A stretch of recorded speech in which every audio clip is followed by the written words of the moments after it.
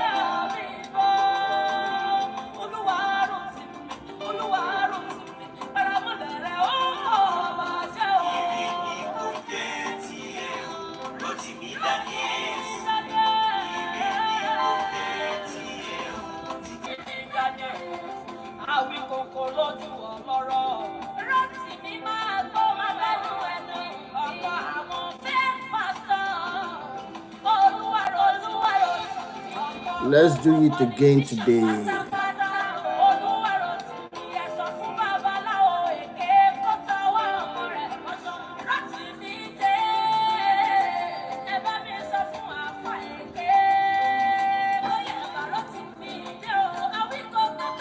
Okay.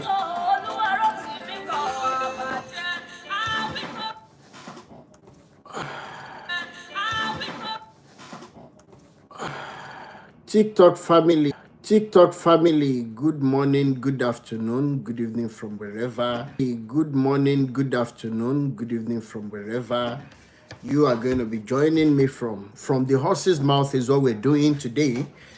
Are you a victim or a witness to victims? All of these so-called men of God, either pastor, alpha, or even Isheshe practitioner. Please be our guest today to share your experience and let others learn from you and be liberated, because this is the era of speaking up. And as you're joining, please help me to press the share button, and on TikTok, let me continue to power tap so they don't start flagging us right away.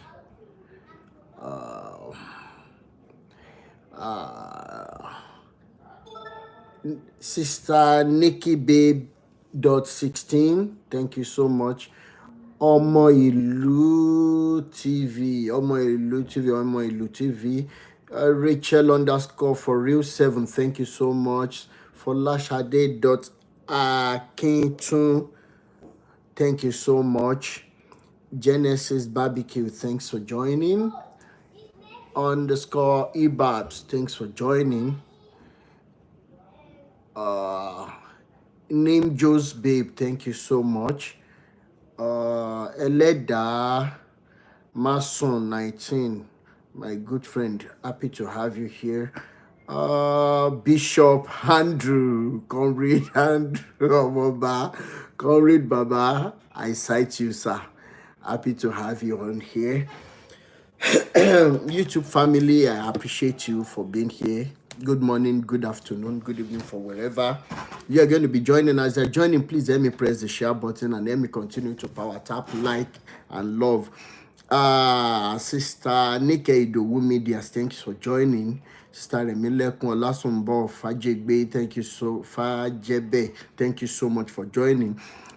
My very good friend Ayodele Cole, I will catch you on live today. Happy to have you here. Please, as you are joining, let me continue to press the share button. Let me continue to invite more and more people. Liberation all the way. My very good friend Wahid Ademoye, thanks for joining. Princess.70, thanks for joining. Please let me continue to press the share button as we sojourn into this episode.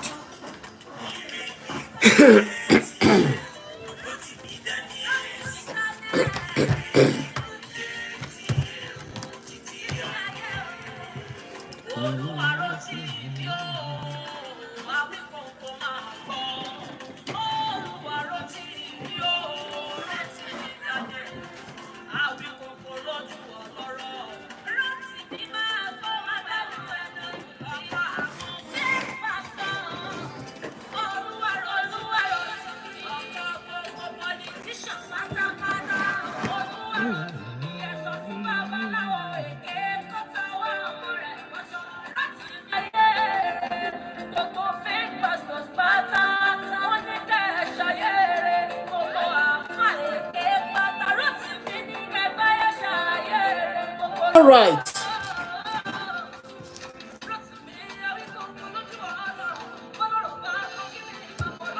I am going to be monitoring my comments section today because I might have somebody who will be in the comment section and asking questions as to how to make contributions. And if you have your story, you can send invites to me on TikTok.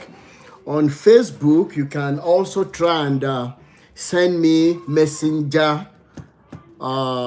message. Okay, DM me in my messenger, Rotimi Daniels. Okay, and we'll go from there. Where do I start before people will start coming in? Nigerian youth, nǹkan ti ṣe wá, nǹkan ti ṣe wá. How do I mean? I'll be right back.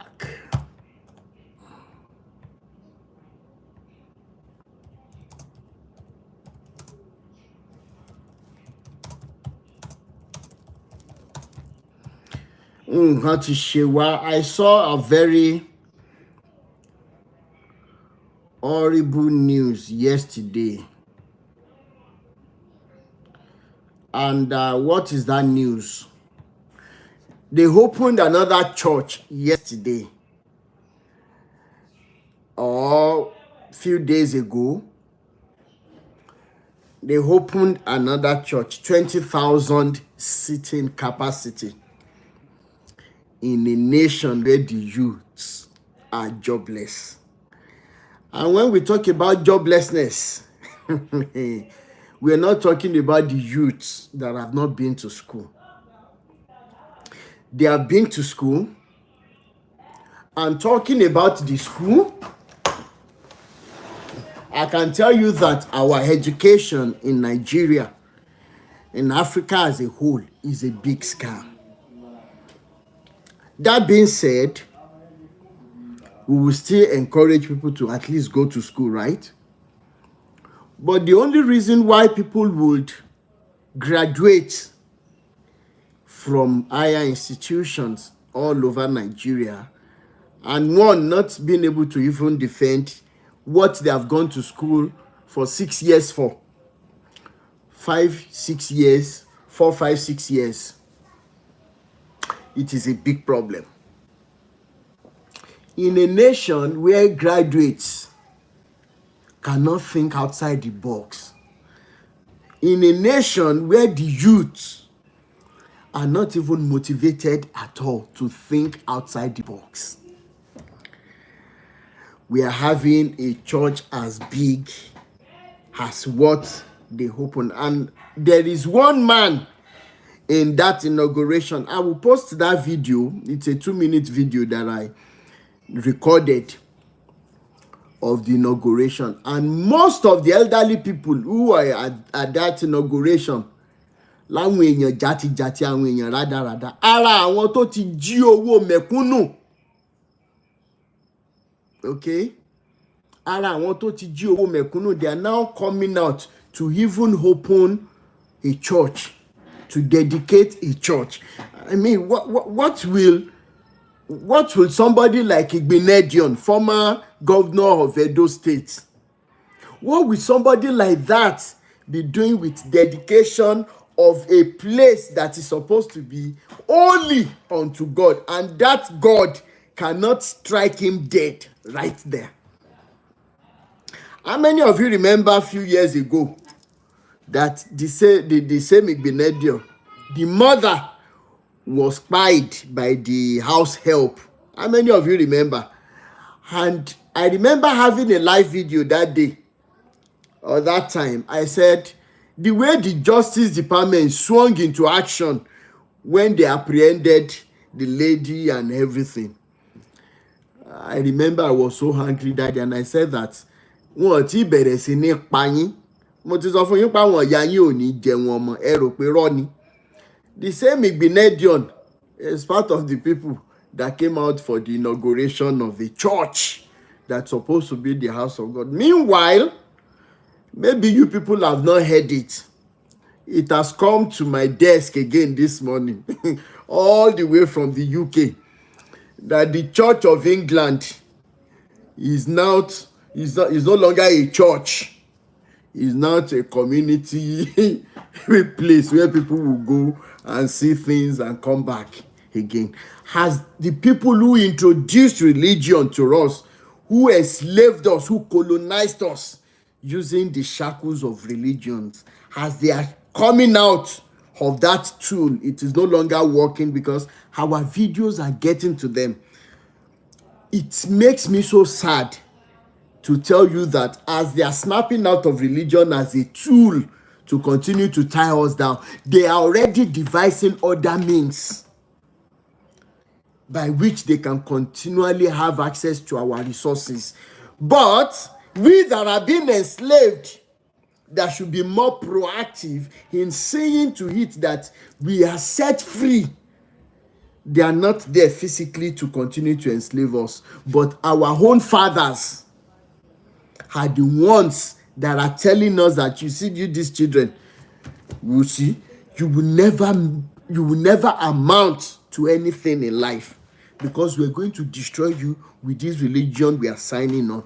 As they are demolishing and selling shrines that they call churches from time immemorial and using it for other business centers, creating jobs, what Nigeria elites are doing is to continue to support the building of churches. Unfortunately, the most affected age range, the most affected group on the hierarchy of age range in Nigeria, we are the ones that are telling these men to continue. Emma Jolo and Wenyini.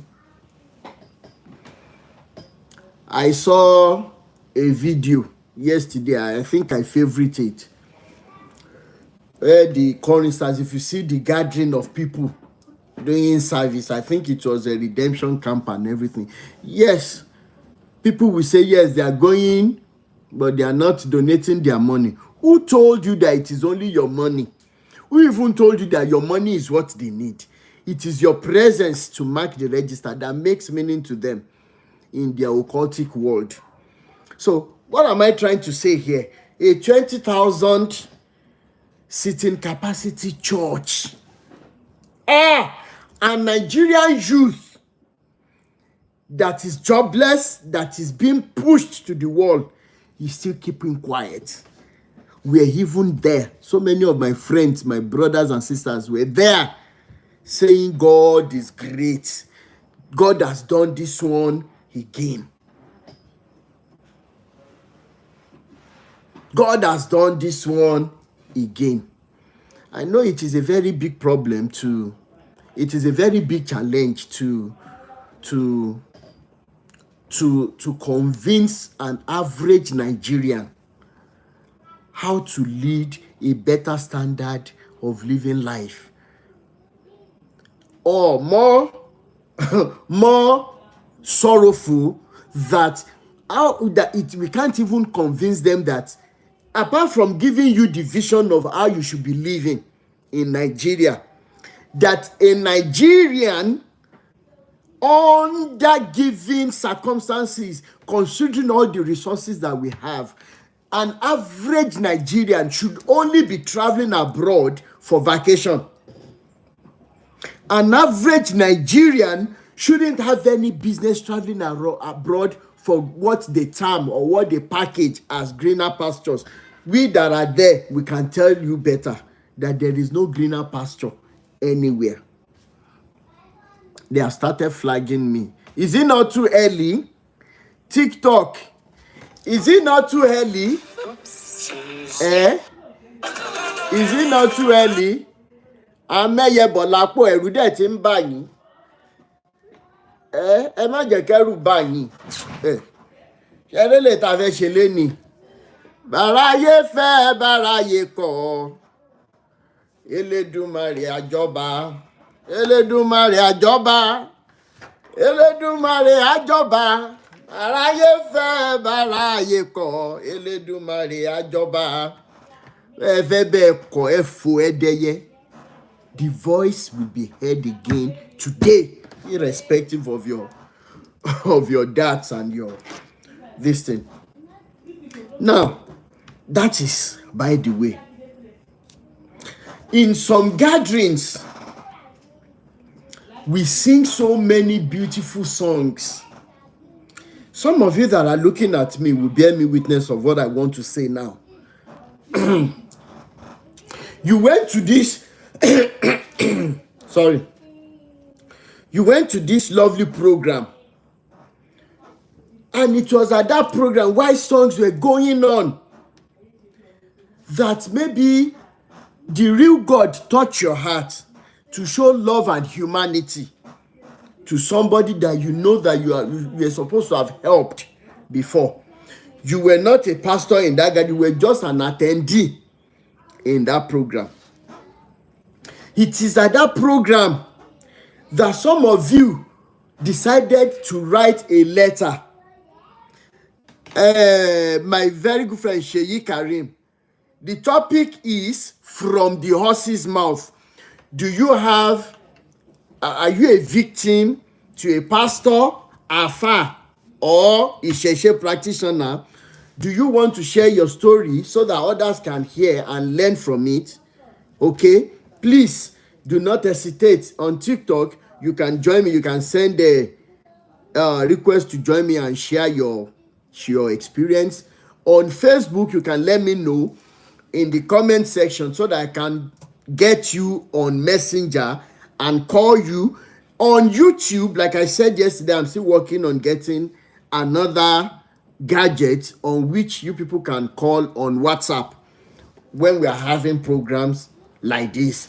But pending the time, if you have any Facebook that you can use, you can send a message to me on Rotimi Daniels. I will definitely see it and then I'll give you a call from there. Okay? Rotimi Daniels on Facebook to send your messenger message to me.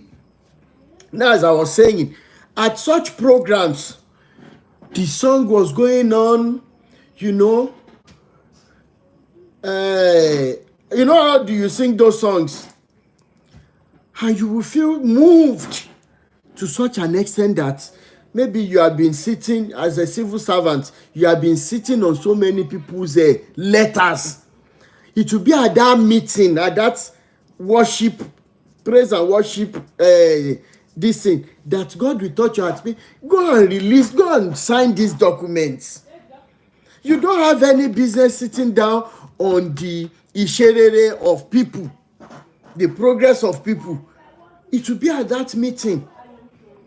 Unfortunately, you that is not even a pastor, you were able to be convinced that God was telling you to touch somebody as a result of being moved in that service. Unfortunately, your GO, your bishop, your pastors, they are never touched by any of these things that you people organize in your meetings. I was watching one yesterday. I am telling you, just watching a video of not more than 2-3 minutes where they were having praise and worship service unto God. And I'm like, if truly our gatherings unto God will command a number of crowd like this,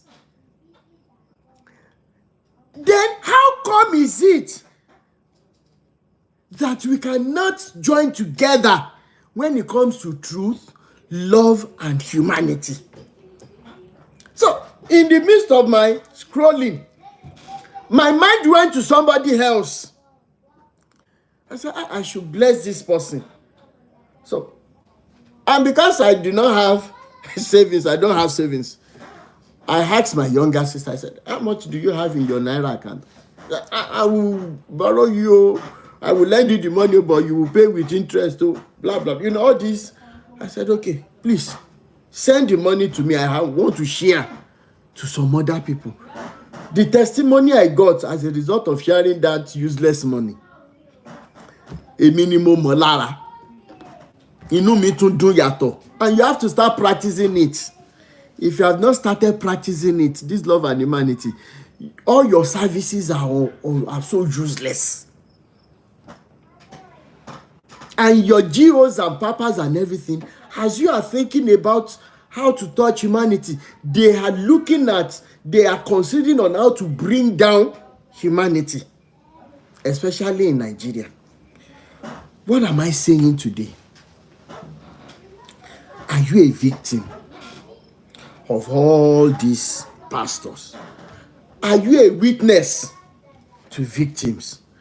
The ground is opened. Just let me know when you are ready. Okay? Thanks.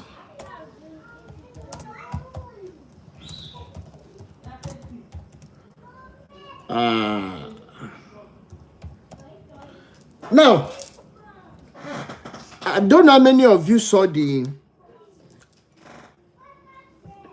sixth part of the series that I started, From the Horse's Mouth. This wonderful lady became my friend, and she started using some of the messages that she heard from my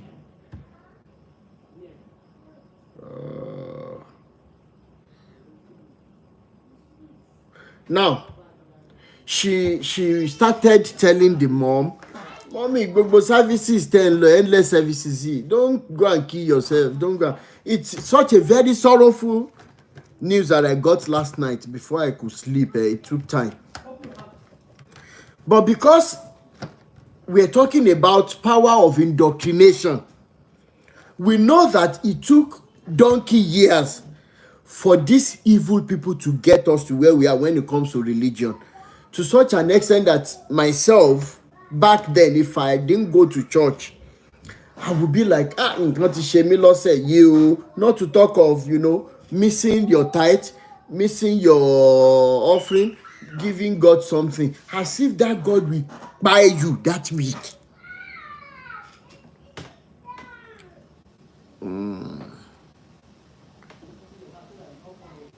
As if that God, láti bo,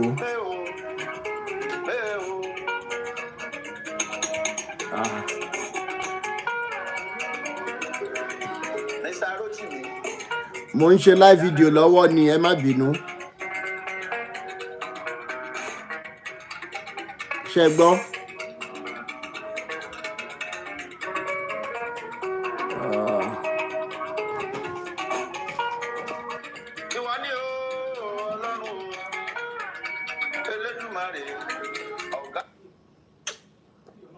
Go back.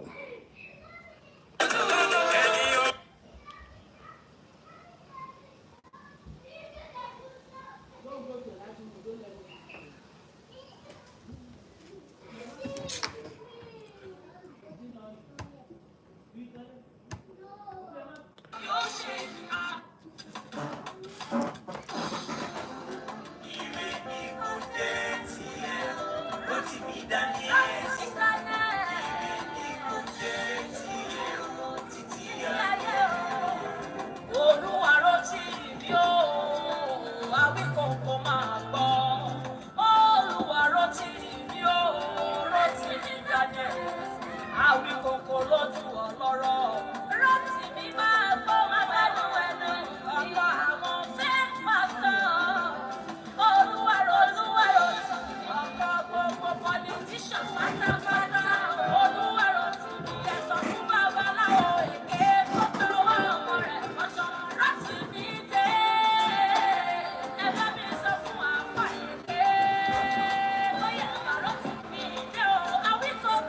Oh God.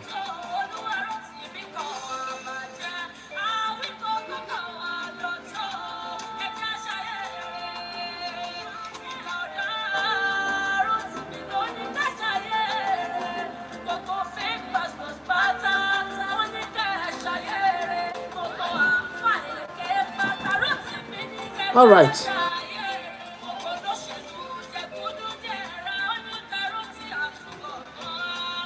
Temi J1. Temi J1. Now. Hello, Mr. Daniel. Good morning, good afternoon, good evening, my brother. Yes, sir. That story is so touching. I just listened to that story you published now. It's so touching. Yeah, it is. So touching. It is. So touching. And despite the fact that it's so touching, you can do this thing because you don't based in Nigeria, sir. I said, all these principalities, these are our religions that are principalities. Yeah. They are principalities already. They are. And what gives them power is that people that help them, people that makes them whom they are now may be the one that will begin to fight you, but you want to liberate them. It's like a snake fell inside a hole, inside a sockaway, and you want to rescue that snake because this snake, you don't want him to die inside that sockaway. You now go inside. Do you believe that snake will still bite you? Yes. That is exactly the practical example I can use to explain Nigerians, because they brainwash them to certain level that anybody that want to deliver them from problem, they will choose their mouth to bite them. I've known a lot of things that a lot of people has faced you in this platform. Even the people that are trying to deliver, or they are trying to save by your experience, by what you have passed through, by your knowledge. But they have come on this social media many times. I always watch or follow you, look at your videos. They are still the one that will come and attack you. Ben. Who dare you? Somebody has anointing. Can you come? I saw somebody, I see that only anointing. All these useless leaders, they always brag. Say, I want to shake for any quiet budget.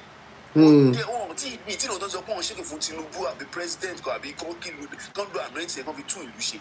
I said something to some people. I say that all the theology school in Nigeria, all of them fail F9 parallel moving. Ben. If they are not Olori Burukus, it's the bunch of is what they taught in that school that produce all those criminals. Yes. Everywhere sing.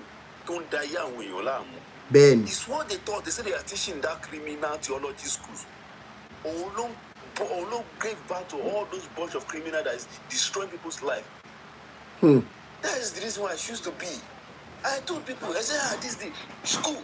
Look at the schools. The system of Nigeria now. They were noticed about. I studied something. I said, a professor. I've never seen any professor in Nigeria that don't want to invent and you say you are a professor. A professor cannot invent. That you still depend on Western inventions. Ordinary toy car. A professor in engineering cannot invent a toy car, and it works. That's why in the Western world, our education background is not appreciated. But only what is appreciated, because they will come back, they will take them abroad and groom them and build them to what they want. That's why you see any Nigerian going abroad to study, they always come out with flying colors. Exactly. Talking them. Always come back with flying colors because they've lived the situation of a cage. Like they've left the situation of a cage. They are now like free bird. They can fly. They can, that if a bird is in a cage, you won't balance the distance is calculated. His flying way can be limited. But when you leave that bird out of the cage, it can dive to any angle. It can fly to any angle. That's what is happening now. And these are the people that cage all these things. These are our useless leaders. They are just, I call them principalities and powers. They are principalities and powers. Of course, they know. They are principalities and powers. And now they are now manipulating their people. People they are governing, they are manipulating them against people. No wonder I have a law. I studied one book, 14 Law of Power. That 14 Law of Power that I say, there is in that law that I say they will use each other to fight, they set a bait for themselves. They will use each other to monitor each other, which says that it's like me and you have a leader now. You understand that we are serving under. I will go and meet the leader will come and meet me and say, be looking for anytime Mr. Rotimi Daniels come and tell you something, come and tell me. He will come, he will make friend with me. He will still come to you and make friend with you. That anytime I say something about him, you should tell him. All of you will, and I will tell, and I will tell you, give you ransom. He tell me that you give me ransom too. Immediately you say something that is wrong there, I will go and tell him. I will not say. I will be surprised. How did he know? You too will be surprised. How did he know all your plans? Is the law. They have that power. They've already successful on that thing. That is the only thing. Only to program like this that you are doing can sensitize people. But someone like us in Nigeria, if I say I should take that program, I've done some of the video. If you go to my bio, you see some of the video that I've done even 2 years ago. On all these things, I used to swear for them, but they never allow you to go viral. No. And for me to be coming to do live like that on this video, I know that even the one way they near me said, "Gone, we no be their Ogawata said, God, they face me. They face me because I call them mountain of frustration." Ben, that's their name. Mountain of frustration and manipulation. You know that one now. Ben, FFM. Ben. Mountain of frustration and manipulation. Ben. And I call them there. The one way they near me said they face me. Because of their Ogawata and Nigeria now. Now they get caught. Now they get judges. Yes. All those people are in their pockets. In their pockets. And now I like them when laying it on for day bed level. Ben. Yes, we are not that. We are not blend their teeth. They are nothing without us. Exactly. But now, what they got from society freely by their manipulative skills, they are now used to oppress the masses. Oppressing us, Ben. The poor. They are not making people to believe that they are Alpha and Omega. But I know one day Alpha and Omega will die. Ben. I want to Jaila know that. What you want to know about the history of Yoruba, I want Efusheton Aniwura. And that's why I know they fear anybody. Maximum now 6 feet. Barely now. 6 feet. But what I've said, it will still be there for life. What I've said, you yourself, that I'm telling you the truth, you will know in your own subconscious mind that I'm telling you the truth. It's just that most of all these followers, they don't believe that what you are saying, Mr. Rotimi Daniels, is the truth.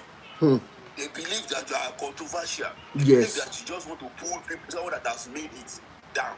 They will not say, over a giant, or you want to use them to get half name, you want to use them to cash fame, you want to use them to cash cruise. But that will be bad.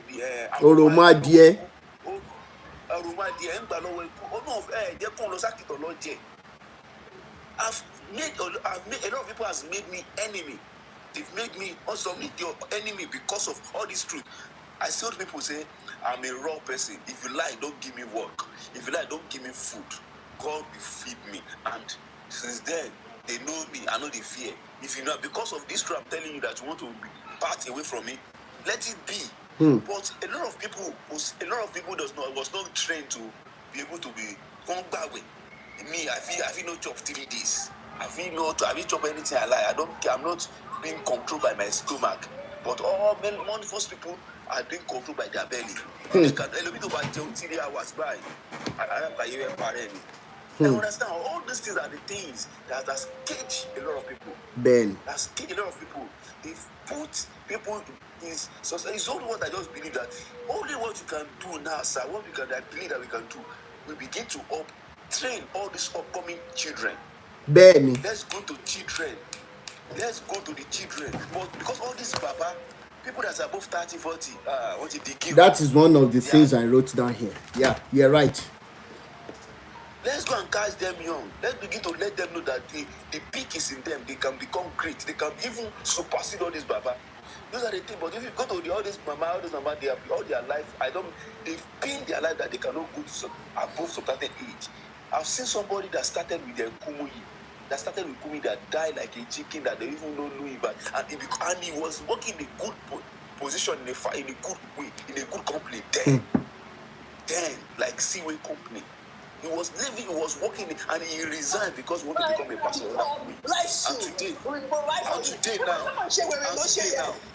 And today now he's suffering. And the person has even died. The family is still suffering. He doesn't have money. He did not ride a good car until he died. But Kumuyi that he was working with, Kumuyi is living a luxurious lifestyle. Even he has relocated. Even Ben. use the latest car, use the latest limousine, use the latest things, but they've lost their life. I have a mother, my mother said that Bagada, they started Bagada, Ben. Bagada together. The mama you see spoke yesterday, but the mama is like it's nowhere to be found. But who did not know Kumuyi? All over the world they know it, and these are the people that make them build them, Ben. or they begin to build their empires. If you say God called you, but you didn't, God called you, but I said, even the Bible said, do not put people into darkness. He said, by their fruit you shall know them. By the work they've done for the past 30, 40 years they've been in Nigeria, this is their fruit. We have seen their fruit, that all their fruit is to build church, build empire for themselves, and have themselves financial freedom to relocate anywhere. If they say Nigeria is going to collapse, there's a missile bomb, they're going to be in Nigeria to kill everybody. Within 24 hours, all these GO, you will see them abroad. Ben, within 10 minutes, living the poor masses in Nigeria. That's true. People that you see that they are in Nigeria, they based in Nigeria, forget about them, they have jets. But people that don't know, they don't have the opportunity. There is opportunity for them to, if anything happen, if he attack, anything he meet them for Nigeria, that's what people that are relocated. Like Sam Adeyemi, all of them, they're relocated because they know they don't have jets. All those things are the things that is truth. They manipulate people's life to the extent that a lot of people do not even believe. If God himself come down to human being and begin to tell them, they will not believe. They will come and say, let me go and say, my papa, my daddy Gio. Daddy Gio. They swear for them. And they swear for them, say that the problem. My own problem, I know they even talk to politicians like that because they are the one that has been there for life. They have been there. The problem that is paining me most that the situation and the shaking Nigeria has been showing since Tinubu time, since Tinubu emerged the president, up till now. It's shaking that everybody is passing through. None of them has come out and talk. But thank you so much, brother. Jonathan, just time of glory, Jonathan, that people still be able to eat with 100 naira. 100 naira will still be able to feed you conveniently. You should be able to eat a meal in Mama Put with 100 naira. That time, all of them carry placard. They never carry. All of them come out, begin to talk nonsense. Hey, Jonathan is not good. But now, even 1,000 naira, you cannot eat a good meal with 1,000 naira in Nigeria now. All of them won't call you big. They begin because they are successful that poverty and everything is not their problem. But they don't know that what they do, their fourth generation will suffer for it. All this wealth that they amass, their fourth generation is going to suffer for it because you destroy people's lives to build your own. And a nation, and there are people, I told the people that you cannot be great by killing others or by destroying others. You can never be great by that. Never. People that I see that are topping the world today, they add value to the world and they are making money from it. Right. Look at Mark Zuckerberg. They add value to the world. If somebody like Mark Zuckerberg was gave back in Nigeria, it will be a boy now. It will be Akas. It will be Aka because that is the way they will teach him. They will teach him that he's got to manipulate. You have to steal before you can make money. Look at people like Hush Puppy. Hush Puppy is a brilliant person. But because he was groomed in a country that their leaders don't want the leaders of tomorrow to grow.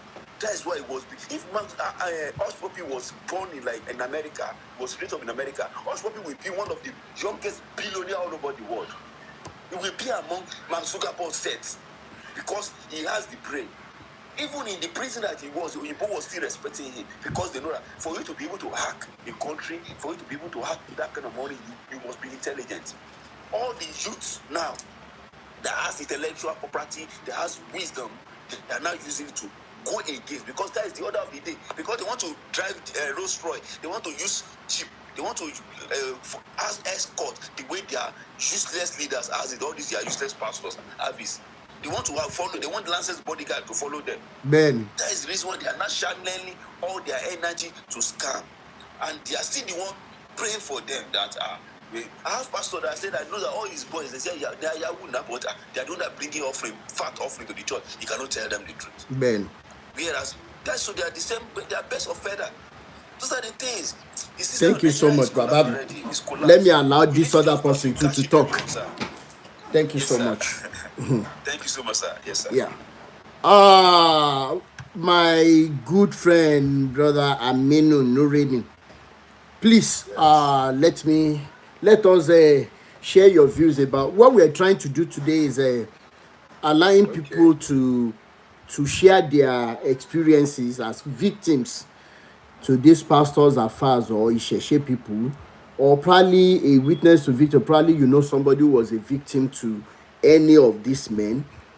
Let us know, or a woman, because I have so many stories with me already where somebody introduced the brother to one of these online prophetesses, and as we speak now, the brother has left the family. The brother has moved in with this prophet, the prophetess, taking care of her, taking care of all her children, currently as we speak. So Eba Agbon's okay. Then that story is there. Sir.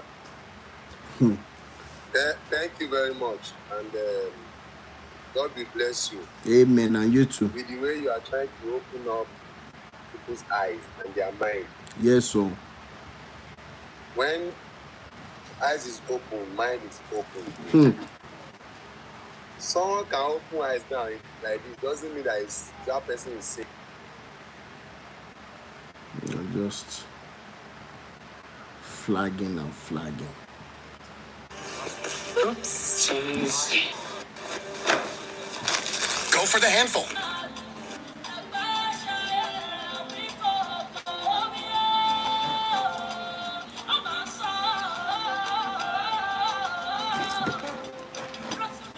But my brother's wife, suddenly she just started going to church. You now know what happened. That is very, very confusing. The lady went to those children's school to go and change their name. Just because pastor said she should stop calling them Muslim name. I'm just using that as the way they used to brainwash them to the level of without approval from the husband. So she went to change the names of the children. Yes. Hey. Okay. When my brother, which is the father, got to know, come and see wahala, come and see war. We now discover that this lady in question has already go deep. Like the pastor have already caged her. She has been brainwashed. Let us put it that way. You can't even pull her out. So it's just because the kind of country we find ourselves. Let me say our country is good, but the leaders are the major problem. Although some followers too are doing that nonsense, like some citizens. Because if you post anything that has to do with one Baba, where Oyedepo or Adeboye, Adiara or anybody, or Adeboye, you will see some non-entity. Let me put it that way. Let me use that kind of English. Yes. As in some morons will just come and be letting you feel that you don't know what you are saying. Like, it's just as if they've seen the place we are going to over there. Yeah. Àwọn bàbá yẹn ti sọ pé tó bá ti ṣe kinní kan, inú náà ló máa wọ̀. Kí ló ṣẹlẹ̀ náà? What happened? Why are we like this in this country? Okay, now. Reading people, I think it was last month or last week, they are having all these their normal programs that they do camp. If you enter there, if you see the kind of money they are making in that place, anybody that wants to come and sell something there will pay money. Of course. Pay money, you register like it's not like he's got something. No, come on. From that way that you are going to come down. If you enter the camp, it will take you to Shimawa.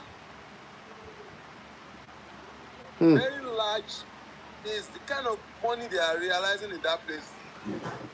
It's billions of naira. What if Redeem can't Redeem just form a company? Okay, if you want to learn work, it's free, come to this place. If you want to go to school, it's free, come to this place. May I keep saying it.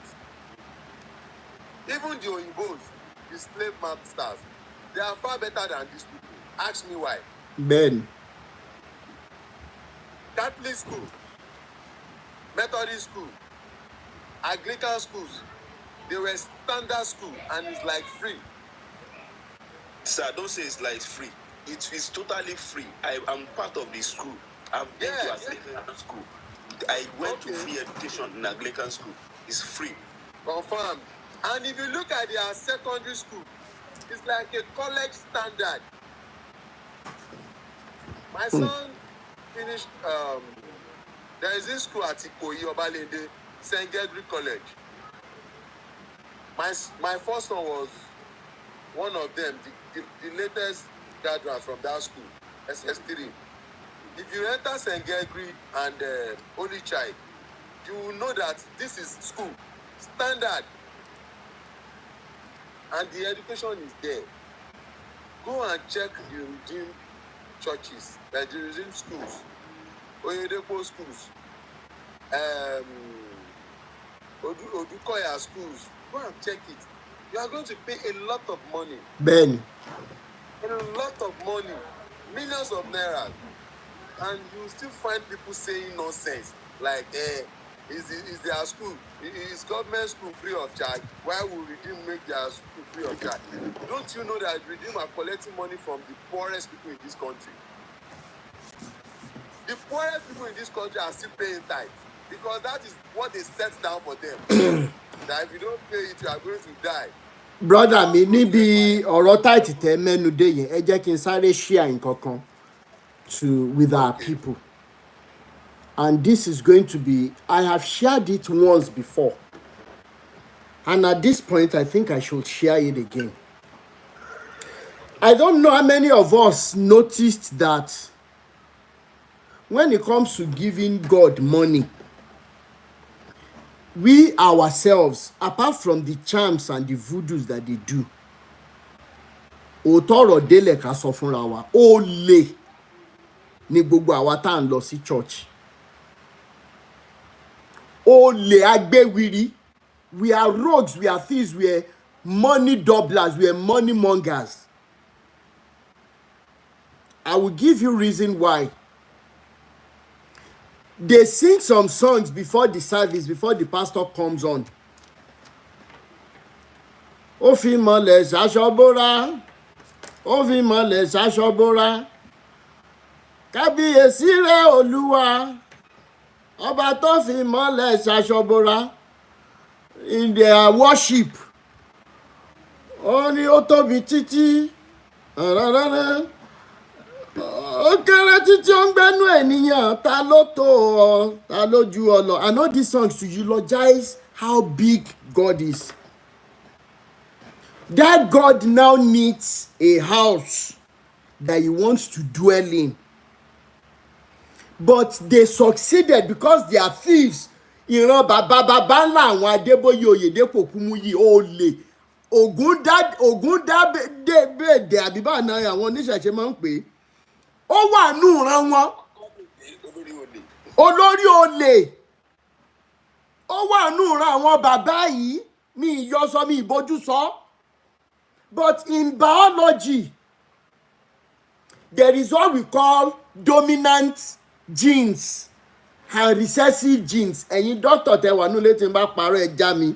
Ẹ̀yin tẹ́ ṣe mọ̀ science náà ẹ já mi tí n bá parọ́. But along the line, in the lineage of the likes of Baba Adeboye and co, the genes responsible for enslaving, empowering, and stealing by style, the genes had been recessive. And when genes are recessive, homozygous recessive. Okay? They cannot be expressed. But when they get back to Adeboye Oyedepo Kumuyi, Orisejafo, Matthew Ashimolowo, Olukoya, mention all of them.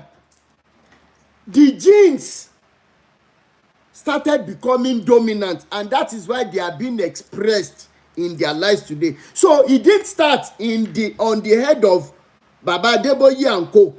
Ìran wọn ti ń jalè rí kó tó di pé wọ́n bí wọn, because téyìn èyàn ò bá ní gene yẹn for stealing, you cannot upgrade from terrorizing people with poverty if they do not give the God that you just told them created heaven and earth. That same God now needs a house, he needs a camp to be staying. Then he now requires his creation to give him his money, his last penny, before the creator of that heaven and earth can now bless that giver more.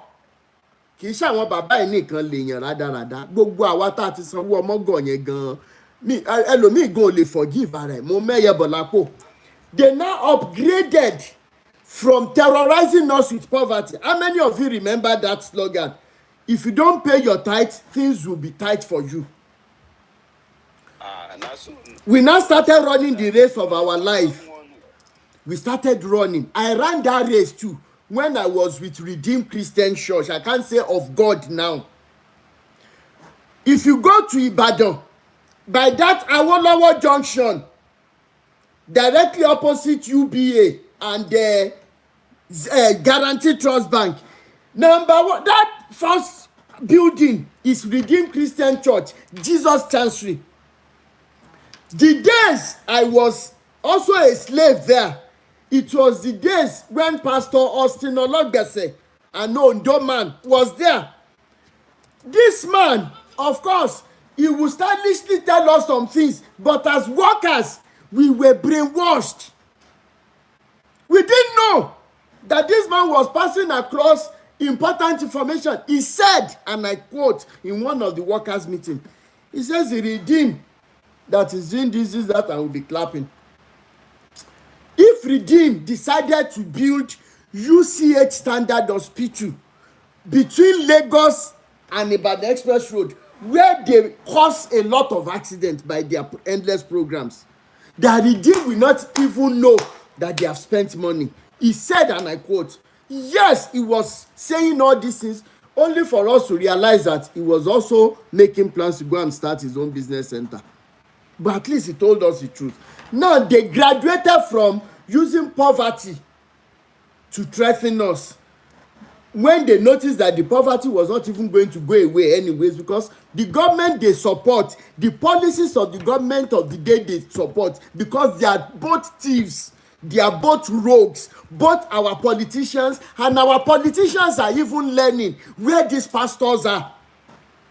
I am not sorry to say that most of these big churches that you see in Nigeria, they know the ways they use to help our politicians to carry the money meant for the poor. They help the politicians to transport that money to abroad. Where is Orijesha first case today? The private jet that was apprehended in South Africa, how many years ago? $150 million. We're talking about more than 10 years ago. That is number one. Then they graduated to death. Eat your tithe and die. Orisha said, and I quote, eat your tithe and die. When they noticed that even death will not leave us alone in Nigeria, it is not any witches, it is not any wizards, it is not any spiritual problem. In a nation where we have as many people that we have, okay, now the roads are not good. In December period, adẹ̀tí láwọn orin tá a máa ń kọ táwọn gospel artist wèrè yẹn náà ti gbé sílẹ̀ fún wa, okay. Now they will not say that December kó má kó wa lọ́mọ lọ, December kó má gbé wa lẹ́rú lọ, oṣù bàbá ládé, bàbá lókè fún wa all these songs. Then this woman, this CAC woman too, orin yẹn, ọdún lọ sópin o bàbá rere. These are the moments that people are always rushing, thinking that they have limited time to still make some money for themselves towards the end of the year. So there is bound to be rushing. There will be accidents on these bad roads. They now graduated. Baba Adeboye started this issue of terrorizing the poor people with hell. And I'm not mistaken, in his program with his pastors. And to date, I still wonder what the perceived redeemed members will say is wrong with their senses. The Baba sat down like this. How many of you saw that video? And he says, I'm giving you time to restitute your ways. Then go back to your congregations and tell them that anyone that is not paying his tithe is not going to heaven. Full stop. That is how he said it verbatim. And people who had been to primary school, secondary school, universities, master's degree holders, PhD, professorship, till date they are still seated there. Irú agbára burúkú wo lẹ̀ ń lò lórí ẹ̀yin èèyàn? Lẹ̀ ń lò lórí àwọn èèyàn yín bàbára burúkú yìí. Mo wá fẹ́ kúrò ń bẹ̀. On my own personal experience now, which so many people have asked me, I will relate it again today. And I hope that I won't be too emotional to narrate this story.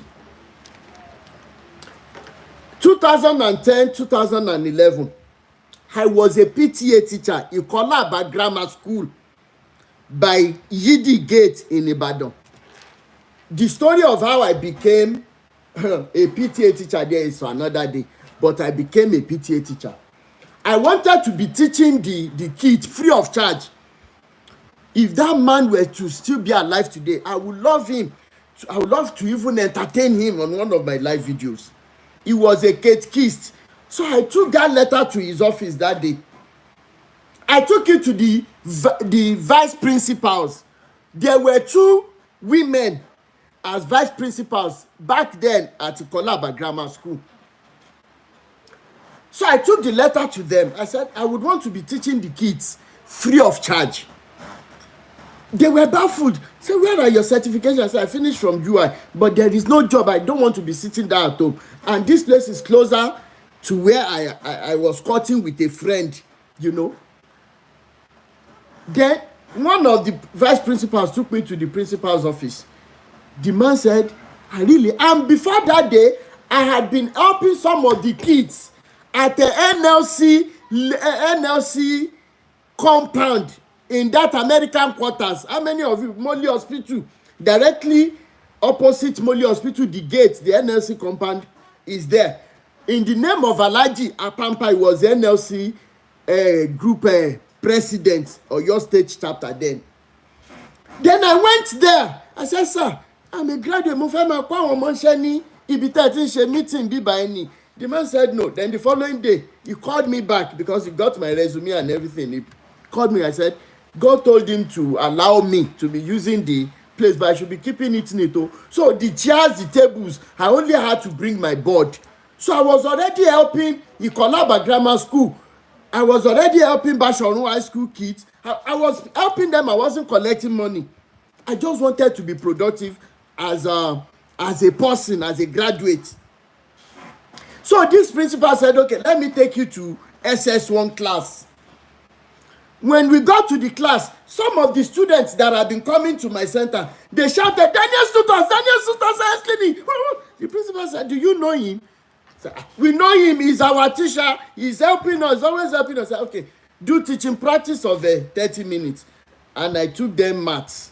I remember that day. And the way I broke it down to them that day, the principal, after 15 minutes, the man said, let's go back to my office. He said, but you're a graduate. How come you want to do this free of charge? I said, I just want to be productive. Even these children, I'm not collecting anything from. And he said, okay, he has agreed with the 2 vice presidents that they will be giving me 12,000 naira as PTA teacher. Then I said, that would be nice. I appreciated him, my processor. And that was how I started making 12,000 naira in 2010. And as expected, as a redeem member, you must pay 1,200 from that money, because the mindset then was that something will happen to you.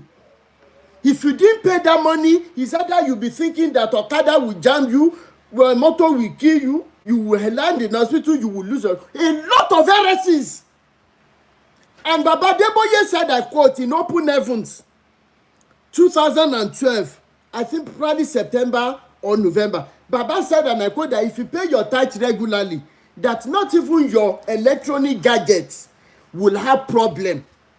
In a nation where electricity supply is not stable, tán bá múná dé ńgbà míì báyìí, ó máa dàbí ìgbà tán sọ oòrùn sínú ilé ni, gbogbo bọ́ọ̀bà dẹ̀ sọ dorin, wọn á máa kọrin papapapa gbogbo electronic.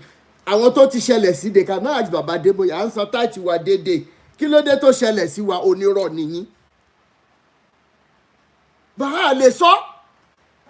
There was this particular day, August payment came in, 12,000 naira. My mother was selling something at a Lagos garage, Oshodi. She was popular there. I could not cough out, because after the 1,200 to Adeboye, I will still be going to school, coming back. I must pay rent. I must do some other things. So kò yọ sílẹ̀ fún ìyá tó bí mi lọ́mọ. And this is to sound a note of warning to so many of us. We believe in giving these men when our parents are dying of hunger. Mo gbàládùra wípé kí Elédùmarè kó tètè bá mi bá àwọn òbí yẹn kó dá ẹ̀yin ọmọ yẹn padà sọ́dọ̀ àwọn òbí yín. You are wasting away in all these camps, in all these churches. Yet your parents are dying of hunger. You can pay 5,000 naira, you can pay 10,000 naira as tithe. But your mother, she lọ ń gba golo gàrí, ó lọ ń gba golo rice. I'm talking from experience. This song, mo ránu gbà, ire wọlé dé, mo gba lẹ́tà ayọ̀, mo ròkè mo délé, àdúrà mi gbà, ó ti dùn mo fara mọ́. You remember that song? Mo wà lára àwọn tó ràánú gbà. And I'm not going to keep quiet until that àánú spreads around across. Now, at the end of the day, this story is going to interest you. August payment came. And now, first Sunday, September 2010, I collected 1,200. I squeezed it in my pocket. Ẹ mọ̀ pé owó yẹn wọ́n tún sọ fún mi pé àtúgbùdọ̀ mọ̀ owó tó dọ̀tí wá. So I máa select eléyìí tó new. Ẹ̀yin bàbá ẹ̀ ní kúre wàláì. Tẹ́ ẹ bá kúre ẹ̀ ní sùn. Ilé ó mọ̀ ọkọ̀ yín ni. Lẹ́yìn bàbá rádaràdà yìí. You turn a whole generation upside down. You turned children against the parents that have suffered over them. Ẹni àwọn ọmọ yín ò ní bá aláàánú pàdé níbi kankan. Kì í ṣọ̀rẹ́rẹ́ ní tèmi fúnra mi tí mo fojú wì tí ìyá mi ò lè jẹ ìwọ̀nba tí mo make ṣùgbọ́n ẹ brainwash mi ẹni pẹ́yìn ni mo gbúdọ̀ máa san fún ẹni ṣe oríire. Now, I got to church that day. Those were the days I was living at Hadabor, Bashorun Ashi Road. I would take first taxi to Bodija Ojuri. From Bodija Ojuri, I'll take another bus to Awolowo. There were days that I couldn't cough out transportation money. I would take the koro to get to the church, thinking that I was doing this unto God. I got to church this wonderful Sunday. And during those days, I don't know whether they are still doing it, 4 or 5 envelopes, wọ́n máa kó fún yín. Lórí èlò gan. Lẹ́yìn bàbá tẹ́ ẹ ti yó tó pé bẹ́kùnbẹ́kùn lẹ̀ ń wá kiri. lórí èlò làwọn èèyàn ń gbà tí gbogbo owó òlu gbogbo ìṣerere ìlú ó wá ń disappear sápò yín tí wọ́n fi ṣe yín ni. I was not looking for my tithe 1,200 owó disappear mi ìrówó. Kí ló ń ṣẹlẹ̀? Ọkàn mi pòrúurú. I was sad all through the service. I was thinking, ìròyìn burúkú máa wọlé ti tọ̀ mí wá o, nǹkan kan máa ṣẹlẹ̀ ní wíìkì yìí o. I went home so sad. The Wednesday of that same week, kábíyèsí títóbi rẹ̀. Ẹ̀yin tí wọ́n bá ti tì, so many of you that these men have pushed into believing that God doesn't exist. I am begging you. You may not find God in their teachings. You may not find God in the Bible. You may not find God in Quran. But all around you, there are so many things that are saying God exists. I am pleading with you today. Forgive yourself for being captivated, but for being victimized by them. I forgave myself too, and I moved on. On that Wednesday, I was coming back from a collab from Bashorun, where I finished teaching my students then.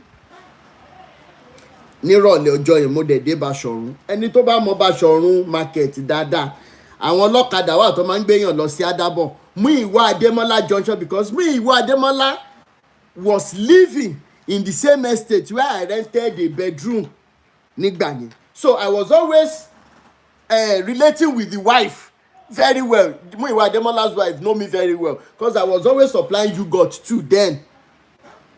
Now, I asked the first Okada guy, Muyiwa Ademola junction, me in law. I asked the other Okada guy, Taya Mijo. I asked the third one, Monduro Denyo. I asked the fourth one, Moti close for the day. You know, different. I was not like, I don't know, 500 to one lower me. Timba kuku share no matete nothing. You know how a poor man thinks. And I walked few meters away from the market, going, looking at Living Faith, their headquarters in Ibadan. Just by my right hand side, I saw two imbecile kids. They were playing, they fell in the gutter, very dirty gutter. The anger in me, I just crossed to the other side. I carried them, put them in the gate. I wanted to walk away. And I saw at the top, Mercy of God Orphanage Home. And don't forget, I had 500 naira with me. So I opened the gate again. Angrily, I went inside. Who is the person taking care of them? Why are they? Why did you allow them to go out? Only for me to meet this wonderful woman. She had packed her bags, like 3-4 bags. Money, mommy, Yaba busekun. Kí ló dé tẹ́ sunkún mọ́? Kí ẹ pé bóyá mo fẹ́ bú yín, kí ẹ pé bóyá nǹkan kan pé ara jẹ́ ló ta mí bí mo ra ọmọ yẹn. Wọ́n ní bí mo ṣe ń wo àwọn ọmọ yẹn. Those kids then, they were these kids. If you want the picture, I can send it to you. Because I still take care of them till date. I remember on my birthday, I told them, people, please, don't give me, I don't want all these greetings and everything. If you want to bless me, please, send message to this woman. No matter how small, give it to her. For taking care of these children. These are the children that man only cerebral palsy. Ìmí ò lè jókòó, ìmí ò lè ìmí wà tó pa yà ló máa wà permanently for life. Àwọn kankan àtàn wà lórí wheelchair. It was this woman that has been using her pension to take care of these children. Wọ́n tó bóyá bí 11 jọ yẹn, and the woman broke down in tears and said, Mister, I don't know you, but èmi gan fúnra mi fẹ́ sá lọ. Ẹ fẹ́ sá lọ sí boma. Ta ló máa take àwọn wọ́n ní àwọn ò mọ̀.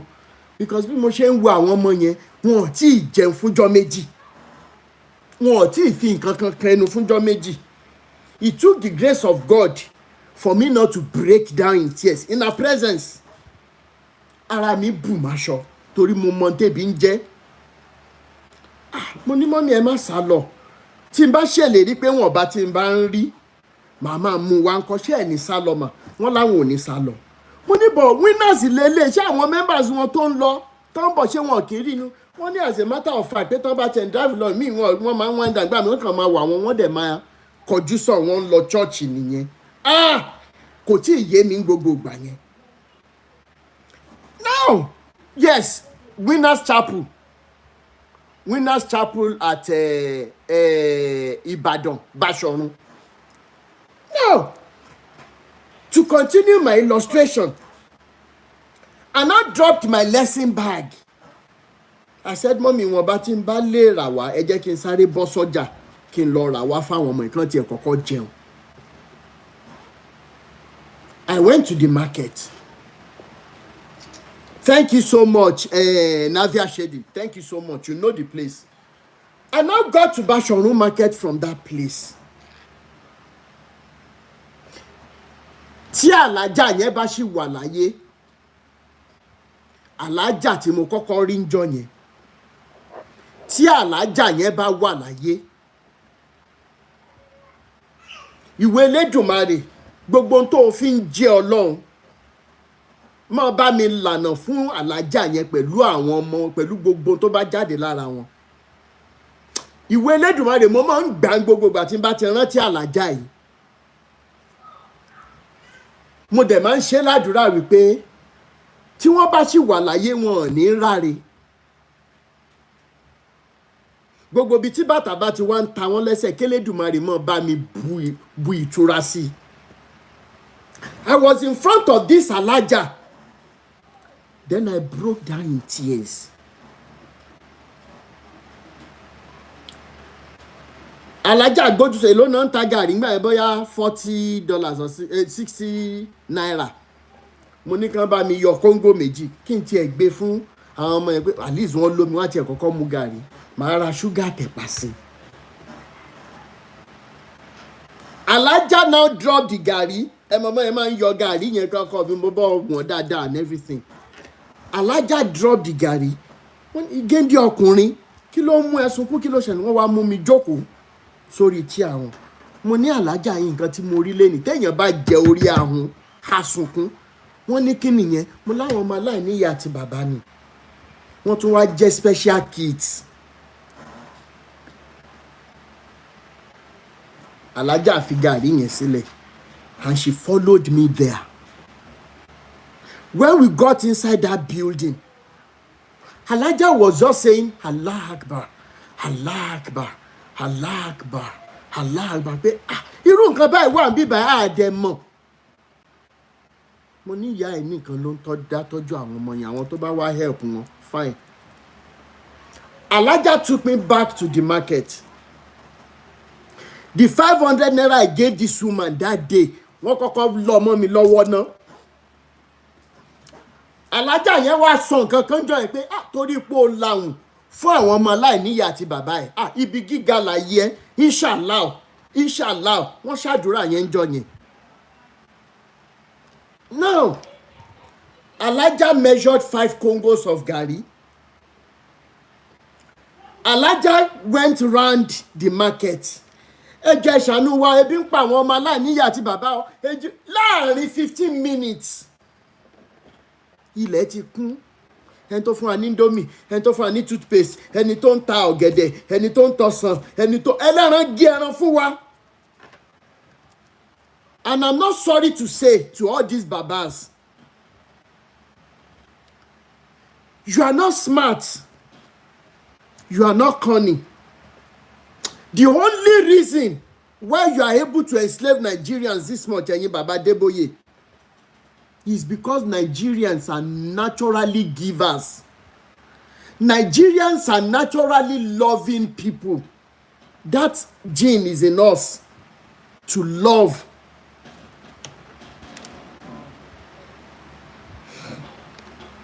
That is the reason why you have been able to enslave people, not because you are smart. The Alájà had to seek the help of the neighbors' kids. Àwọn bíi mẹ́rin, àwa páàkì gbogbo oúnjẹ yẹn. àwa pààkẹ́ lọ sínú ilé yẹn. You needed lè rí reaction àwọn ọmọ yẹn jọ yẹn kó o má bù sẹ́kùn. Lè rí reaction àwọn ọmọ yẹn, àwọn ọmọ tó ní cerebral palsy, wọn ò lè sọ̀rọ̀, wọn ò lè react lọ títí, ṣùgbọ́n the expression wriggling their body on the ground, you will weep, wriggling their body to say thank you. Ká tó kúrò ń bẹ alájà gan fi etí aṣọ wọn fi ń nu ojú ni. And they left, and I told the woman, I said, me no £1 ṣé ní 500 tó tẹ̀lé mi débí báyìí, òun ló ṣì wà lọ́wọ́ mi.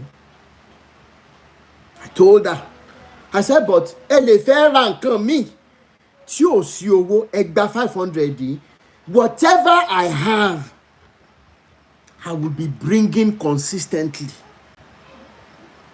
The woman stood up, she hugged me, and she hugged me.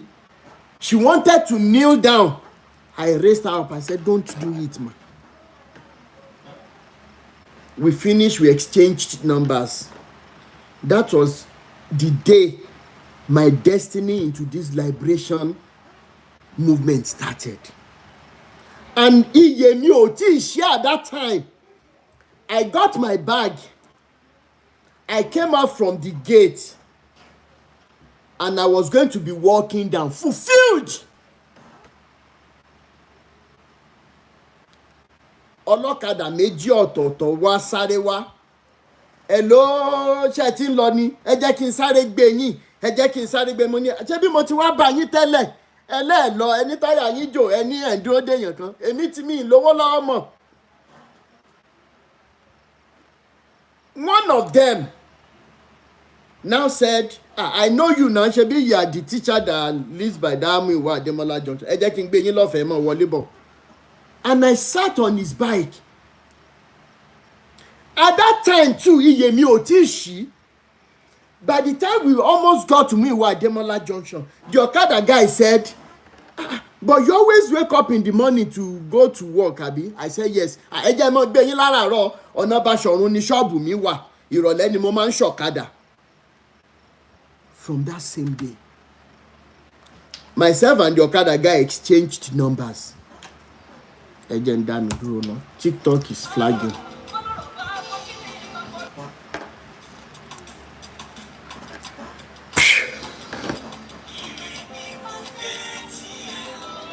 Oh, sorry. No worries. All right, there's always light at the end of.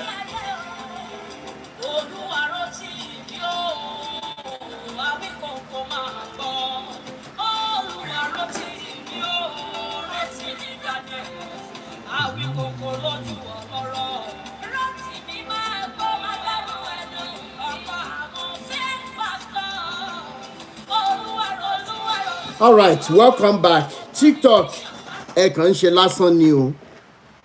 You cannot stop us today because people will be liberated today. Please, TikTok family, let me continue to power tap and like and love. Please. Let me continue to power tap and love. Ejo. When I exchanged numbers with that guy, with the Okada guy, I was walking into the estate to get to my room. I think I greeted few people, but they noticed that I was moody. Mr. Rotimi, ṣé kò sí nǹkan mo ló rẹ̀ mí látàárọ̀ ni. I got into my small room that day.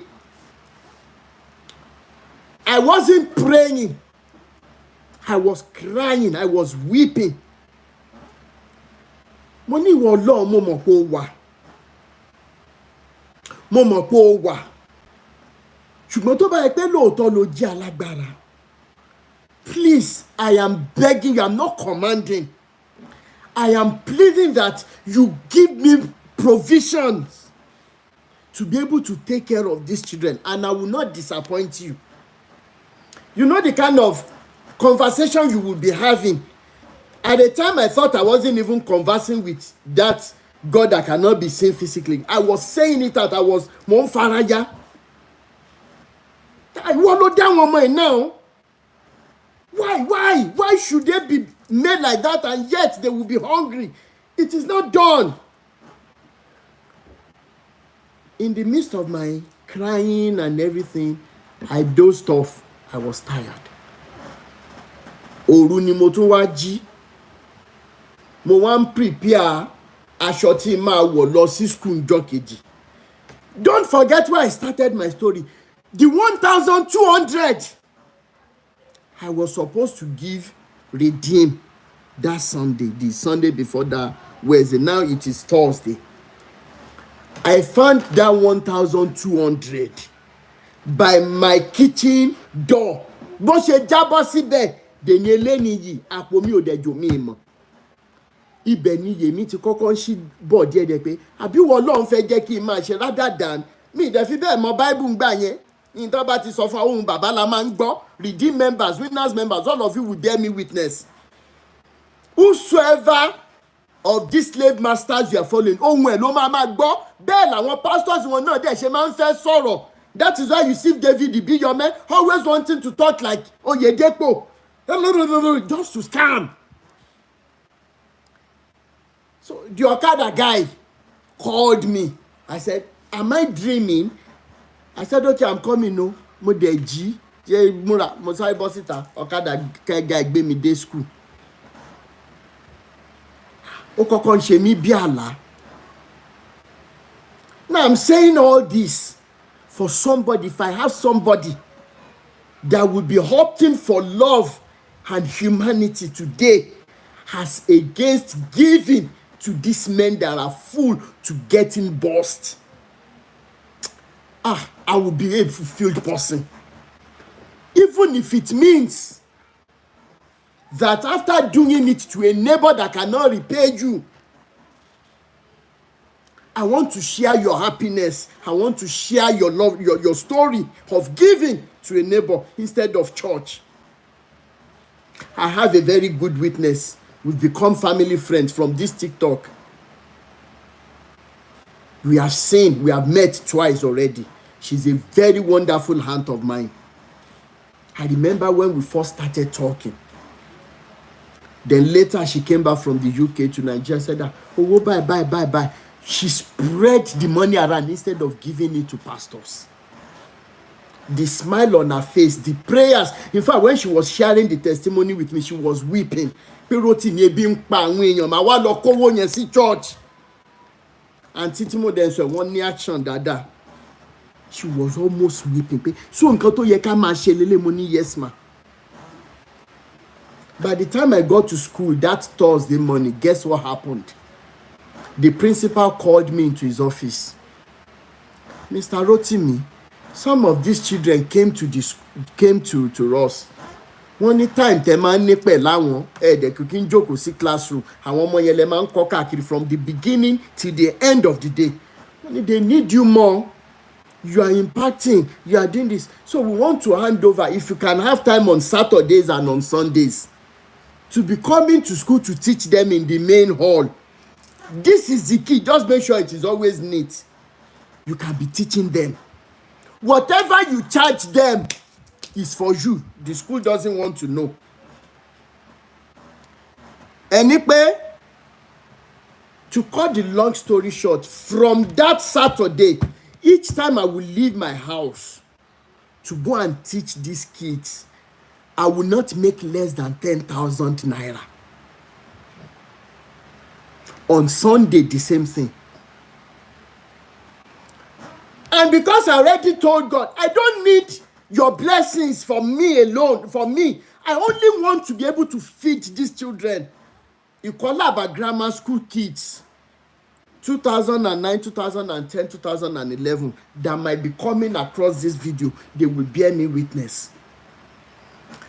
One of my very good friends that went to Mount Zion training together in 2009, she gave me a Volkswagen. Timothy Kiringbani. My one notorious boys in school, be méjì mẹ́ta mẹ́rin gbà mí, man. Ẹ wọnú mọ́tò. Mo fẹ́ gbé yín lọ síbi tí ẹ ti máa rí opportunity tẹ́ ní tẹ́ lò dáadáa. And that encounter turned around the life of many students in that school that year. In fact, their head boy is in Canada today. That head boy of that set, he can bear me witness. Michael is his name. He has invited me to his place near Winnipeg before. I said, don't worry, we will see again. He's a witness. Onírọ́ àwọn bàbá ẹ̀ ló máa sọ fún yín pé àwọn ṣe kankan ẹ̀ lè rí date ẹ̀ lè lẹ́nì kankan tó máa bí ẹ̀wọ̀n witness. Èmi ní witness dáadáa. And these kids will be going there. They help the woman. They fetch water. They wash the clothing. They do everything. Where am I going with this story? Are you giving your tithe and offering to these useless men because you are expecting that it is what God will use to bless you? You are mistaken. The only person that gets blessed are these men, not you. One. Then two, there is a difference between helping your neighbor because you want to be blessed and blessing your neighbor because your neighbor too must smile. These babas have destroyed our mental capacities in different dimensions that we are given so that God can bless us. I am calling out Paul Eneche today. I saw his video that he told some people from UK that they should be go and pay tithe, and in less than how many months they had 7-bedroom mansion. These are the heresies that, what names can I even call these men? I need some names to call them right now. That David Ibiyomi will be saying he paid 1 million naira as tithe when he didn't have a house. If they are introducing you to this kind of God, I am begging you, I plead with you, please run away. The 7-bedroom mansions, because they paid tithe. The video is with me. I want to make a short video with it. Okay, $1 million, imagine. And the congregation never asked this good for nothing entity guy, what exactly is your source of income for being able to pay God $1 million? That is the generation in which we are in today. I am begging us today, if that is the only thing I'm able to achieve today, I am begging us, let's begin to unlearn, to relearn. Let's begin to look for neighbors that truly need. At times, kì í ṣe owó ni àwọn neighbors wa need. Where are the days of community services? That single mother beside your house is struggling. She needs somebody to tell her everything is going to be all right. And the best time you can do it will be on a Sunday. Mama Bolu, everything there ma wà pa o. That man needs somebody to put a pat on his back. You're doing well. On Sunday that you go and waste your time is the best time to approach this man. Some of us are not good with words. We are not good with communications. Thank God for phones. How about using the phone to connect with them? Owó tó ń lọ ná, tó ń lọ da pure water sí bad beach lọ́dọ̀ àwọn bàbá rádaràda yìí. If you hang out, say, I'm not going to church today. Owó mọ́tò àlọ́ àtàbọ̀ gan lásán ẹ̀yin ọmọ ẹ lọ ṣeré yín. Mo fẹ́ bá bàbá so person. We want to hang out today. How much of your neighbors do you know? Yet God has blessed you to such an extent that kò lè burú títí, kò má lè help, kò má lè ní closeness pẹ̀lú èèyàn kan tàbí èèyàn méjì ládùúgbò. And lastly, when we're talking about their endless services, endless what? Endless programs. The way I see the damages,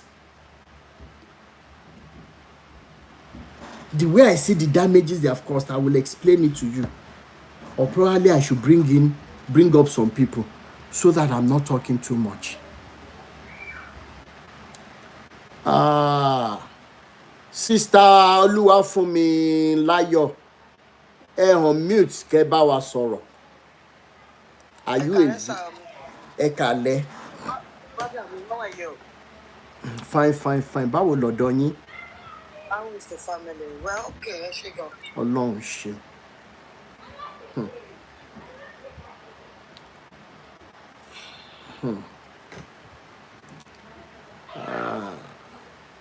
Sister. Okay, all right. Ẹ máa bá wa ká lọ. Okay. Yeah. Sister Aduke fantastic. Ẹ bá wa gbóhùn sókè mà.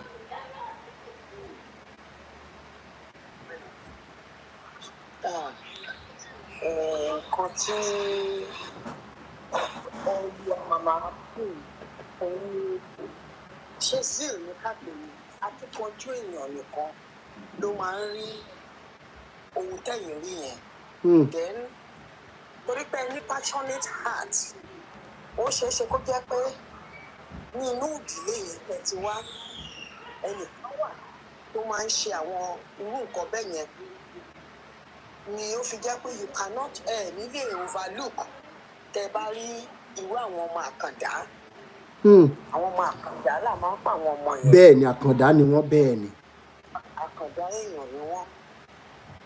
Wọ́n fà wá náà wọ́n fi wá sí ìlànà yẹn ṣùgbọ́n nígbà tá a di ẹlẹ́sìn àjòjì yìí. Bẹ́ẹ̀ ni. tá a kúrò ní kí ìyá àti bàbá wọ́n fọ̀nà wá sí èmi kúrò ń bẹ̀ mú branch lọ pè mí. Nífà mo jẹgba lórí ọ̀rọ̀ kìíní yẹn. Bóyá kó máa ṣe nǹkan ní Baptist Church kí n lọ kí n dé kí wọ́n sọ pé bo ni mo lọ nígbà tí gbogbo èèyàn ti church dé àwọn wá mi wọ́n rí mi bàbá sọ pé wọ́n ní kí n wá wo ibi tó ń ti ṣe baptism ní Baptist Church kan ní Yemẹtu. Bàbá yarí ń jọ yẹn wọ́n yarí dídí but ẹ mọ̀ nínà pé àwọn Catholics náà àwọn náà wọn ò fẹ́ kéèyàn ya ẹsẹ̀ àgẹ̀rẹ̀ kúrò. Bẹ́ẹ̀ ni.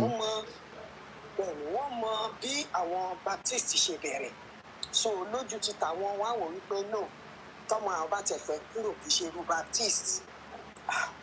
So gbàtẹ́yìn náà ti dàgbà tó tójú bọ́ ọ̀rọ̀ oníbọ́nìgè yìí ẹlẹ́mọ̀rọ̀ oníbọ́nìgè ẹnu ọ̀nà Catholic Church gan náà máa dúró sí lókè ọ̀fà tí wọ́n máa pín flyer ńgbà yẹn so bó ṣe di pé àwa náà máa adára wọn nìyẹn.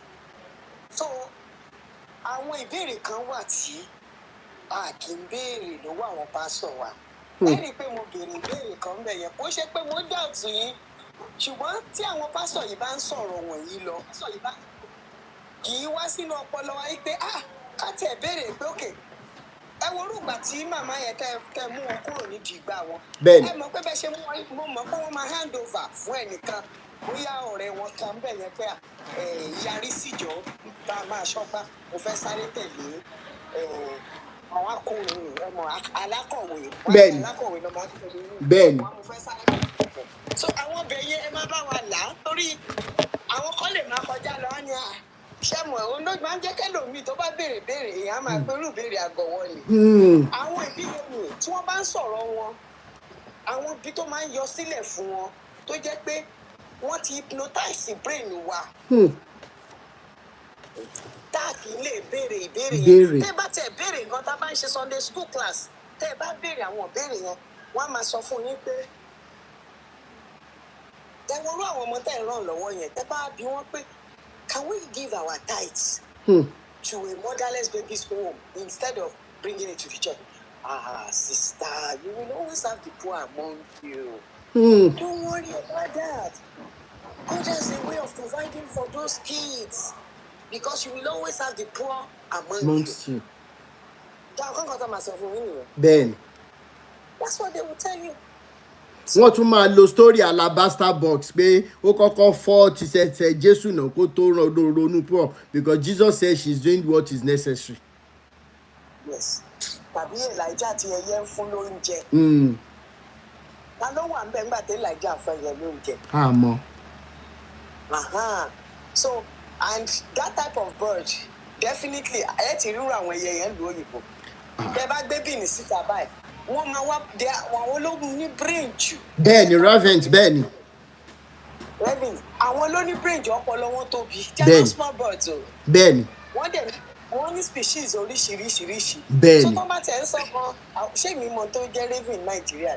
Ìgbà téèyàn wá tá a ti lọ bàrà lọ gbòòrò mo kàn rí ọjọ́ kan ni àṣeyẹ yẹn ló máa ń yọ wá lẹ́nu lókè tá a máa mú ẹbí kẹ̀ tá a máa fi ṣá orí rúùfù lé. Bẹ́ẹ̀ni. Mọ̀ pé páànù gbogbo àwọn páànù tó ti gbogbo páànù ìlú ti brown tán. Ẹ̀dẹ̀ lẹ ní pásítọ̀ tó ń gbajúgbajà. Ṣebí bí èèyàn bá ṣe rí náà bẹ́ẹ̀ ni ilé ẹ̀ náà ṣe máa rí. Tẹ́ bá dé lu Dépò Àbámi Adébólè tiẹ̀ ó ti ná gbogbo owó síbẹ̀ yẹn. Àwọn village tó wà ń bẹ̀ nǹkan ọ̀tọ̀ ni kó sọ wípé wọn fa títì sí ọ̀nà ìlú yẹn rí. Mo ń gbọ́ bí kan tẹ́nìkan ṣe program kan tọ́nu tí Oyèdépò náà wọn fa títì sí ibi tó sọ yẹn rí ní ọ̀nà Ifẹ̀.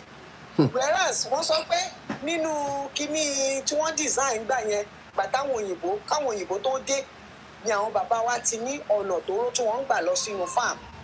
Ọ̀nà yẹn náà ni wọ́n lò as a geographical location fún gbogbo ìlú. Àwọn ọ̀nà táwọn bàbá yẹn máa ń gbà náà ni òun náà fi draw map tí wọ́n fi ṣe ya ọ̀nà. Ọ̀rọ̀ tó sọ ni Ọbásanjọ́ gan yẹ kó challenge pé nígbà tí tó ń wo wọ́n ti ṣe ọ̀nà sí gbogbo bẹ̀.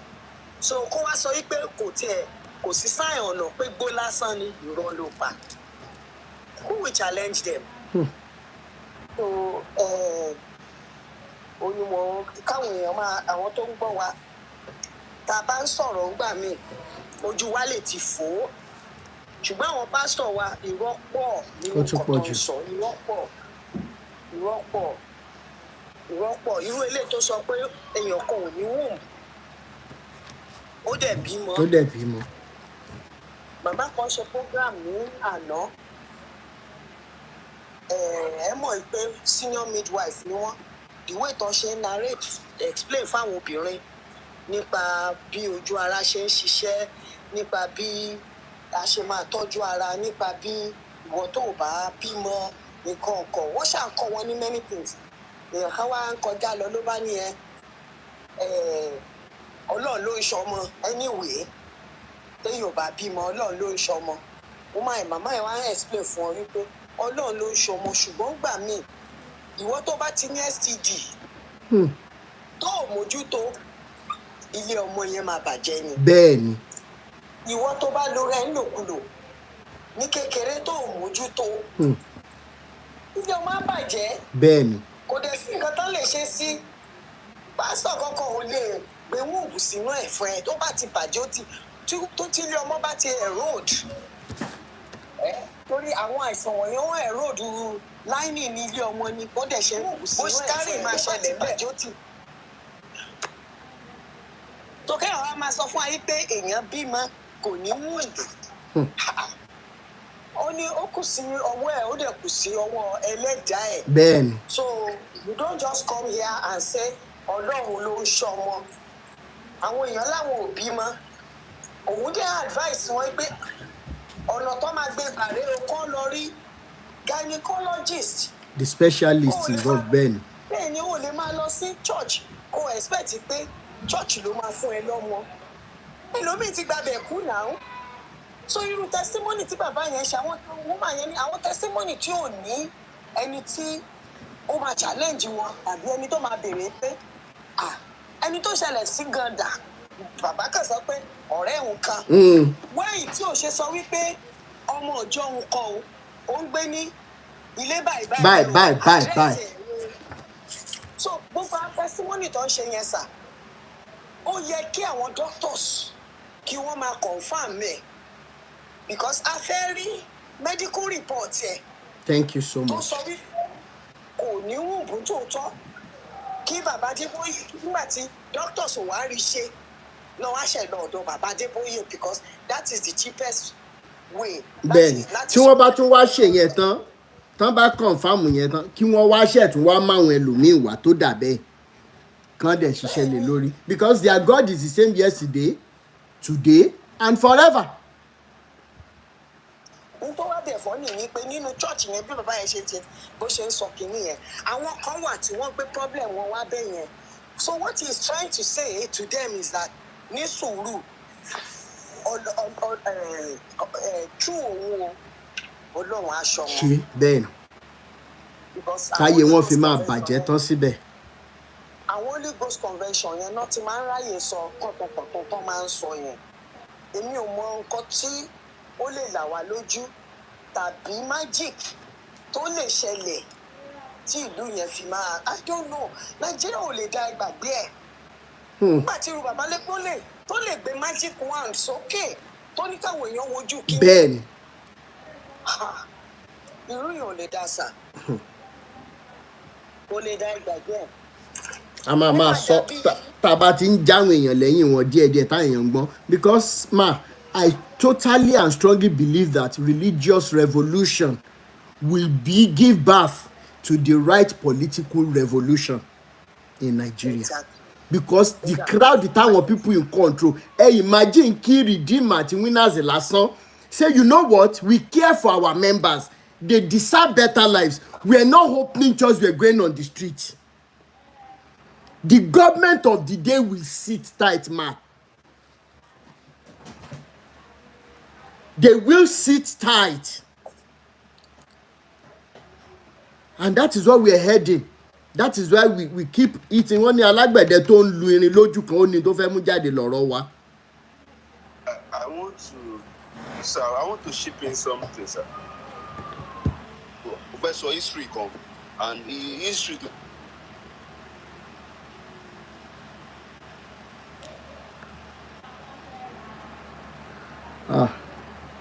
ẹ kárí ọmọ ti mute mic o. Alright, pé network Indulgence money ẹ jẹ́ kí tó n. bẹ̀rẹ̀ ní Rome ní àtòrí àwọn pope èmi ni pope Xavier èmi ni pope Leo èmi ni kìíní Constantine gbogbo wọn. Indulgence money tó bẹ̀rẹ̀ ń gbà yẹn tí wọ́n sọ wípé tó o bá ti san iye shilling báyìí the gate of heaven will not open for you. Bẹ́ẹ̀ni. Indulgence money yẹn ló bí purgatory tí àwọn Catholic ń lòdò ní. Bẹ́ẹ̀ni. but sígbà yẹn àwọn ò ní opportunity ẹni tó máa ṣí wọn lójú ń gbà yẹn so that is why tó jẹ́ pé the church stood for over 800 to almost 2,000 years 1,600 years almost 1,600 years ní church Empire Rome ní Constantinople Turkey ibi tí sì tí wọ́n wà. That is the reason tó yẹ pé they were opportune to rule the world. Yes. Poverty yẹn nígbà tó wá kúrò tí poverty yẹn tó shift tó wá sí area England àwọn náà gba empire àwọn náà gba agbára padà poverty máa ń ṣe àwọn èèyàn lójú. Bẹ́ẹ̀ni. Poverty ló ṣe àwa lójú lónìí. Ó ń ṣí wa lójú o kọ́lọ̀ k'Ẹlẹ́dùmarè jẹ́ kó ṣí wa lójú jù báyìí lọ. Ṣé ní 1977 ṣé èèyàn kan lè wá bá yín kó máa preach fún yín lójú títì which is impossible.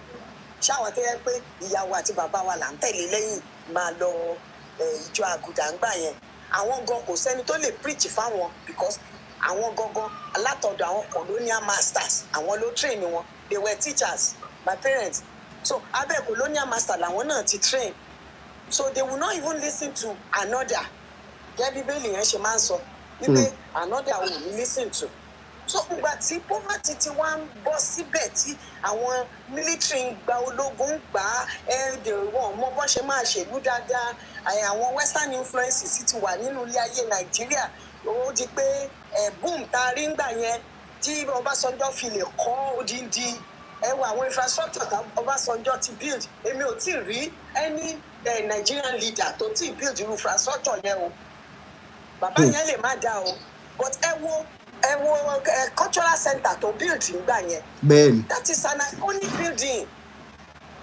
It's an icon. ìgbà yìí náà ni wọ́n build airport. Ẹ sọ fún mi project oníkìní wo làwọn tó wà ń bẹ̀ ní ìsìn tí wọ́n rúlù wa 30 years ago tí wọ́n ti build. So these people, it is because they see an avenue. Àwọn pásọ̀ mo sọ wọ́n rí avenue, wọ́n rí pé àwọn leaders wa, àwọn political leaders wa, wọ́n lack ní area yẹn, wọ́n fibẹ̀ wọlé. Ọjọ́ náà lánàá náà ní tí Adébóyè bẹ̀rẹ̀ àtòyèdèpọ̀ náà. Ṣọbọ́jọ́ náà lánàá ní Agodi gate ńbẹ̀ yẹn tí wọ́n máa jà sí ọmọ ọjọ́, táwọn kan máa yà sí left, táwọn kan máa yà sí right. Bẹ́ẹ̀ni. Tẹ́ bá dúró bí roundabout yẹn, left ní Báṣọ̀run o. Bẹ́ẹ̀ni.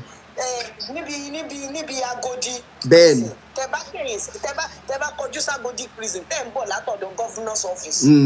Ṣebí left ní Báṣọ̀run máa wà. Bẹ́ẹ̀ni. Ibi junction bẹ̀ yẹn, àwọn onímọ́tò máa ń jó síbẹ̀ yẹn, wọ́n máa ń jà sí èrò níjọ́ Sunday. Bí àwọn wèrè yìí máa jáde síta pẹ̀lú Bible tí wọ́n máa preach, wọ́n á máa sọ pé ọkọ̀ yìí ni kò wọ̀. Àwọn onímọ́tò ló wọ́n á máa sọ pé kò dé fílẹ̀. Because wọ́n ti preach sẹ́ni yẹn lọ́wọ́lọ́wọ́, time dẹ̀ ti ń lọ. Maybe it's like 45 minutes or half an hour láti bẹ̀rẹ̀ service. Àwọn kan dẹ̀ lọ sí Sword of the Spirit níbẹ̀ yẹn lọ́dọ̀ Wálé Òkè. So imagine, sọ àwọn nǹkan bẹ́ẹ̀ yẹn lèmi náà rí ni yèmí wá sí lẹ́tà pé mo máa ti rí àwọn máa practices kankan. Àbí tí Dàwọ́sà máa sọ wípé ìbẹ́pẹ o, kákàbẹ́pẹ lẹ́yìn ilé wa o, kákó 6 o, kákó sínú envelope o, ẹni tí ò rọ́mọ bí. Kí ló kan spinster pẹ̀lú ẹni tí ò rọ́mọ bí? But people were doing it because they will tell you when you are young, you should do it so that ìjọ tó bá marry, kò ní suffer àìrọ́mọ bí lọ́jọ́ iwájú. Can you imagine what they were teaching us then? Yes. Gbé lọ sí hospital ni, go to the general hospital. Everything you just have to go to the general hospital. Church ò kì í ṣe ìwòsàn fún yàn. Tó bá jẹ́ pé church ń ṣe ìwòsàn ni, kò ní sí hospital ní òyìnbó. Kò ní sí hospital ní Rome gan. Kò ní sí hospital ní Italy. Kò ní sí hospital Anglican Church tó bẹ̀rẹ̀ ayédèrú ẹ̀sìn. Bẹ́ẹ̀ni. Nígi wọn kò ní sí hospital ní Britain. Ìbéèrè tó yẹ ká máa béèrè lọ́wọ́ wa ni pé àwọn tó gbé ẹ̀sìn yìí wá, ǹjẹ́ hospital wà ń lù wọn? But we are not asking those questions. And then Baba kan will be telling us pé ìwòsàn kan wà níbì kan, kò sí ìwòsàn kankan nínú Bíbélì. It's all lies. All lies tó fi báyìí wá jẹ ní bẹ́ẹ̀ni. Bẹ́ẹ̀ni, téèyàn bá young, ojú yàn ò tí ì là. But when you knack that age of 50, when you knack the age of 60, táwọn àìsàn kan setting lára èèyàn tó jẹ́ pé these are old age illnesses tó máa manage tó fi máa kú. When you are 50, some of us may not have it, but the moment you are 60, you will have one thing or the other tó máa manage. You will. Ara tó ti ń jẹ oríṣiríṣi ọ̀rá gbogbo ẹ̀, ṣúgà gbogbo ẹ̀, wàá ní àìsàn kan tó máa báyìí. Ẹni kí wọ́n pe bàbá Adébóyè kó wọ́n gbé máìkìlì lọ́wọ́ pé kó sọ wípé ara òun pé òun ò ní àìsàn kankan. Tóun lọ abroad lọ wò. Laboratory coats tó wà lọ́tà kó sọ wípé kò sí àìsàn kankan lára òun àbíyàwó ẹ̀. Ṣọmọ ọmọ ẹ ṣe àmọ́ bọ́mọ ọmọ ẹ ṣe rí ní US ní kí n má lọ fa àwọn ọmọ bú ọmọ lọ́mọ, àwọn ará bọ́ ọmọ lọ́mọ. Ìyàwó ẹ̀ ńkọ́? Ibo ni ìyàwó ẹ̀ wà lẹ́nu? Ìyàwó tó kọ́kọ́ fẹ́ ibo ló wà? Kí ló ṣe? Adébóyè àbó lè dépò. Ó lè dépò. Ìyàwó tó kọ́kọ́ fẹ́ ní Kwara. Ẹtù ti expense nǹkan táwọn tí ì gbọ́ rí o. Torí picture tá a máa ń rí omidan kan kí wọ́n náà jọ lọ secondary school ni. Orí láìfù Maureen Bàdéjọlá wà ní 2020 or 21. No, 2020 ni bàbá yẹn pè wọlé. Ibi tóun dàgbà dé òun ò tún lè mọ bẹ̀rù àwọn èèyàn rádaràda báyìí. Ẹ sọ fún Oyèdépò kó wá sọ fún wa ibi tí ó sin ìyàwó ẹ̀ tó kọ́kọ́ fẹ́ sí tó dọ̀rọ̀ ọlọ́pàá ń gbà yẹn. Ẹ̀hẹ́ náà. Èyí tó ń gbé kiri yìí náà ebi wọn ló wá sílùú òyìnbó tó wá ṣe é kiri. Mi ò fa àìsàn yọ o, torí káìsàn ń ṣe nǹkan tí èèyàn gbọ́dọ̀ máa fi yọ̀yàn mi fi yọ̀ ṣùgbọ́n aláti máa expose àwọn irọ́ yìí. bẹ́ẹ̀ ni enough is enough. lọ́wọ́lọ́wọ́ yìí tó bí gbogbo àwọn àmọ̀bóyè ló bí gbogbo àwọn ọmọ tọ́nà rí báíbù sábẹ́ bí àmọ́ àmọ̀bóyè ló bí wọn fún orí àwọn David yìí. àwọn èèyàn rádaràda. obìnrin yẹn ti lọ for long time táwọn èèyàn ò rí ìgbà tó máa ṣàdédé rí làwọn kan tó mọ̀ ọ́ bó ti rìnrìn àjò yẹn wọ́n ní àṣebó lọ ṣe chemotherapy lóyìnbó ní àwọn kìíní yóò rí ìyá ọlọ́run tó ń sìn yẹn kò lè fún wọn ní solution sí chemotherapy ni but ìyá yẹn á dẹ̀ jókòó sí iwájú gbogbo wọn wá wọ skẹ́ẹ̀tì tí ò bá lè. àwọn abiagba tá a gbúdọ̀ pè lábíà ṣé ìyá yẹn ò ní sọ ó lè sọ pé òun ò mọ tú burúkú tọkọ òun pa ni. I don't know, ó dàbí pé nǹkan ṣe àwọn ṣé rí many of these babas ẹ jẹ́ kí n sọ àìsàn tó ń ṣe wọ́n ẹlòmíì ti ní Alzheimer's ẹlòmíì ní dementia. bẹ́ẹ̀ni I'm telling you bẹ́ẹ̀ni ìyàwó wọn ò lè sọ̀rọ̀ ni they have dementia. téèyàn bá bá wọn òyìnbó rìn wàá mọ̀ pé ní tó ń ṣàwọn bàbá yìí dementia ni tẹ bá bá wọn rìn àwọn arúgbó yẹn tá à ń tọ́jú èyí á sọ àwọn nǹkan míì tó jẹ́ pé ẹ fẹ́ lè mú òkúta kẹsọ́ọ̀lù but òfin òun ni ò jẹ́ kí àwọn èèyàn máa sọ òkúta lu arúgbó. bẹ́ẹ̀ni kí ló dé tí a ṣe ń ta àwọn arúgbó wa bá a ṣe ń sọ̀rọ̀ ẹ̀ tí ilẹ̀ ọlá fi máa mọ́ tí ìyá kan bá jáde sójú títì tó kàn mú ìró ẹ̀ tó jù sínú gọ́tà tó dẹ̀ já lọ tó ń lọ tó dẹ̀ sọ pé ẹ̀jẹ̀ mélòó ló ti rí lónìí àjẹ́ nìyẹn. bẹ́ẹ̀ni àjẹ́ nìyẹn o àníyàn tó wà ní òyìnbó gan yìí sọ fún mi pé àwọn àjẹ́ wà kíní kan kíni imagine ẹ máa encourage pé kéèyàn ó ní pé bíbélì sọ wípé let the devil the wicked bàbá adébó ìlú rẹ̀ olèdèpọ̀ ló máa ń preach nìyẹn suffer the witch not to live. tó gba ọmọ ọlọ́mọ létí. ìyàwó ẹ̀ gan tó ní cancer witch ni because nílùú òyìnbó láyé àtijọ́ tí èèyàn bá ní àwọn ailment witch ni tó bá ní lupus witch tó bá jóbìnrin yes tó bá ní gbogbo àwọn fibroid nínú ilé ẹ tó ń nọ́ọ̀sì ẹ̀ tí ò tiẹ̀ tí sí medical advancement. We are talking about 600, 700 years ago. You are a witch. Then. You are a witch. So he doesn't know that ìyàwó tó ń gbé sí kẹ̀kẹ́ witch ni. Because that is what they say. Wọ́n ní punishment ní látọ̀dọ̀ Ọlọ́run gbogbo àìsàn yẹn ń gbà yẹn. That is nǹkan tó ń preach ní orí pulpit. Bẹ́ẹ̀ni. Àwọn Anglican church ń gbà yẹn. Bẹ́ẹ̀ni. Ní UK yẹn tá a wà yìí, wọ́n sọ obìnrin ló kò pa. Just for saying things tó yẹ kó kò bá táyé mu. Let's learn káwọn èèyàn kan lọ ṣe research.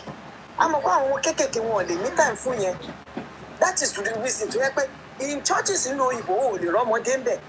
You have to work in your heyday. Bẹ́ẹ̀ni. Church is not for young people. Kí ló ń lọ mú ní church? Kí ló ń lọ mú? Lọ ṣiṣẹ́ go and be productive. Lọ ṣiṣẹ́ lọ wà productive kó san tax ẹ fún ìjọba because ìwọ tó san tax yẹn náà ló máa ní ìjọba máa dá padà fún ẹ tó bá ti darúgbó. Bẹ́ẹ̀ni. Tax yẹn máa tọ́jú ẹ tó bá ti darúgbó. Kí ló ń lọ ṣe ń church? Wọ́n tún ti flag yẹn. Àwọn èèyàn rádaràda.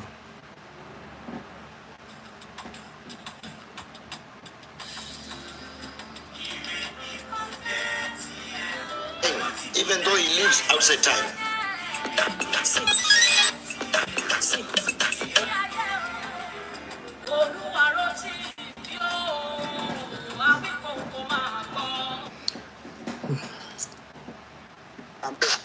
Kò sóyìnbó kankan tó wà bẹ́ẹ̀. Ǹjẹ́ ń gbọ́ mi báyìí tó ló lọ? A ti ń gbọ́ yín sìn network yẹn ni wọ́n flag ni. Okay, so gbogbo tí mo tẹ̀ sọ mi rò pé máa gbọ́. No, mo gbọ́. So mo ń sọ ni pé àwọn òyìnbó tá a preach fún bí mo ṣe dúró yìí mo lè sọ fún yín pé many of them tó ń tẹ̀lé wa lọ́ngbà yẹn èmi ò rí kankan tí mo lè tọ́ka sí pé àwọn tí mo preach fún ní 12 years ago 15 years ago pé wọ́n ṣì wà ń bẹ̀ àwa dẹ̀ ti kúrò ń bẹ̀. Bẹ́ẹ̀ni. láti 2007 tí mo ti ń ṣe àgbèrè ẹ̀sìn gẹ́gẹ́ bí bàbá mi ṣe máa ń pè máa alágbèrè ẹ̀sìn ló tún tẹ̀lé káàkiri láti 2007 tí mo ti ń ṣe àgbèrè ẹ̀sìn nílùú àwọn aláwọ̀ funfun yìí mi ò rí òyìnbó kan tí mo lè tọ́ka sí pé ẹni yìí òun sì wà ń bẹ̀ ó ṣì ń fly flag yẹn lọ flag tí mo gbélé lọ́wọ́ ìṣe láìsà àwọn mọ̀ wọ́n ríran wọ́n mọ̀ pé ìlú àwọn ti go through gbogbo fìtìnátì yẹn so they will not follow you even in America ṣé bẹ́ẹ̀ ilẹ̀ ń sọ wípé ní street àwọn òyìnbó wọ́n ní nǹkan tó máa bá ń bẹ̀ ní street àwọn òyìnbó ní tó máa mú gbọ́ tẹ́yìn ẹ ṣe program lẹ́nu wọ́n ní nǹkan tó máa bá ń bẹ̀ ní street àwọn èèyàn dúdú òun ní church àti ibi tó ti ń mu ọtí. bẹ́ẹ̀ni. ní Amẹ́ríkà yẹn o every street ti blacks ń gbé community blacks churches tó máa bá ń bẹ̀ because that was what àwọn òyìnbó yẹn lò láti subjugate wa. bẹ́ẹ̀ni. wọ́n dẹ̀ mọ̀ pé àwọn ọkùnrin wa dúdú wọ́n like ọtí. bẹ́ẹ̀ni. we see bars everywhere. So when are we going to learn? Títí dá Amẹ́ríkà gan àtúnyàwòrán ẹ̀sìn ẹ wo bàbá tẹ gbé wá ṣé 2 weeks ago ni. ẹ rántí bàbá yẹn ó yẹ kí n ṣe fídíò fún màá yẹn. mo béèrè kan lọ́wọ́ wọn kó tó gbé woman yẹn wá pé kó wá testify sí ọ̀rọ̀ èmi ni mo béèrè yẹn wípé ẹjọ́ ṣòyìnbó lọ sí mo ní I wish kó jẹ́ pé ìlú òyìnbó ni church ní wàsà ẹ mọ̀ pé àwọn òyìnbó wọn lè take yín serious ever.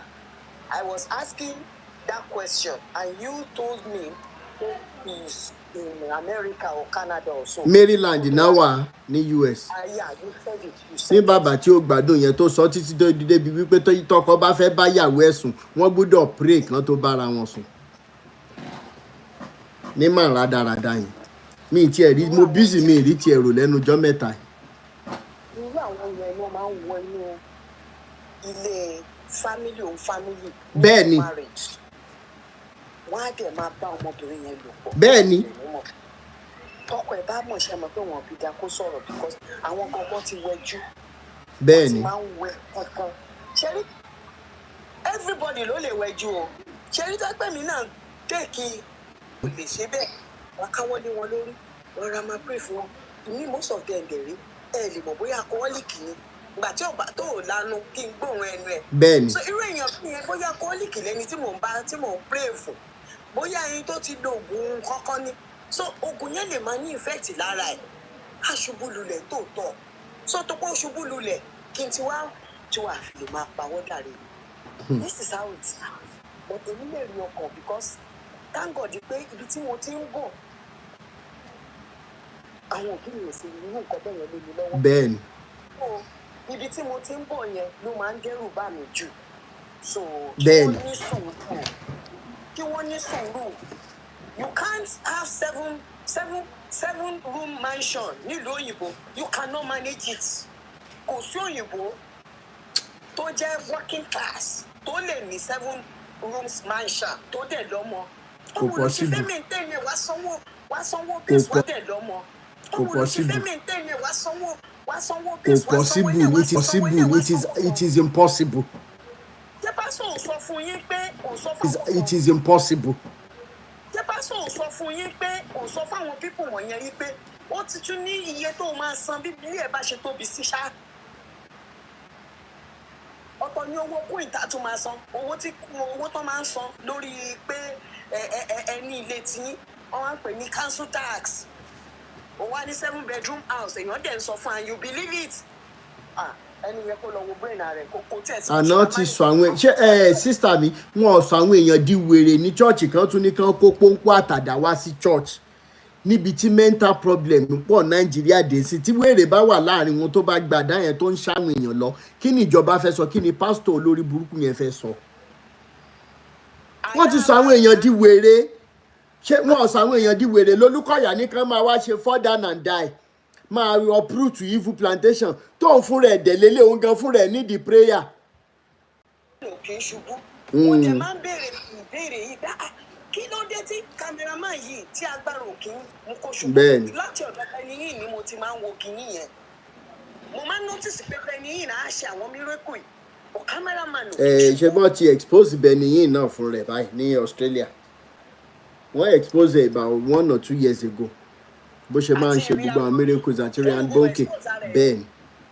òun gbọ́ expose rẹ̀ tó lówó tóun gbà lọ́wọ́ wa that was around 20 ìgbà tó bẹ̀rẹ̀ move yìí that was around 2014 o ìgbà tí Daddy Freeze náà tó bẹ̀rẹ̀ because Daddy Freeze yẹn ló là wá lójú bẹ́ẹ̀ni Daddy Freeze ló là wá lójú àtàwọn ọmọ rí nǹkan ìsọ yẹn. bẹ́ẹ̀ni ẹ wo ẹ má bẹ́ẹ̀ tó lọ. ẹ ṣe gan ìyá mi. cameraman ò ṣe kí n ṣubú.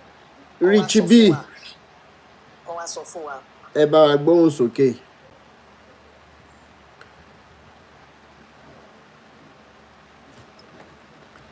ṣe lè on mute. Richie B.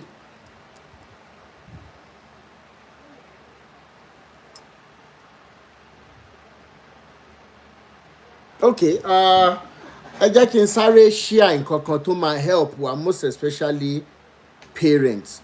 Okay, ẹ jẹ́ kí n gbé Burna Girl, happy to have you here today. Busy boss lady. We're talking about the experiences of people. Good morning, good afternoon, good evening. You're talking about the experiences of people again. How are you doing? Network, Mama Shebai. Sheng Bowa. Of people. I think Boyinsin. Yeah. Thank you, Uncle. Thank you, Uncle Rotimi, for what you constantly do for the masses. Really. You're welcome. Really, we can't overstate it. These men they are con men, really. These are our so-called God of men. They are all con men. Ben. They are all con men, and they know what they are doing. See, I don't know how people have each time I hear this. You can imagine the testimony some of them give. They are all testimony that you cannot go and verify. Because they know you don't. Yes. They don't want to be caught in a corner, so they will just give one abstract testimony that's the word. Go on a wild good chase. They'll find out. Oh yeah.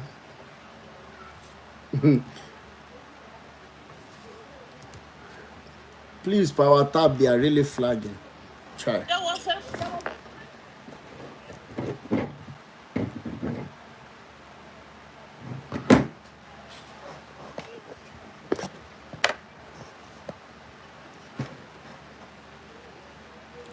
Network o. Network ẹ bá everything jẹ́lẹ̀ ni network yẹn kò jẹ́ kí ṣe ráyè sọ̀rọ̀. Burna Girl ṣe wà ń bẹ̀. Ohun yìí ti àbí data ẹ wo orí screen yín wifi yín àbí data ẹ wo bó ṣe ń reboot ara ẹ̀. Okay. Ohun yìí ti faint o ẹ súnmọ́ phone. Can you hear me? I think bouncing. Yeah. He said an embalmed body, a dead body that's been embalmed was that way. But one female, mantle or whatever. Handkerchief. Handkerchief, I don't even know. But they said the embalmed body was raised from the dead. I'm like, and you will see professor under this rogue, this thief of a man. You will see doctors. You will see nurses that went to school. Different medical professionals. A professional that knows that has been taught how body is being processed to be embalmed. That they know that organs are being removed. Very dangerous chemicals are being injected into this body. And they won't question this kind of crazy testimony that okay, but organ don't see you. Ibo not see padà rí tó fi dìde. Ọlọ́run tó ń bá wọn mú tí ti dá padà. I'm saying you will see some unfounded testimony that this man comes to flag in our face and be telling us, and some people will not question. Then what is the essence of those people, they call themselves educated, that are under this man, that you can't sit down and think and process this statement, this so-called testimony, and say, how possible can that be? They should return all their certificate back to the school they got it from. Exactly. This man just comes and tell us some blunders, and it's just of recent is the entitlement for me. That don't mind, they've come to the extent now, they'll be telling you, don't mind all those idiots that are saying you should not pay your tax. Don't mind the bloggers. Funke Adejumo too said it. Yes, the entitlement, they are laying claim of people. That it is for me that see that these people have been so emboldened and no decorum anymore. So now they are coming out to now attack people that are attacking them, that it is their entitlement that you have to pay your tithes. I'm serious. We can do better. I also remember when I newly moved into America, I was attending a Nigerian church before I changed my church. There was this, we had like a discussion, like a fellowship. So I now asked the pastor, because I had an encounter some years ago. I normally pay my tithes. Me, like imagine lower the church. I was attending Redeem, so I don't like going there. My dad's low church. Marketing strategy, no need dancing forward here. In the full glare of anybody, Kimani mo launch tithe and offering. I rather, even during the week, sometimes I'll write my check and go and put it in the hole in the church. I don't want anybody to see me giving my tithe. Why should I announce to everybody what I'm giving this? So there was a particular day I was going in the church. I just wanted to go and drop the tithe. I had some cash on me too, and the check. So one man just walked up to me. One elderly man walked up to me. This and that. The man narrated his kilo request to me. I was so moved. So the cash on me, and I handed it over to the man. So I now proceeded to go and drop my tithe in the kilo request. So that spirit just told me that, who do you think needs the money more? The church or the person that met you now? And so that was the breaking point for me.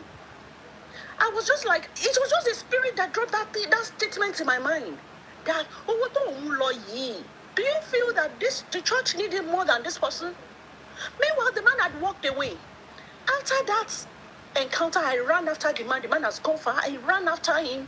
I told people, that he should come back. I went there, we could in the church. I now went back to my house. Fortunately, my house was not far from the church. I went to get food. I got food, and I promised the man that the man should also meet me the following day, that I don't have physical check again, but I should come back the following day. So that come and see me at a particular time.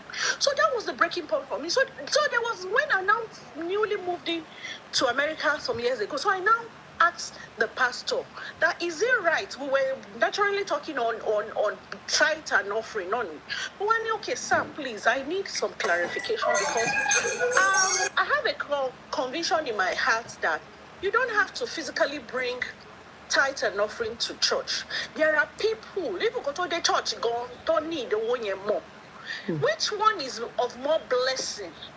To give the people on your streets, or the person next to you that is hungry, in need of that money, or to you must physically bring it to church? Which one is? Because I told him that my particular experience, I told him that day. He was like, hey, it's good to help poor people, but the Bible says, bring all the tithes and offering into the storehouse, so that there will be ahead to the storehouse, so that there will be food in mine. So that was what the man told me. But I was just like, but this storehouse are not also catering for these people that are in need, because we had a really tense discussion that day, back and front. But really, what he said, I know I have my personal conviction that I don't have to bring my tithes to the church.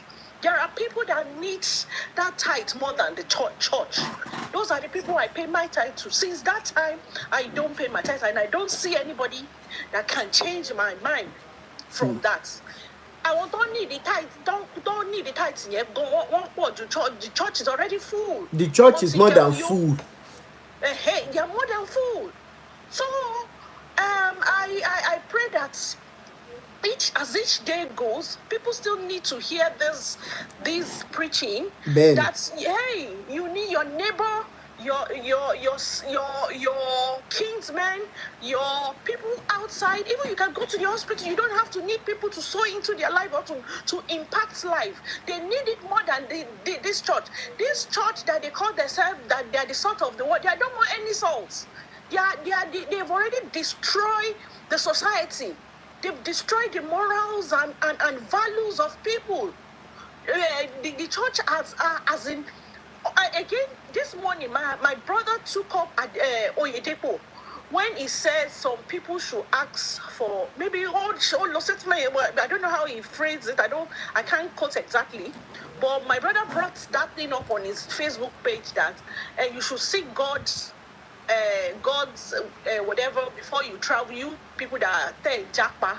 So my brother now attacked him. Come and see people on his page that they were attacking him, that he did not say people should not go there, but that they should seek the face of God first before he was now saying, did his own children that are abroad, did they seek the face of God before they traveled?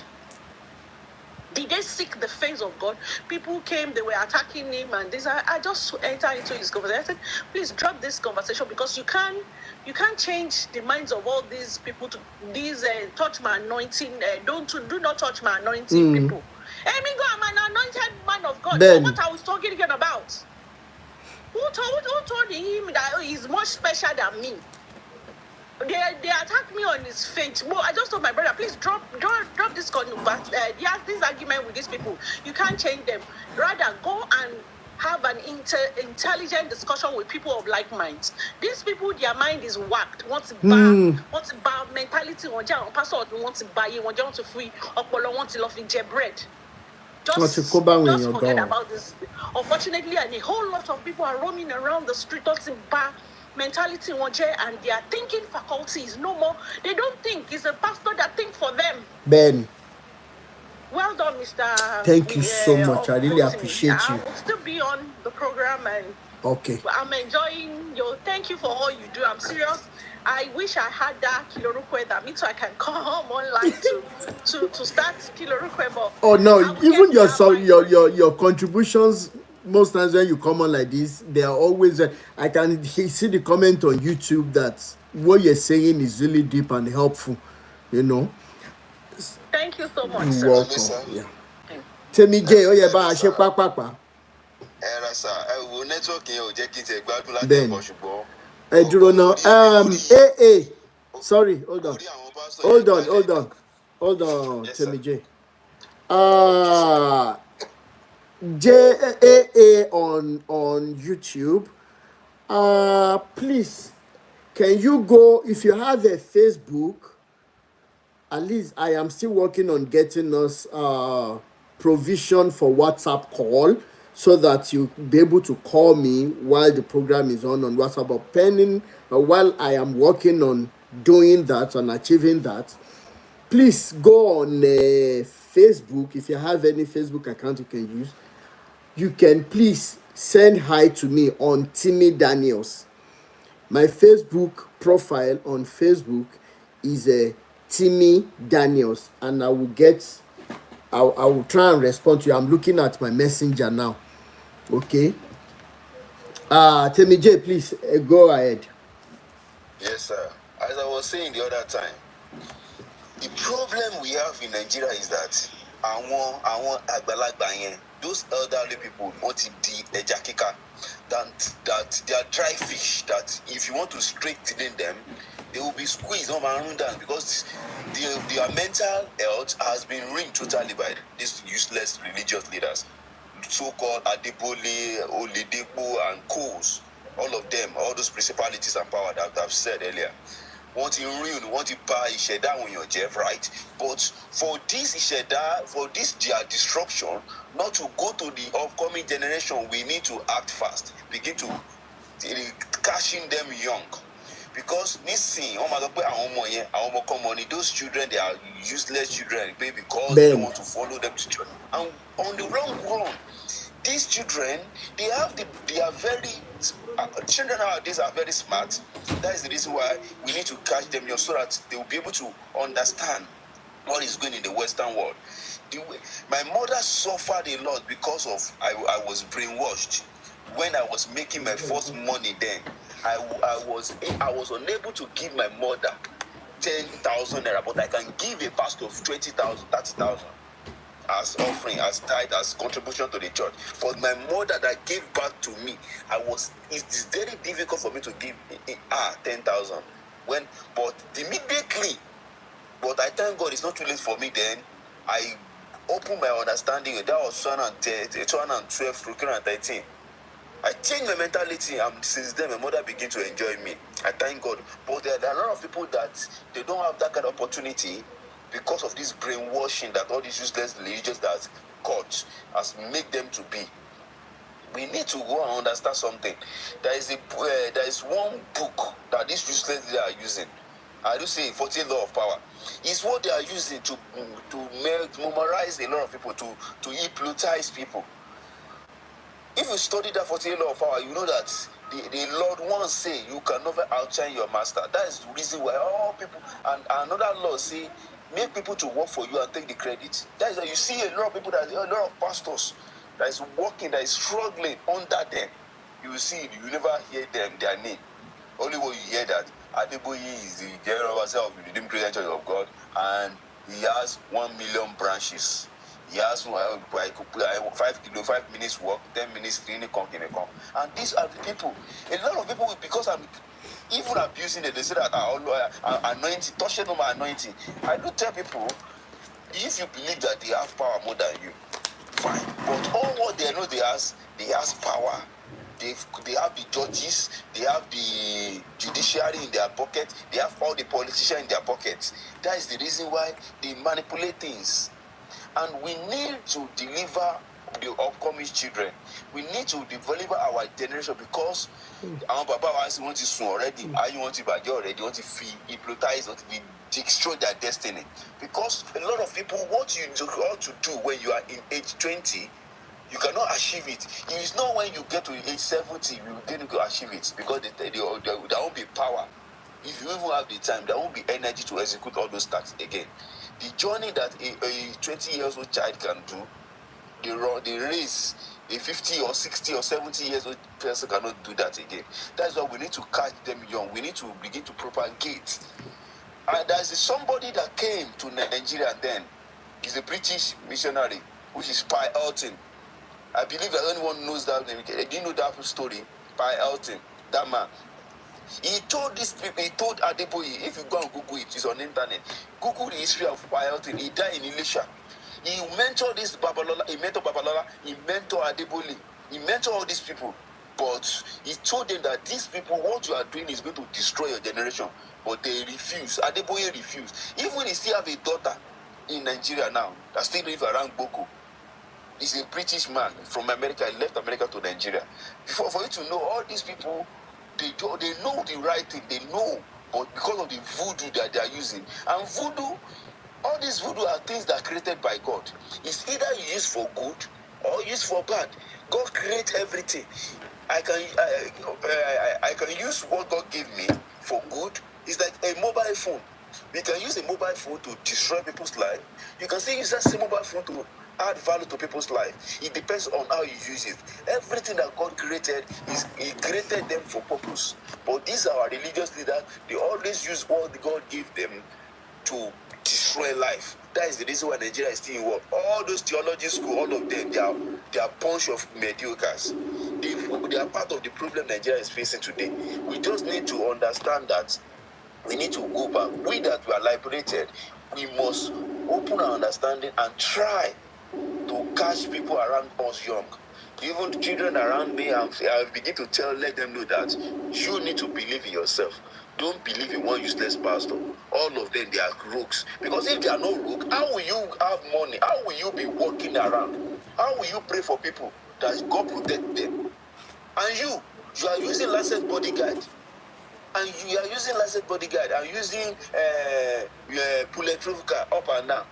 If it's not, if you are not scared of what you are living, you said you pray for your member that God is going to protect them, that you bring out back, you give anointing oil to them, that God is protecting them. But you go for vacation abroad, you cannot walk on the street. They know all of them where I've said it. I said if it's sure for someone like Adiboye or Kumuyi, all of them, they should drive on a simple car. They should not use a bulletproof car.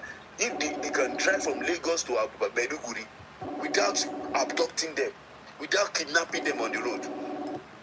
But they cannot do that. That's why they cannot even walk on the street. They cannot even come to my area. But the members that they are praying for, their members are free. They can do anything. But if it's not hypnotizing, if it's too much, we want to run I don't know. A lot of people, Nigerians now, are now dummy. They are dummy. It's like their brain is like they are like robots. So we don't manufacture in Nigeria. China and manufacture. We need to begin to style. We need to continue this program because it's on my page. A lot of people, almost sort of, and they go,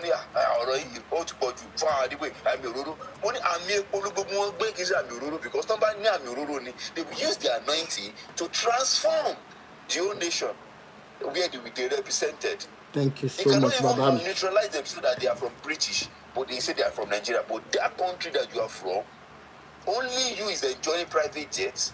Only you is enjoying luxurious lifestyle, where your members are suffering. They can't Jesus even Christ, eat. that you still have following himself. He never lived a luxurious lifestyle than his followers. He fed them. Jesus Christ said, he told Peter, only Peter ni come out of village to yes, when fed one. He collected their blessed and all the sheep yanu fugu. But our Nigerian pastor, Agbalo Mary ni won Bale their senior brother Ogundabedi Oloriole ni Yoruba. And any one of them can come for me. I no saying do one more. I always said it anywhere.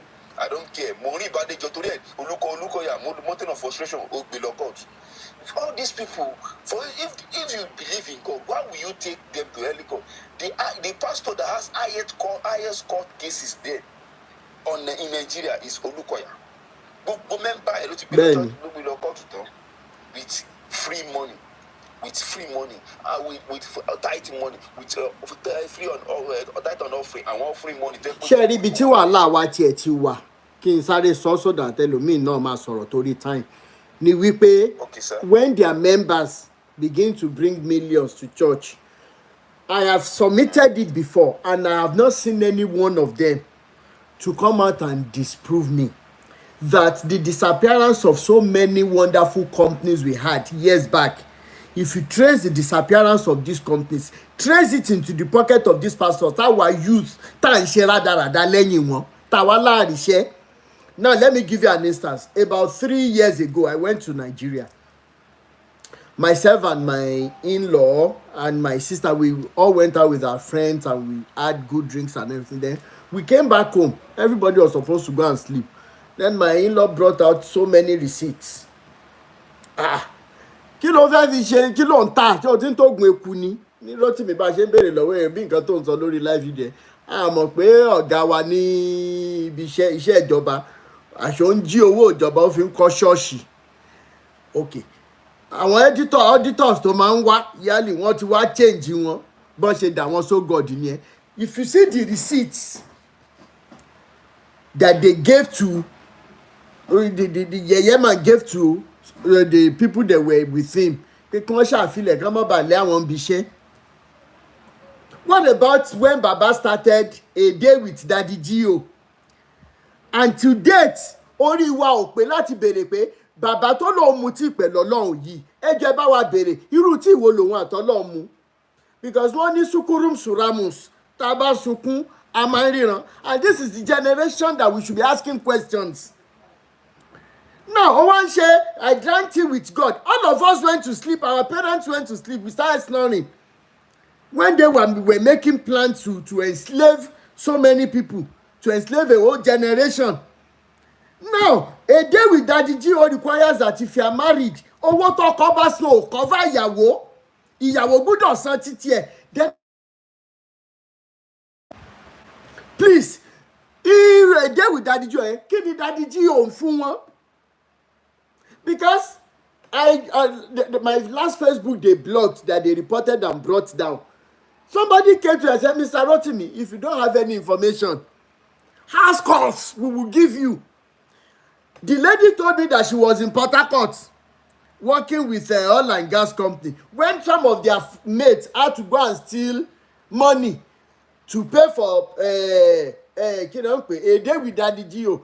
And in that meeting, the man said in 10 years they will not even smell death at all. Only for one of the attendees, I think 2 years after, the guy pile.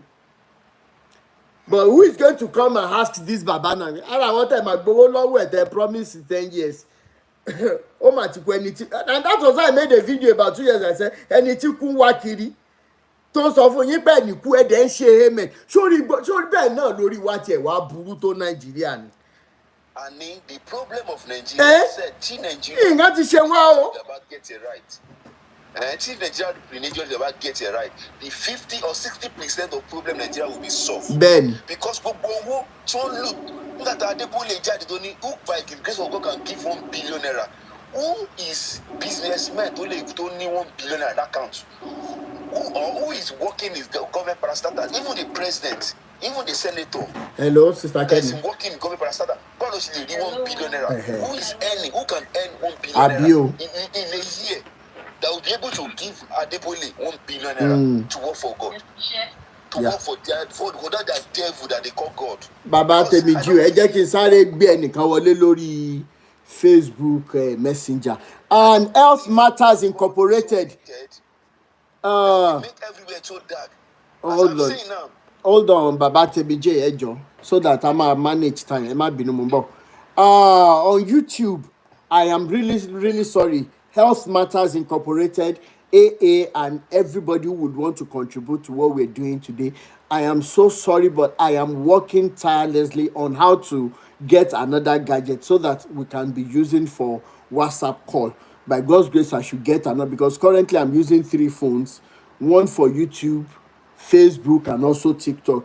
I'm also using laptop now to receive this call. So please bear with me for some time. I am working on getting a phone for that WhatsApp call, because it is very important for the people that are on YouTube, okay? And pending the time, please, you can just try me on Rotimi Daniels, just like this person has done. She's calling me on Rotimi Daniels Facebook Messenger, and we can manage for now. Sister Kemi, are you there? Yes, I'm with you. All right, we are hearing you very well. You said you have something to share with us. Please go ahead. Yes, something so deep and very brief. Okay. So, good evening. Okay, Ejo, hold on, no? Ejo, hold on. Want to flag you are ní TikTok. You don't know, passe.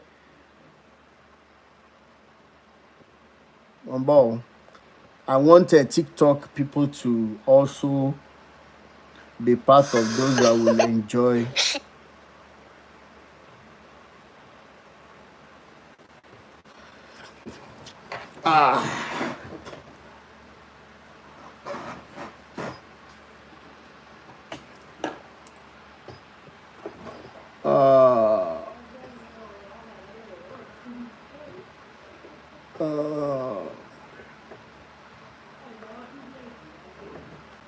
Excuse me. Okay, Sister Kemi, you can continue, please. Thank you. Okay. So once again, good evening from Nigeria. I have a lot to say, but I'm just going to be so brief in order for other. Okay, from the horse's mouth. So from the horse's mouth series, yes, that's what we're doing today. From the horse's mouth series, yeah, to come up and also just share their experience, because this is the experience.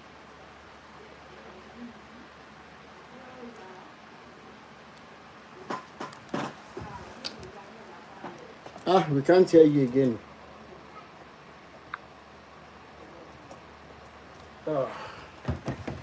Oh my. Hold on.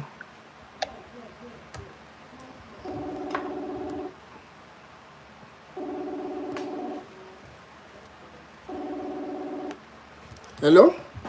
No. Okay. We are hearing you now. Yes. Okay. So it happens some years back, like I think about 5 years ago, 6 years ago, that a friend sent a link to me, just like this program is going on now. I've shared with some friends. So the friend was on Facebook, and she was listening to, she was in a program, and she shared the show to me. She shared the whatever to me for, as in, like 3 consecutive weeks, that I didn't bother to even give it I didn't look into it, because I don't really have that time.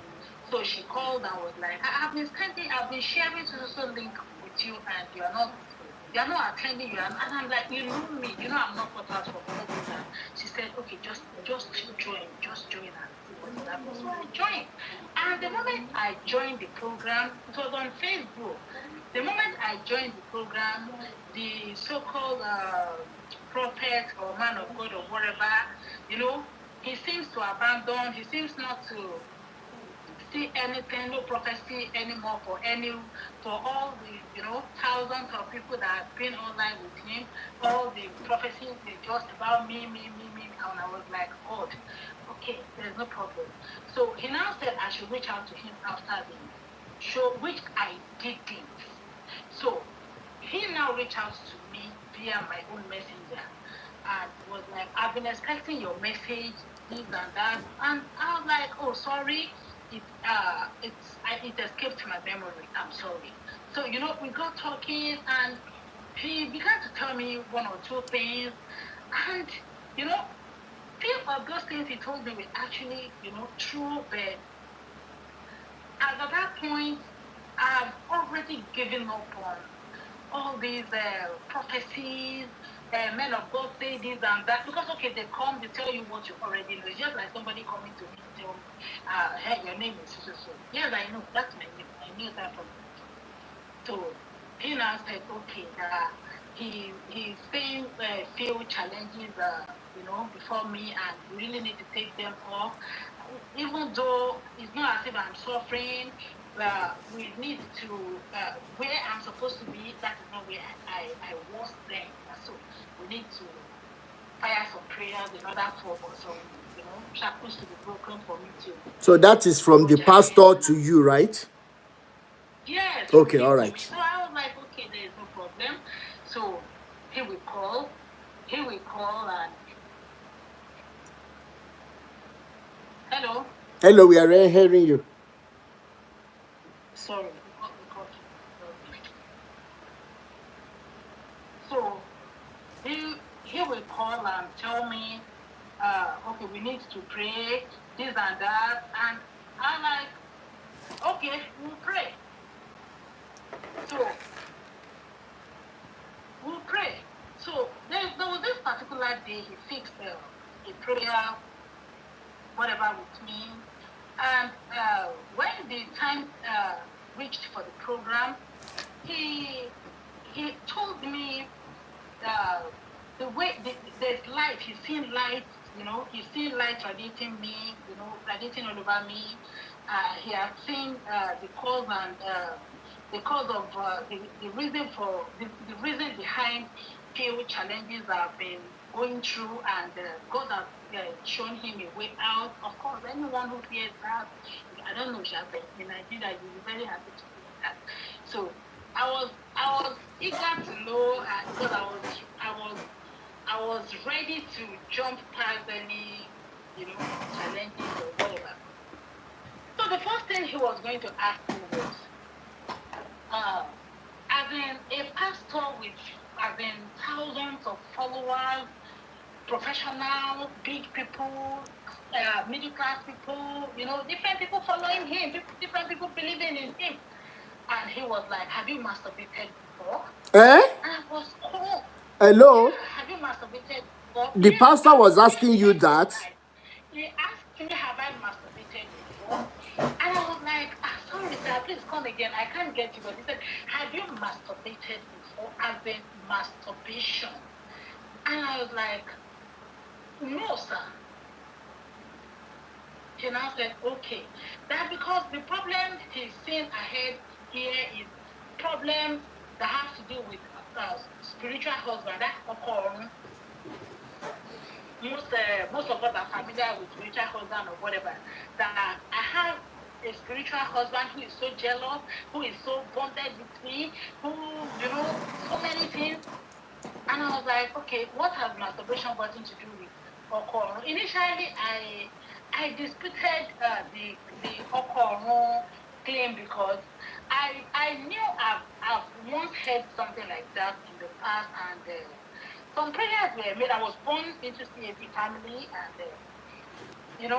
I felt no, I don't have anything to do with any Okoro, So I told him, I said, no, I was so sure of what I was saying. I said, no, I don't have anything to do with any Okoro. Even if I had anything to do with Okoro in the past, not anymore.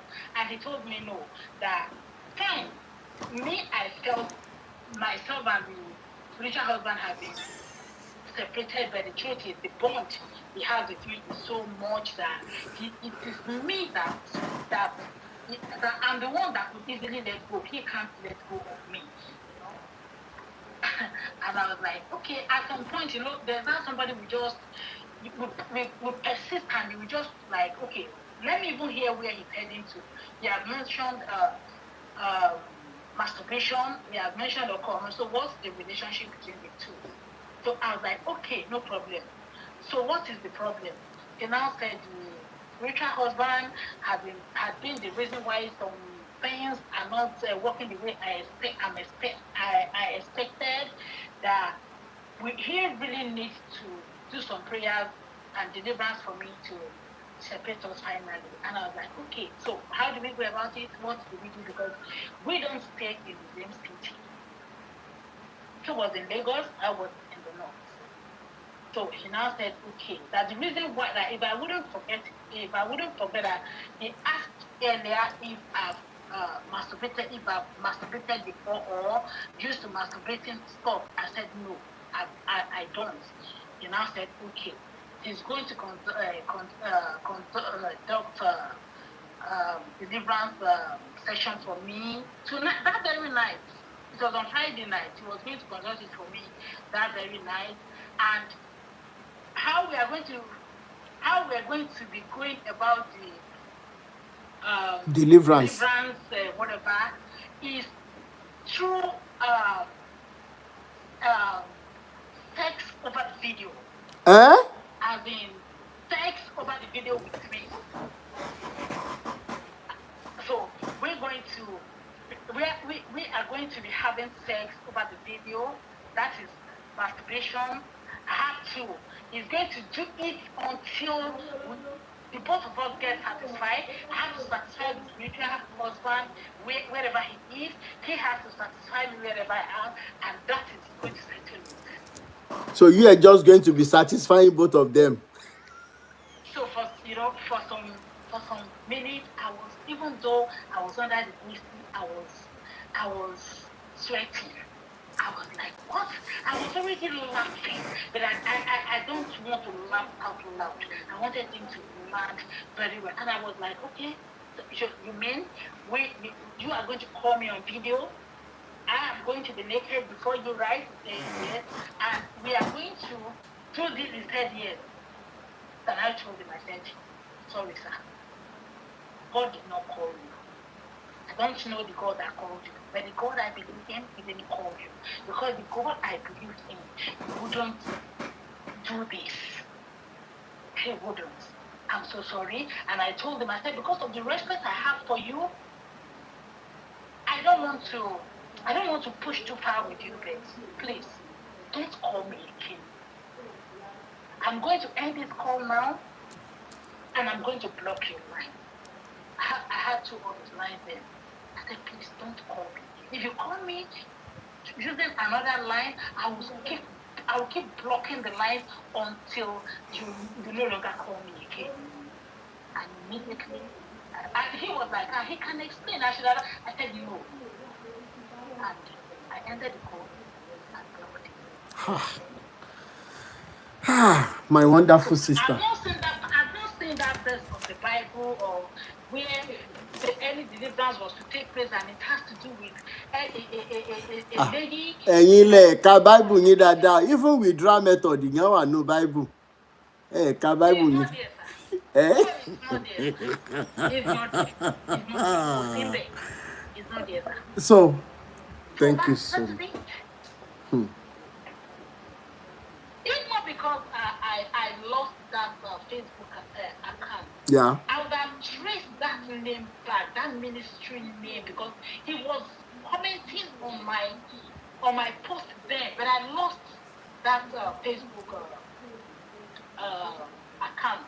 I lost it. I tried to retrieve it back. If God can help you to remember the name of the ministry at one point or the other, I will gladly irú àwọn yẹn ló ń ba yí ọmọ lọ́mọ jẹ́ táwọn òbí máa lọ gbé ọmọ wọn sọ́dọ̀ wọn á ní pásítọ̀ ní pé kó wá dúró sọ́dọ̀ àwọn wọn á sọ ọmọ di sex machine, sex toy. My sister, thank you so much for that wonderful experience that you just shared with us. You're welcome. Is that all, or you have another one to share? There are lots of them, but I wouldn't want to take all the time. All right. I know there are so many people here. Ben. You know, I know that this very program is going to be coming, time to time, and whenever it comes, I'll always try to create time to. Thank you so also much. Be part of it. Thank you so much. Thank you so much. To God be the glory. I've never fallen victim. I don't fall because there's something about me. I'm desperate for nothing. I don't get desperate. It is when you are desperate that you fall victims of. Thank you so much, Ben. Thank you so much. You're welcome. From the horse's mouth, oh Lagbara. I know that the people on YouTube were hearing us. Even somebody was saying that it is Holy Spirit question that the pastor was asking, and the pastor wanted to be trabaye ni. Rotimi Nabado withdrawal method. What of twist popo? No, withdrawal method is in the Bible, though. So if you give this Bible to your children to read, know what you are giving them. It is there. They will come and ask you questions if they study, if they don't just read the Bible. Sister Posh Becky, you have experience to share with us. Please unmute your mic and then let's hear from the horse's mouth. Or you are a witness to victim. Please let us hear you. You can unmute the mic and you can speak. Woo. I'm at all random. Sister Becky, are you there? All right. Brother Adeleke Adekoya Ejekin Gbenyi Wole, you can unmute the mic and speak, sir. Ekale. I really appreciate the program. It is very, very educative. Eshe baba. People in my bio were Ben. Pata no my bio waje. Ele ten so Olukoya eh. Egbodo mi lo wa. Court case tó pọ̀ jù táwọn pastor ń gbéra wọn lọ court tó ń gbá àwọn ọmọ jọ lọ sí wọn ló pọ̀ jù. Ben. Sí Bible tán tí àwọn people àwọn bàbá gba Bible yìí àwọn bàbá yẹn ò verify nǹkan tó gbà rárá. Ben. Wọ́n kàn gbà pé òkè àwọn tí lọ́wọ́ sí lọ́wọ́ lẹ́mọ̀ pé àwọn people yìí wọ́n máa padà sọ wá di ẹrú ni ṣé àti wá ń di ẹrú báyìí. Nílẹ̀ bàbá wa bẹ́ẹ̀ ni. Ìjẹ́ bá wo prophet the same Bible wọn yìí náà ni o. Hello, Psalm 127, verse 2. Kilo sombe. ẹ tó bá ní Bible lọ́wọ́ ẹ̀ kó bá mi wò. Psalm 127 verse 2. Ó ní wípé it is vain for you to rise early. Tó ní contradiction. Ó ní ẹni tó ní ká mọ́ sùn. Ẹni tó ní ká sùn náà ló tún ní tá a bá tún sùn ìyà jẹ wá. Ẹ wá lọ sí Proverbs 24. Mo ń bọ̀. 33 to 34. Mo ń bọ̀. It is vain for you to rise early, to retire late, to eat the bread of anxious labors, for he gives blessings to his beloved, even in his sleep. Ìwọ lọ sùn. Proverbs 24 àbí? Ó wà 33 verse 33 and 34. Ó ní, yet a little sleep, a little slumber, a little folding of hands to rest and daydream. Then your poverty will come as a robber and your want like an armed man. Ẹ tó ládé gún, òun náà ló tún wá tó ládé ògùn mọ́. Ṣẹ́rí, you know, máa kàn wò ń gbà mí pé because ngbà mí wà tẹ́ pé pọ́pì mi kó tó kú. Ó ní ẹni tó bá ti ń kírun tí ò bá kírun mọ́ àpadà sáàbòrò ni. But later èmi náà wá jókòó fúnra mo wá ronú pé it's a scam. Tábà wò dáadáa àwọn tó dominate ayé ńgbà yẹn àwọn Arab ni. Wọ́n wá ṣe everything in their own side because agbọ́dọ̀ máa wá wọ́n wá gbé gbogbo náà lé wọn lọ pé ìwọ tó bá ti wá síbẹ̀ yẹn kí irun ẹ̀ ò pé but wọ́n fi condition sí o wọ́n ní bọ̀ tó bá lágbára ẹ wò ó sìn ẹ wo Nigeria government fúnra wọn kéèyàn you know religious personal problem fún oníkálukú ni ó ní láti máa fi pariwo owó taxpayer kó tó máa fi rányàn lọ sí àjì fún kí ni ẹni tó bá lágbára kó lọ ẹni tí ò bá lágbára kó jókòó but wọ́n ti sọ di priority pé mo gbọ́dọ̀ lọ pẹ̀lú owó táwọn tax tá à ń san tó bá di because eléyìí onígbà àṣẹ program recently ni o normal you know at times nígbà míì tí máa wà nínú mọ́tẹ́nì kan máa ń pèsè bá ń ṣe lóra pé kí n ti bọ́ọ̀lẹ̀ lójijì. Pẹ̀lú àdúgbò ìwèrè tán máa ń pa. wọ́n fi stop ní because gbogbo nǹkan tó sọ yẹn irọ́ ni kò sóòótọ́ kankan bẹ́ẹ̀ kò sí òótọ́ ẹ̀kọ́ báyìí nínú rẹ̀ because ẹni tó sọ pé ṣé bí ọ̀sìn ìgbà tó kàn máa gbélé kò ṣe é ṣèwà rẹ̀. Àní kò kì í ṣọ̀rọ̀ yẹn gan. The person that came and said in my father's house, there are so many mansions of gold there. I will go there to make a place for you, right? At the end of the day, when it was time, the reality grabbed his leg. He said, Baba, yí aago ìkúrò lórí mi wò fẹ́.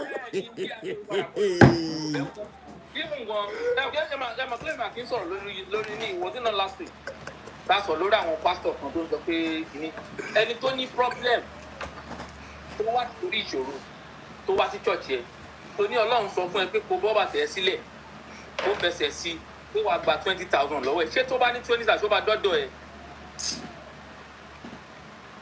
No, this religion of a thing is killing us o and if we don't take time kó máa pa wá pátápátá tá à ní mímọ́. Because what if you ask you, this is the second step, where we let take it. Bẹ́ẹ̀ni. Fún ara wa ni o. Because even UK, gbogbo churches tó wà bẹ̀ wọ́n ti tà tán láti fi ṣe company. But we are still here. You know, each and every one of us, anytime we bá ti bìrì tó bá ti bìrì díẹ̀ sí, ó lọ dá church ilẹ̀ nìyẹn. Ọlọ́run ti pè nìyẹn.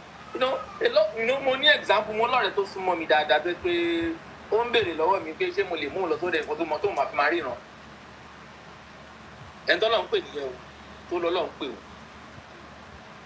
jẹ́ àtìmọ̀ ó ti fojú wọn ti pé gbogbo wọn ẹnu wọn ló pè wọn àtijọ́ àti mú nọ́mbà káàkiri guys you know Europe wọn lọ church wọn lọ anywhere they are prosper wọn prosper now. Bẹ́ẹ̀ni.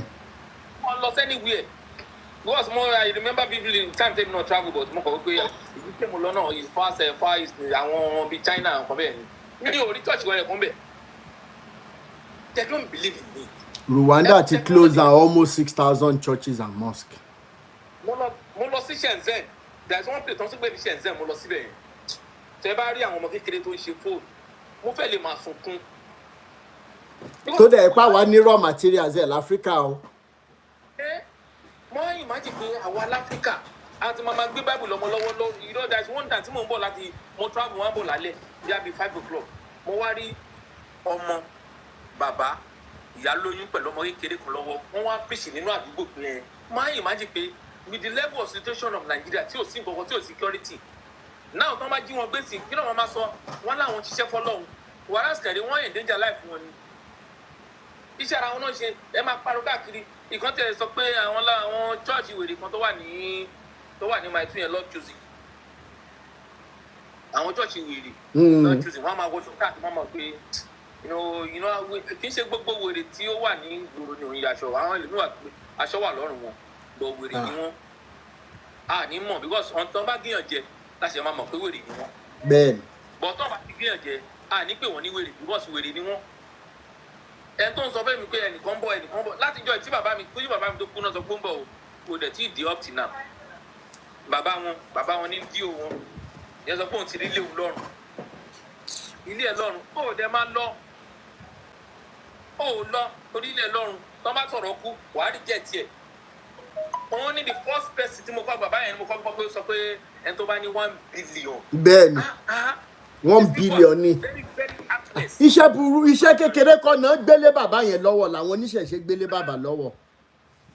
1 billion bó lè yọ ti bẹ́ẹ̀ rí. àwọn náà èdè àwọn politicians wa tó ń jẹ́ mọ́mọ́. bẹ́ẹ̀ni àwọn politicians yẹn because wọn ò dárúkọ recently lára àwọn EFCC chairman yìí wọn kò bá wọn ní wọn fi owó àwọn churches fún àti pé kò jẹ́ dárúkọ churches. wọ́n fẹ́ àwọn churches yẹn lọ́dọ̀ owó. bàbá yẹn máa wà ń bẹ̀. wọ́n dẹ̀ sáré stop investigation yẹn pé wọ́n gbọ́dọ̀ go further. wọ́n ti silence yẹn straight. àwọn ní ẹnìkan tó lè fún àwọn 100 million kí náà fẹ́ fi ìpèsè ìpèsè àwọn gbogbo ilẹ̀ tó gbà ní lọ́dọ̀ wá sí tó bá yẹ pé bí àbí factory àbí industrial kìíní ló wà bẹ́ẹ̀ àwọn èèyàn ẹnu ọ̀pẹ ni wọ́n máa reduce but irọ́ à ń lọ sí convention ìgbà mi tí màá gbé mọ́tò jáde tí máa ń lọ lé báyìí nígbà mi ìgbà ẹ̀rú máa ń bà mí because tẹ́fà máa dé di mọ́tò báyìí ibi táwọn wọ̀ ní 500 wọ́n lè ní 2,000 naira. bẹ́ẹ̀ni. wọ́n máa ti bẹ̀rẹ̀ ìwé nípa lọ sí camp ẹlòmíà wa kó very incident ṣẹlẹ̀ kódà kò sínú last year mi ò mọ kó táwọn yẹn wà lọ wọ́n làwọn lọ sí virgin ni o ìgbà tó máa cross ọ̀nà báyìí mọ́tò pa ọmọ méjì ó pàyà ẹni mẹ́ta ni mọ́tò pa wọ́n dẹ̀ ń bọ̀ láti láti virgin ni kí là ń wá kiri for goodness sake ó síbi tó ti pọ́ lọ́tọ́ lọ́hùn òde lóhùn náà. mi ìmọ̀rú heart of stone táwọn bàbá ẹ̀ ní o the same last year yẹn náà ló threaten àwọn èèyàn o ní bàbá burúkú yìí ló threaten àwọn èèyàn páwọn tí ò bá wá sí kámpù yẹn wọ́n máa regret ẹ mo ṣe fídíò lé lórí o. àwọn tó bá ti wá sí kámpù wọ́n máa regret why is it must? no I'm just no at times nígbà míì mo máa ń wò pé why tí Ọlọ́run ṣe dá mi sílùú yìí because gbogbo ìwà àwọn táwọn èèyàn dúdú wù yìí wá máa máa wò pé ṣáwọn èèyàn mo máa rè lọ pẹ́ṣọ̀ láwọn ọ̀rẹ́ mi pé ṣé Ọlọ́run ló dé yàn dúdú because mo máa wò pé gbogbo ìwà èèyàn dúdú ìwà burúkú ẹ̀wọ̀ sìn Rwanda sìn mo president wọn ti plan there 6,000 churches and mosques. bẹ́ẹ̀ni. not the far but wọn jẹ́ kí ẹ ṣẹlẹ̀ Nàìjíríà láyé because àwọn politicians wà lẹ́yìn. ṣe báwọn bàbá Adébóyè ló wà ń jọba ń sìn yìí àwọn náà ń ṣèjọba. because ìgbà Jonathan ó jáde ó protest. bàbá burúkú bàbá jákujàku bàbá àgbà òṣì àgbàyà yẹn. Baba, this country is getting crazy though. mọ̀ pé arms of government náà ni àwọn churches yẹn náà wà. bẹ́ẹ̀ni they are part of DJ Switch sọ ní 2 weeks ago now the RCCG is a religious arm of the APC. wing of APC. bẹ́ẹ̀ni yes. ṣó parọ́ ni. yes kò parọ́. ẹ lọ wò náà láti ìgbà tó ti yọ Jonathan fún gọ́ọ̀mẹ̀ntì ẹ máa rí mẹ́mbà redeem senior member redeem máa wà nínú gọ́ọ̀mẹ̀ntì. bẹ́ẹ̀ni wọ́n wà ń bẹ̀. ẹ jẹ́ kí n tún já yín sí kan ẹ jẹ́ ń já yín sí kan ẹ má bínú ẹ jẹ́ ń já yín sí kan ní 2015 mo fẹ́ sọ ilé fún àwọn ọmọ redeem àti winners tó yẹ pé Tóyèdépò bá wá sí redeem tó bá kúnlẹ̀ bí wèrè tí bí yẹn náà ń pray fún gbogbo wọn máa pàtẹ́wọ́ I claim it generational blessing àwọn olórí burúkú aláyébàjẹ́ Tádébóyè bá lọ sọ́dọ̀ Esther Ajayi wèrè tó máa ṣánkú yẹn náà Wọ́n á tún pàtẹ́wọ́. Oh, this is good for Christendom. This is good for the body of Christ. Now, in 2015, wọ́n ní tọ́mọ ekere ò bàbá tán, àbárọ̀bá ni bàbá tán. Adeboye was suddenly behind APC. Yes. When Oyedepo, Ashilawo picture, was suddenly behind Atiku. Yes. Obasanjo, Atiku, Oyedepo wà lẹ́yìn wọn báyìí. Now, what God, if not because àwa gangan fúnra wa tá tẹ̀lé wọn, èèyàn rádaràda ni wá. Yes. Èèyàn rádaràda ni gbogbo àwa tá ń tẹ̀lé àwọn bàbá yìí now. At the top part, they are brothers. But when it comes to politics, they are part of the instruments that the government uses to create divide and rule. Yes. So what am I trying to say? At the end of the day, what is the record of Atiku in the history of Nigeria that somebody like Oyedepo will be behind him? What is the association? What is the record of Buhari and Tinubu that Adeboye was behind them and he's still behind them? Baba, I'm asking. If wọ́n ní ìmáàmù àti aláró wọn ń ṣọ̀rẹ́ ara wọn. Bẹ́ẹ̀ ni tẹ́ bá ti ráwọn méjèèjì tí wọ́n ń ṣọ̀rẹ́. Truly àwọn Christian bá tiẹ̀ believe nínú Bible tó ń sọ pé àwọn ń kà náà bí Bible wọn rí. Tí n bolo wà nínú Bible pé kóbìnrin máa lead ìjọ tí irú Esther Ajayi yẹn fi ní church tó fi amass wealth to that extent. Because recently náà ṣùgbọ́n náà tún ṣe fọ́mọ ọjọ́ ẹ̀ tó gba fóònù tó ní ọmọ ọjọ́ yẹn ń spy. Tó fọ́ fóònù ọmọ yẹn mọ́lẹ̀. Ó fọ bàbá yẹn ti jáde sọ̀rọ̀ sí but reason tí mi ṣe lè sọ̀rọ̀ sírù nǹkan bẹ́ẹ̀ yẹn ni wípé ẹ jẹ́ kí n sọ nǹkan fún yín. When a victim comes out, ṣẹ́ẹ̀rì tí victim bá jáde nígbà tó bá ti wà victimized, sí member wọn bá jáde when they have been victimized, it is already too late. It is too late. Because they were there when tí wọ́n gbà tó ń bayé aláyé jẹ́, the guy was there. Why was he now talking when it became his own turn? I've been telling people, religion does nothing good other than to limit us as a human. Yes. For thinking level, we might reduce it because people are not asking questions. Yes, now. Wọ́n ti láàgbọ́dọ̀ béèrè question. Tá a bá béèrè question, we are antichrist. For all these technology stuff, social media, all expose the law. Ẹ̀yin rí pé gbogbo bọ́yìn sọ̀rọ̀ láti jọ ìsìn. Bàbá máa sọ pé àwọn mẹ́rìkù tó ń ṣe ó wá lè fún yàn láti believe. Ó tún mọ̀ pé this thing is lies. Ó ní wọ́n lóhun ń ṣe fake miracle. Òun nìkan lọ́nà change weather torí ẹ̀. Kò wá tiẹ̀ ṣe miracle yẹn kò kí ṣe lójú èèyàn wọ́n máa ń ṣe ibi tí òun nìkan bá wà. Èmi Holy Spirit my daddy máa ń remind ẹ̀. How can you remember àwọn professor àwọn doctors dẹ̀ jókòó síwájú sọ fún wọn pé wọ́n lọ fi handkerchief tí wọ́n ti praise wọ́n lọ fi jí òkú tó ti sin òun bá sí 11 days. Bàbá àwọn tó ń ra kóòmù tó ń kóòmù ìṣòro dànù àwọn tó wá ń gẹrí wọn kọ́ sóòlù kóòmù. Ó sú mi o. Àwọn ìṣòro máa wà lórí wọn ni kò lè kúrò bẹ́ẹ̀.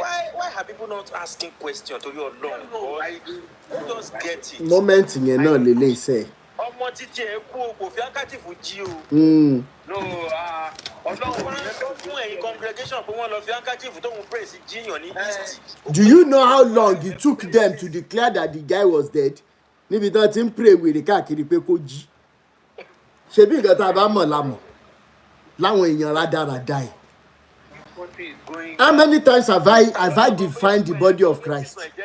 Everything is wrong with Nigeria now. Not the only religious one. Everything. It is well. Àwọn tó rò pa kí lè máa restaurate Nigeria pẹ̀lú religions, wọ́n tún pa Nigeria straight. Wọ́n tún padà rẹ̀ tì. Silently ló ń pa Nigeria. Ẹni tí òru jẹun tẹ́sán pé kó ló máa mú wa ń bọ́ ló ti fẹ́ rí owó. Àní nǹkan ti ṣe wá. Yàrá wo lórí social media recently yẹ pé they are not talking about anything. Tithe, Ọlọ́run sọ pé kò sọ tithe yẹ, Ọlọ́run kò mú dọ̀ lẹ́wọ̀. Ìdámẹ́wàá àkáǹtì wo lẹ́ ń sọ síta ní. Wọ́n á sọ fún yín pé ọ̀fẹ́ ní ìgbàlà bọ̀ ìgbàlà tẹ́ bá ti gba ìgbàlà yẹn báyìí ẹ ti máa bẹ̀rẹ̀ sí ní pè fún ogun ayé, ogun ọ̀tá, ogun èṣù ní ṣáà ní gbogbo gbà ẹ dẹ̀ máa sanwó. sáfúnlé ẹ bẹ́ẹ̀ kẹ́ àwọn ló ń ṣe nǹkan tó ra sílé tiwọn ogun lé ẹ ní ogun bàbá ẹ ní ogun kìnnìkan. tẹbí mo ti fi ṣe fídíò ẹ sọ fáwọn èèyàn pé ogun wà nídìílé tiwọn ní family house wọn ní gbogbo ìlú títí yẹn ti ra bẹ̀ pa Oyèdépò ti ra gbogbo ìlú ẹ̀ pa tó fi ń ṣe business oríṣiríṣi. How many of you know that in the mandate winners, the pastors are not allowed to do any other job? They are full-time pastors. Yet, Oyèdépò is having series of businesses, both in Nigeria and Ghana, apart from these business churches.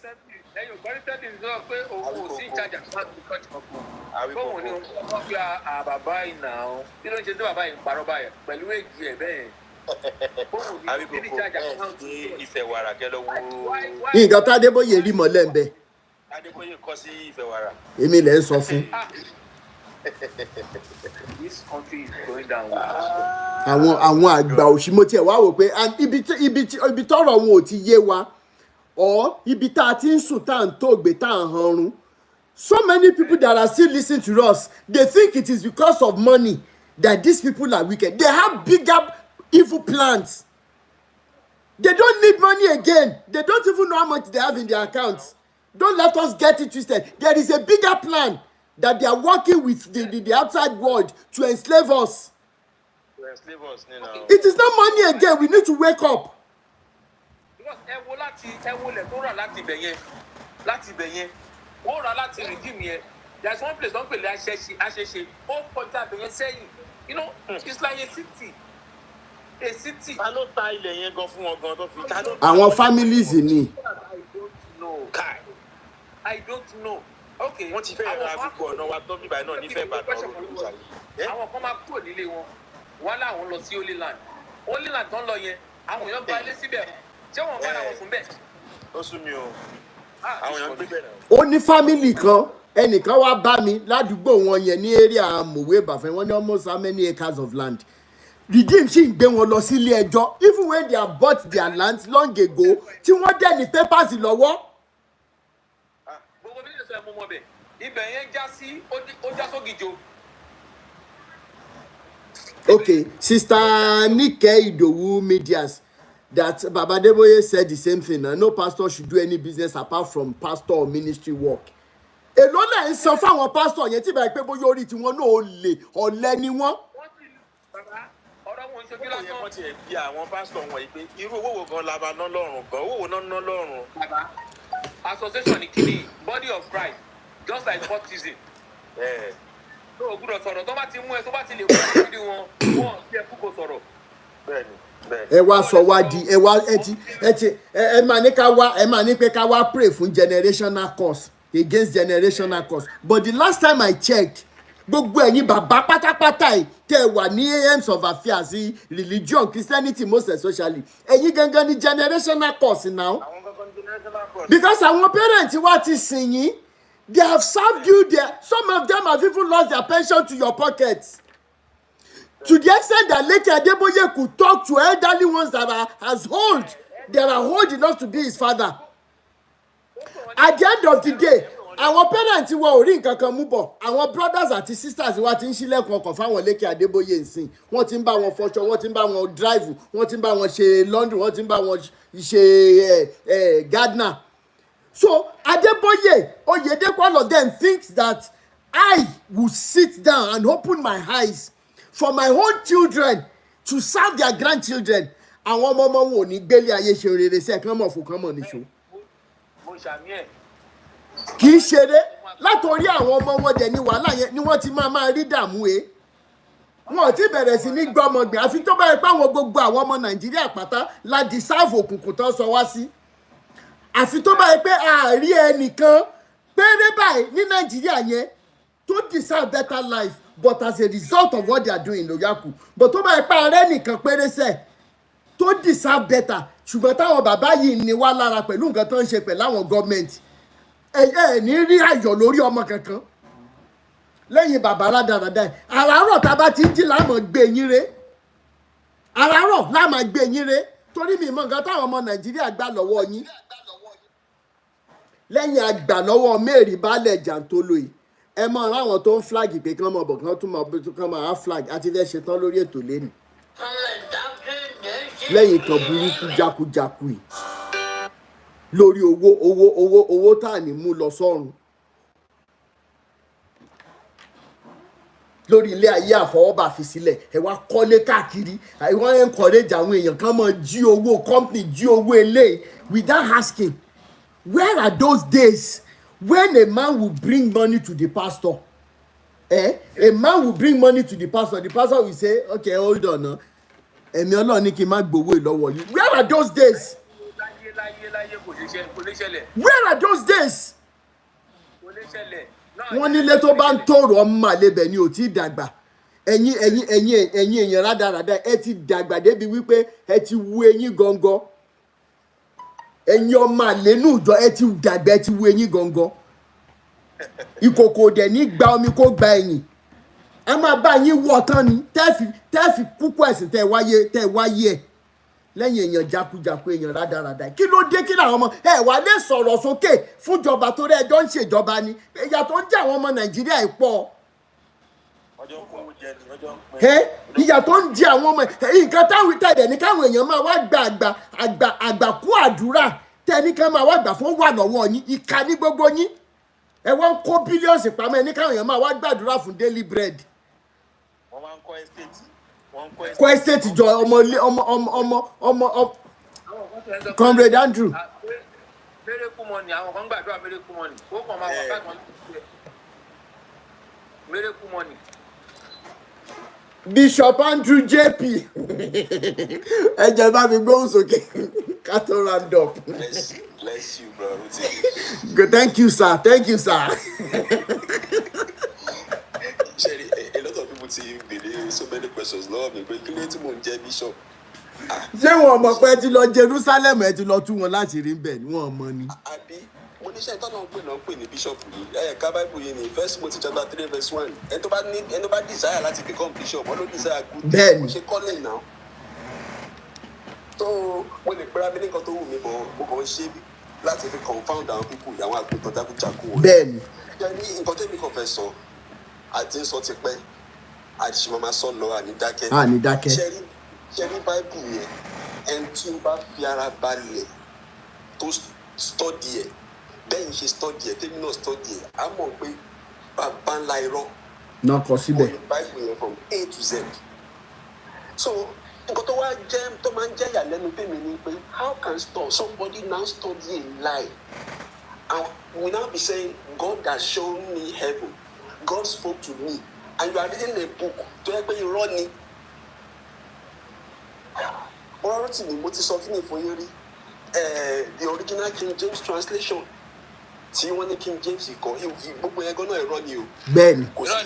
kò sí Moses ò ti exist níbẹ̀ kò sẹ́ni tó jẹ́ bẹ́ẹ̀ni níbẹ̀ náà sì King David sí call guy tí mo sanwó fún professor kan wọ́n porúkọ ẹ̀ ní professor Hetzel ẹni tó bá ń parọ́ ńlá ní ẹlẹ́rìí wà lọ́rùn bí àwọn bàbá rádaràdá yẹn.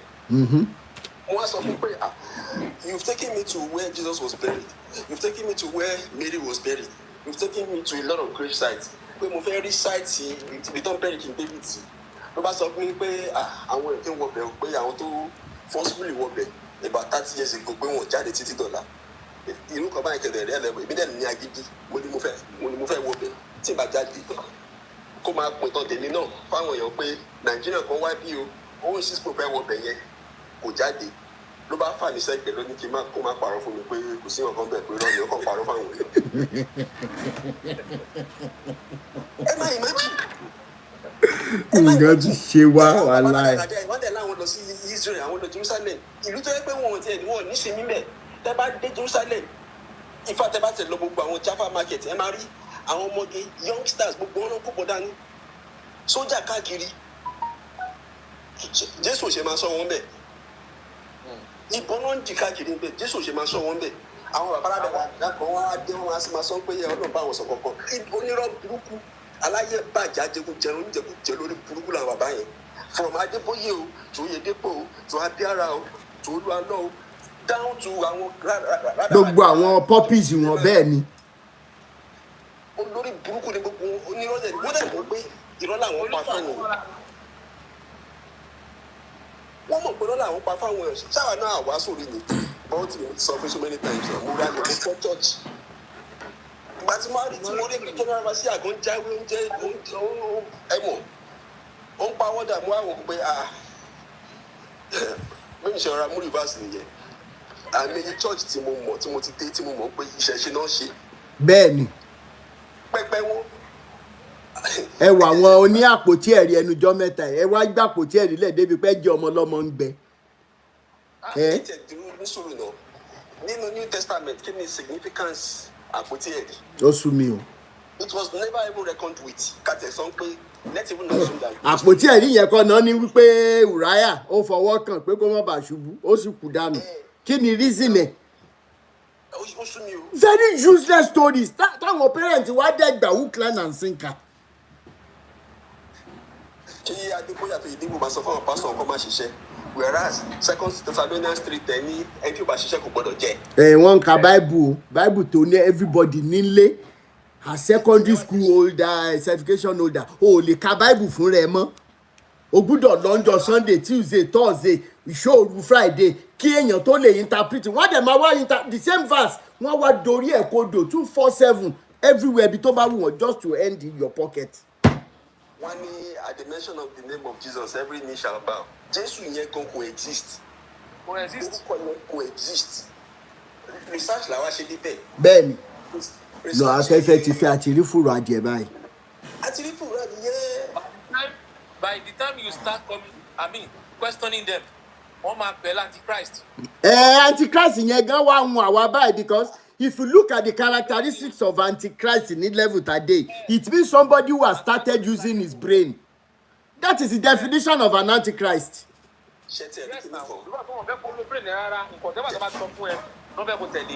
Ṣẹ́rí kí ní kan mo fẹ́ kẹ́tì understand kankan. Ṣẹ́rí gbogbo pé Antichrist yẹn gan bàbá ńlá irọ́ náà tún ni. Bẹ́ẹ̀ni. That word Christ was an invention of the Greek. Yes.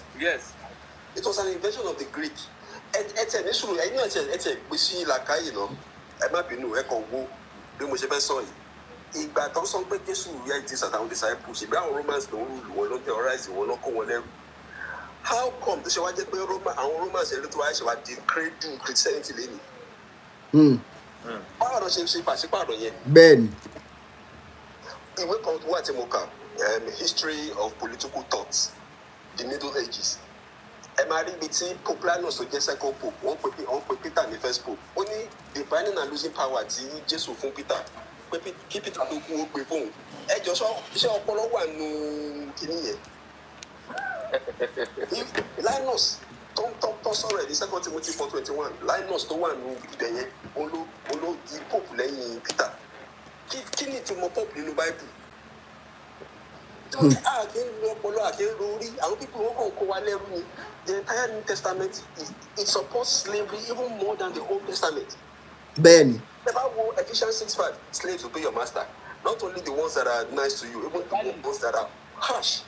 Ẹ tún bọ́ sí Colossians chapter 3:22. Slaves in now Colossians chapter 4:1 same thing. 1 Timothy chapter 6:1 same thing. 2 Peter chapter 2:18 same thing. 1 Corinthians chapter 7 verse 21-24 same thing. Yet it was only if you were called as a slave remain a slave.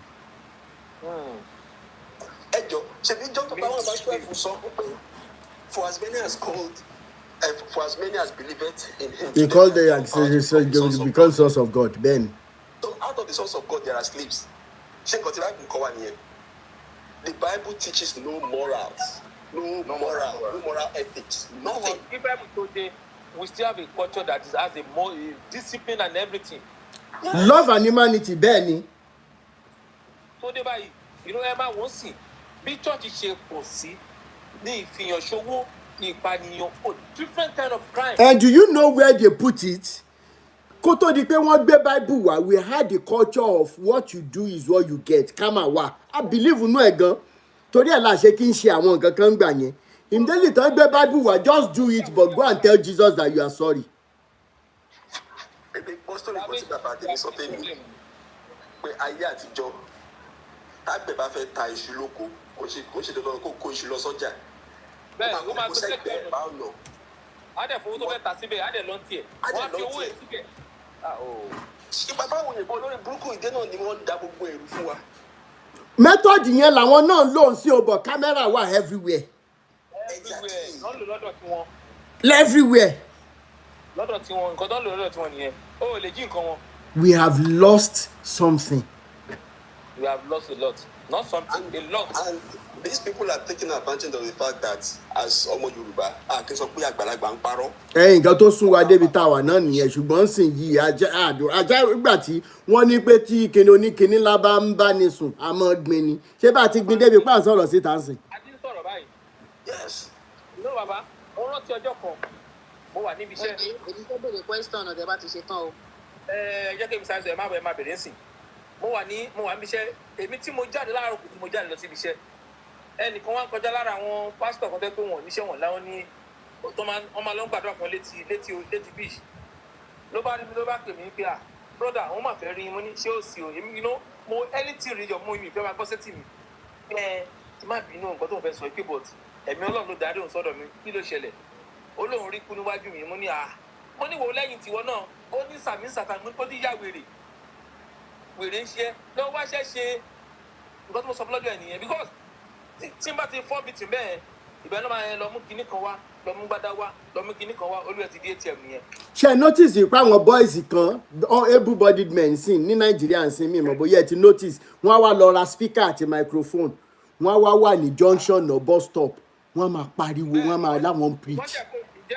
ìkọ́jẹ́ kó ládùúgbò mi sìn ni mo wù wọ́n báyìí bẹ́ẹ̀ ni pé kí ó kọ́ ọmọ ó kó ìyá máa kún in fact ó ṣe ń pariwo ń ṣọ́ra pé kí n mú ẹgbàá kí n máa nà wọ́n sáré because mo gbà gbogbo nǹkan tá à ń sọ yìí kò wọ ilé tì ní Jésù ní ògbéṣòro ẹ wá ìṣòro wo ni mo ní sọ́wọ́n pé mo ní tí nǹkan sọ̀rọ̀ ìṣòro ẹ̀ ló kù. Sister ó yẹ ìbéèrè question yín. question tí mi fẹ́ béèrè. bẹ́ẹ̀ ni. bí ọ̀rọ̀ gbogbo nǹkan yìí ṣe ń lọ ó máa ń kan mí lómi ǹjẹ́ àtúnṣe lè wà sí bí nǹkan ṣe ń lọ lọ́wọ́. Very good question. Ṣé àtúnṣe lè wà sí gbogbo bí nǹkan ṣe bàjẹ́ tó yìí? Bí nǹkan ṣe bàjẹ́ tó yìí. Ẹ jẹ́ kí n kọ́kọ́ jẹ́ kó yé yín wípé ní about 5-6 years ago wọn ò bí ẹnì kankan dáa kó gbéná wojú àwọn bàbá tá à ń sọ yìí.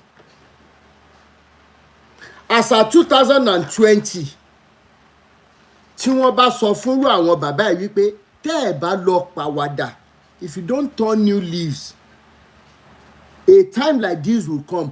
Bàbá Adébóyè ni o Oyèdépò ni o Kúmúyì ni all of them they will say that ẹ tú dànù láyé kò sẹ́ni gbẹ́jẹ́ gbóngbéná wojú ẹkùn láì ṣàwo. That's number one. Number two, don't forget that eléyìí tá a bẹ̀rẹ̀ lọ́wọ́lọ́wọ́ yìí it is not a problem that started yesterday. It is a problem that started during the days even before our grandparents. If you date back or if you backdate to the establishment of CNS, Sele, for example, you will know that nǹkan ti bàjẹ́ jìnnà. However, the fact that we had so many people they could not do without going to church before, today they have stopped going, yet they still hold on to the fact that àwọn ọmọ ọ̀pọ̀lọ́ nǹkan wà níbì kan. That tells us that the only reason why lies and wickedness will travel far is when the truth is afraid to speak up. Òótọ́ tá a wá ń sọ lẹ́nìí àwọn Yorùbá tún wá fún wa ní ìdánilójú kan pé tí irọ́ bá lọ ní 20 ọdún ìjọ kan báyìí lóòótọ́ bá máa bá. Unfortunately, at every corner tá a ti ń find ara wa, how many of us are raising the truth up to show forth its head? Due to sentiments, due to fear of what will happen, due to fear of this, due to fear of that, most especially fear of what will people say ló ṣe ń ta ẹlòmíì down. ìyàwó ti já bọ̀ kí lọkọ mi máa sọ, kí làwọn ará ilé ọkọ mi máa sọ tí bá ní mi lọ church mọ́. Ìyàwó ti já ọkọ ti já, ìyàwó ló ṣe sọ pé irọ́ o, ibẹ̀ ló ti fẹ́ bí o, ibẹ̀ ló ti pàdé o, ibẹ̀ la gbọ́dọ̀ parí life wa sí o. So it will always bring disarray for that to come out. However, kí ni ọ̀nà tá a ṣe lè tún lè establish liberation movement tá a bẹ̀rẹ̀? Òun ni Awíkókó máa ń sọ ní gbogbo ìgbà pé truth irrespective of what it will cost, love and humanity. Torí ẹni máa gbàkàrà lọ́wọ́ ọmọdé ó gbúdọ̀ tọ́ oyin sẹ́gbẹ̀ẹ́. Mi ì mọ̀ bóyá mo sọ dáadáa, ẹni tó bá tún ní àfikún ẹ jọ̀ọ́. Àfikún tí mo fẹ́ fi sùn ò ní pé irú yín báyìí tẹ bá wà pé Nàìjíríà lè wà tẹ ìdíje sọ ẹ má yàn parọ́ fún yín wá ti ní mẹ́ta ó ní ẹlẹ́ o. Ṣé wá rí ẹni bá máa ṣerú iṣẹ́ ẹ jẹ́ n sọ nǹkan fún yín mà. Ní late 2018 tí mo gbọ́ nǹkan tí mo gbọ́ lórí Òkè Ọlọ́run kan, because the last time I went to where they call church was 2016. Kò dẹ̀ sẹ́ni tó máa stop church ní lílọ tí ò ní kọ́kọ́ máa rò pórí òun ti dàrú o. But ní 2018 redeemed pastor máa dárúkọ pastor Emmanuel ló ń jẹ́ neighbor mom sí mi ní fúnra ẹ̀ ló invite mi lọ sórí Òkè Akíkẹ́mi. Ká ní màá yẹn mọ̀ pé irú nǹkan tí máa dà lẹ́nìí rè kò ní mú mi lọ sórí òkè yẹn. Orí Òkè Akíkẹ́mi yìí la wà, ẹ lọ béèrè lọ́wọ́ àwọn tó mọ orí Òkè Akíkẹ́mi dáadáa. November 2018 ẹlẹ́mìí kan jẹ iṣẹ́ ńlá kan níbi tí iṣẹ́ máa yí pure dé. Ó ní ẹ lọ sọ fún Ajímọ̀bí former senator governor of Oyo State pé òun olúwa fa okùn ẹ̀mí ẹ̀ tú pé kó lọ múra lẹ̀ kó lọ tolé ẹ̀. Orí live video mo ti ń sọ yìí. Máa yẹn jíṣẹ́ àwọn bàbá tá à ń sọ̀rọ̀ wọn, ó ní ṣé wọn Ọlọ́run lòun sọ fún wọn pé kí wọ́n máa mú ẹran ajíyọ̀ wá. Ìjọ yẹn ni mo mọ̀ túmọ̀ ẹran ajíyọ̀. Ìjọ yẹn ni mo mọ̀ túmọ̀ ẹran ajíyọ̀, mi ì mọ̀ túmọ̀ nǹkan tó ń jẹ́ tẹ́lẹ̀, mi ì gbọ́ rí. Ẹ fẹ́ mọ̀? Ní ibi tí iṣẹ́ yẹn lè dé, ẹ lọ sí orí Òkè Akíkẹ́mi ní Ìbàdàn. Kẹ́ni arákùnrin kan wá sórí òkè ní November 2000 pé wọ́n jẹ́ṣẹ́ kan. Ibi tí màá yẹn ti ń jíṣẹ́, ibi tí ẹni tó wà ní in charge ní yíyà yẹn, mi ì mọ̀ bóyá wọ́n ti change ẹ̀, tó ti dìde pé ká pray fún Nàìjíríà. Lẹ́lẹ́mi yẹn ti wọnú ẹ̀mí lónìí. Ẹ̀mélòó ni mo ti sọ fún yín pé kẹ́ ẹ má gbàdúrà sí mi lórí ọ̀rọ̀ Nàìjíríà mọ́. Ẹ̀mélòó ni mo ti sọ fún yín wípé nínú ìbínú ẹ̀mí Olúwa ni mò ń mú Nàìjíríà bọ̀ wá síbi ìparun. Irú ìtàjẹ̀sílẹ̀ tá a rí rí ní Nàìjíríà tá a máa bẹ̀rẹ̀ sí ní rí. Ìgbé kò wá kí n ṣe torí àwọn politicians o, but torí àwọn tó pera wọn ní ìránṣẹ́ òun Ọlọ́run alààyè tí wọ́n gbé òun Ọlọ́run kúrò ní ọkàn àwọn èèyàn, tí wọ́n wá gbéra wọn síbẹ̀, tí wọ́n wá ń da ayé àwọn èèyàn. Ó sọ àwọn Yorùbá kan tó le nínú jíṣiṣẹ́ yẹn. Ẹni tó bá mọ orí òkè tí mò ń sọ ìdáadáa níbi táwọn ọkùnrin máa ń wà, ó ní kànga kan tán ní bàbá Ayọ̀ Babalọ́lá gbẹ́, wọ́n lómi yẹn ò gbẹ́rí, ó náà fi tú máa yí lára. Nígbà tó jẹ́ iṣẹ́ yẹn tán, ẹ̀rù Ọlọ́run bá àwọn èmi lágídí díẹ̀, àwọn èèyàn ẹni tó ń jíṣẹ́ lọ́wọ́ táwọn èèyàn ń gbọ̀n nílẹ̀ lẹ́yìn níbi tó dojú bolẹ̀ sí. Èmi dẹ̀ wá gbójú sókè pé àbí microphone wà lọ́fun máa yí ni àbọ̀ sọmọ lára ni níbi tí ohun ẹ̀ rinlẹ̀ dé ń jọ yẹn. From that late 2018 lẹ́mi liberation yìí ti bà lé mi. And those days ẹ má gbàgbé, those were the days so pé tẹ́ bá sọ̀rọ̀ nípa àwọn bàbá tá à ń sọ yìí, ẹ̀yin fúnra yín lẹ ní profile yín o. Immediately tẹ́ bá ti post nǹkan kan pa wọn, ṣe lẹ máa log out torí ẹ̀rù máa bà yín torí nǹkan táwọn èèyàn máa comment. Back then maybe 1% of the comments will be to support you. Òótọ́ dẹ̀ ni wọ́n bọ̀bọ̀ ìsọ o, but 99% will be curses, will be abuses. Wọ́n máa búyà ẹ̀, wọ́n á bú bàbá ẹ̀. If only they realize that our abuses will become stepping stone for us today. Wọn ò ní ṣe. Àwa bẹ̀rẹ̀ sí ní ṣe fídíò 2019, 2020, ṣẹ̀ṣẹ̀ wo bí tá a délé ni ẹ wo iye èèyàn tó ti wà liberated. So what I'm saying in essence is ṣe rí ìgbà ọlọ bí òréré ẹ sọ fún àkísà ẹ sọ fún aláṣọ ọgbà pé àkísà lo ìgbà rí. Ó dẹ̀ níbi téèyàn máa jáwé já egbòdé tágbára burúkú kan máa gùn tó máa sọ wípé sẹ́yìn gbogbo tóun bá ti sọ àwí má yẹ̀wùn tó dáa tó ètò òun gbé dání òsì. Òun ló ń ṣe àwọn bàbá ẹ̀ débi pé ìyẹn wà nínú kámẹ́rámà ní ẹ̀yìn tẹ́ fẹ́ fún wa ní 1 billion. Ìjọ́ tí mo rí fídíò yìí mo ní wà bẹ́ẹ̀ o jẹ́ kọ́mpẹ̀sì 100 million. Ẹ dúró ẹ jẹ́ má bínú máa nǹkan wà ẹ jẹ́ má bínú free thinker máa nǹkan wà ní ìsàlẹ̀ ó pe rẹ̀ ní ó ní kù ló ní many wrong prophecies are over mountains. I agree sir. Tí n bá sọ wípé irọ́ lẹ pa then that means onírọ́ ni mí ṣùgbọ́n máa sọ nǹkan tó ṣẹlẹ̀ fún yín tí mo fi believe ṣe. Number 1 Ṣájímọ̀bí jáde láyà ẹ lè sọ pé torí covid ló pa okay fine. Ẹni tó bá wà ní orí òkè or if you can go to this orí òkè ẹ lọ confam nǹkan tí mo ń sọ yìí. Lẹ́yìn ìgbà tán tún máa yẹn lára tán tá a ti ń ṣe àwọn prayer jẹ̀lẹ́ńkẹ́ pé ìwọ Ọlọ́run gbogbo ẹ̀ṣẹ̀ tá a ṣẹ̀ wá dáríjì wá and everything you know the normal CAC setup. Bí màá yí ṣe fọ́ dídé nìyẹn àwọn èèyàn fọ́n dànù pé kí ló tún dé. The man was not saying that pé torí pé òun dárúkọ àwọn bàbá yìí ọ̀pọ̀lọpọ̀ ni ò gbàgbọ́ bí ó ní kùlù náà ṣe gbàgbọ́ bá a ṣe ń sọ yìí. Do you know what happened? The man said ó yẹ ẹ mú ìwé yín ẹ mú gègé yín. That was the first time tí mo mọ̀ tún mọ gègé. Mi mọ nǹkan tó ń jẹ́ gègé tẹ́lẹ̀. That was the first time tí mo mọ̀ pé pẹ́ẹ̀nì ló ń jẹ́ gègé tá a fi ń kọ nǹkan ló ń jẹ́ bẹ́ẹ̀. Ma.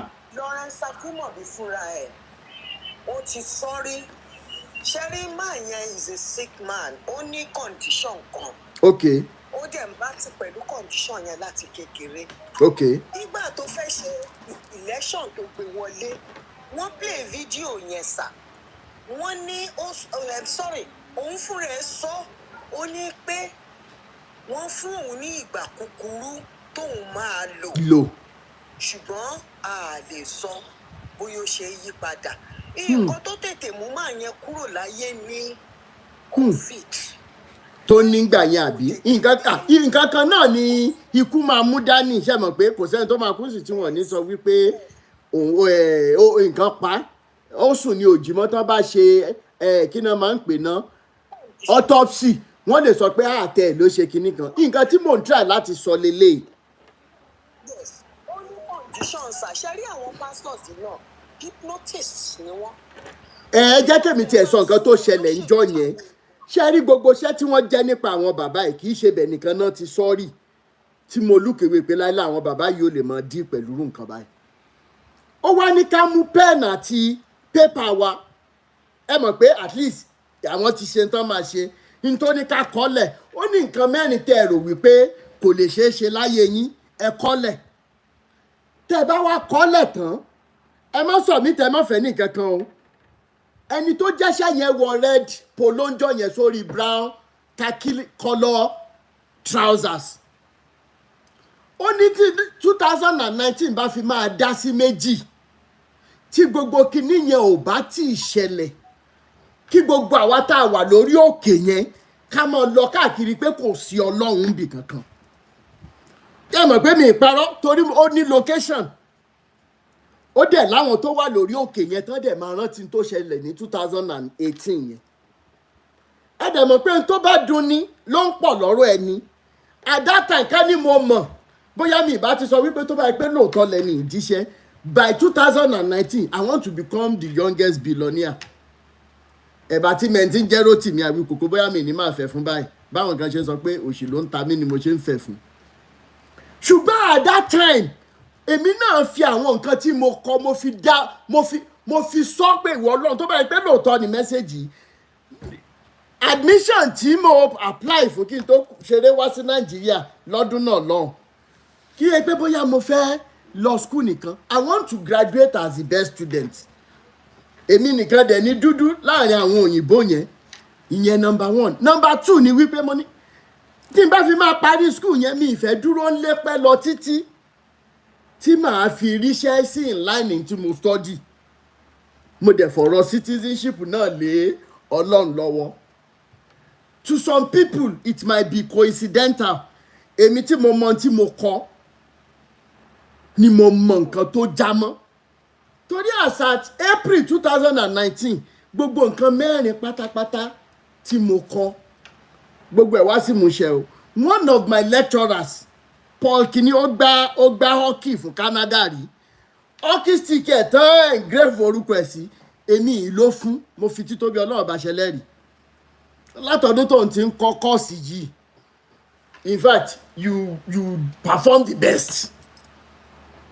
Olódẹ̀ mo ṣì ní fídíò ẹ̀ as evidence tí wọ́n ṣe standing ovation fún mi àbí kí náà mọ̀ ń pè tí mo dé school jọ ẹ̀ wọ́n wá celebrate ẹ̀ pọ̀ mọ́ birthday mi mo dẹ̀ ṣe citizenship sọ̀wọ́ kan náà mo gba employment letter from CP before I wrote my final exams. Ìjọ yẹn ni yèmí ṣí pé ẹ máa gbọ́ náà ọ̀rọ̀ tẹ́ni máa sọ ó jọgá tó kò jọgà tó. That was when the exposition became intensified on them. Now kí ni mo fẹ́ fàyọ the whole summary of the whole thing is ẹ jẹ́ kó ní kálukú bẹ̀rẹ̀ sí ní béèrè lọ́wọ́ ara ẹ̀ bá ṣe ń gbọ́ra wa what am I living for? What exactly am I on this planet for? Then if you're already having a wife, if you have children, what am I living for them when I'm gone? Ìjọ tá bá ti bẹ̀rẹ̀ sí ní béèrè thank you so much. Ìjọ tá bá ti bẹ̀rẹ̀ sí ní béèrè àwọn questions yìí lọ́wọ́ ara wa as men first and foremost. Ìgbà yẹn gan làwọn ìyá wa tó jẹ́ serious agent of change ni wọ́n máa catch fire liberation yìí. Tí nǹkan tó bá dẹ̀ fi lè mú kí àwọn obìnrin tó bá fi lè mú kí àwọn obìnrin wa kí wọ́n bẹ̀rẹ̀ sí ní gba liberation yìí I am telling you for a fact the liberation will go faster than what it is. Kálóbìnrin ló ń ṣe nǹkan tí mò ń ṣe kì í ṣe ọ̀rẹ́rẹ́ níbi tí Ọlọ́run fún obìnrin ní agbára dé. Àwọn tó dẹ̀ kọ́ Bible àti Quran ti rí agbára lára obìnrin náà ṣe suppress wọn nínú gbogbo nǹkan tó kọ yìí. Ẹ lọ ka Bible dáadáa kẹ́ ẹ ka Quran dáadáa. Thank you so much bàbá mi. Ẹ lọ ka Bible dáadáa ẹ lọ ka Quran dáadáa. Agbára kan wà tí Ọlọ́run fún àwọn obìnrin tí wọ́n bá ṣe tán wípé ẹ rántí ìgbà tí wàhálà bá wà Nàìjíríà tí àwọn obìnrin bá sọ fún military government pé àwọn máa jáde o military government máa ṣe nǹkan tó ń fẹ́ tá a fẹ́ Nàìjíríà ń gbà yín. Kì í ṣe dé. It is the same power that religion has packaged and hidden. Lásán lẹ́rù pé wọ́n ní obìnrin ò gbúdọ̀ sọ̀rọ̀ in church.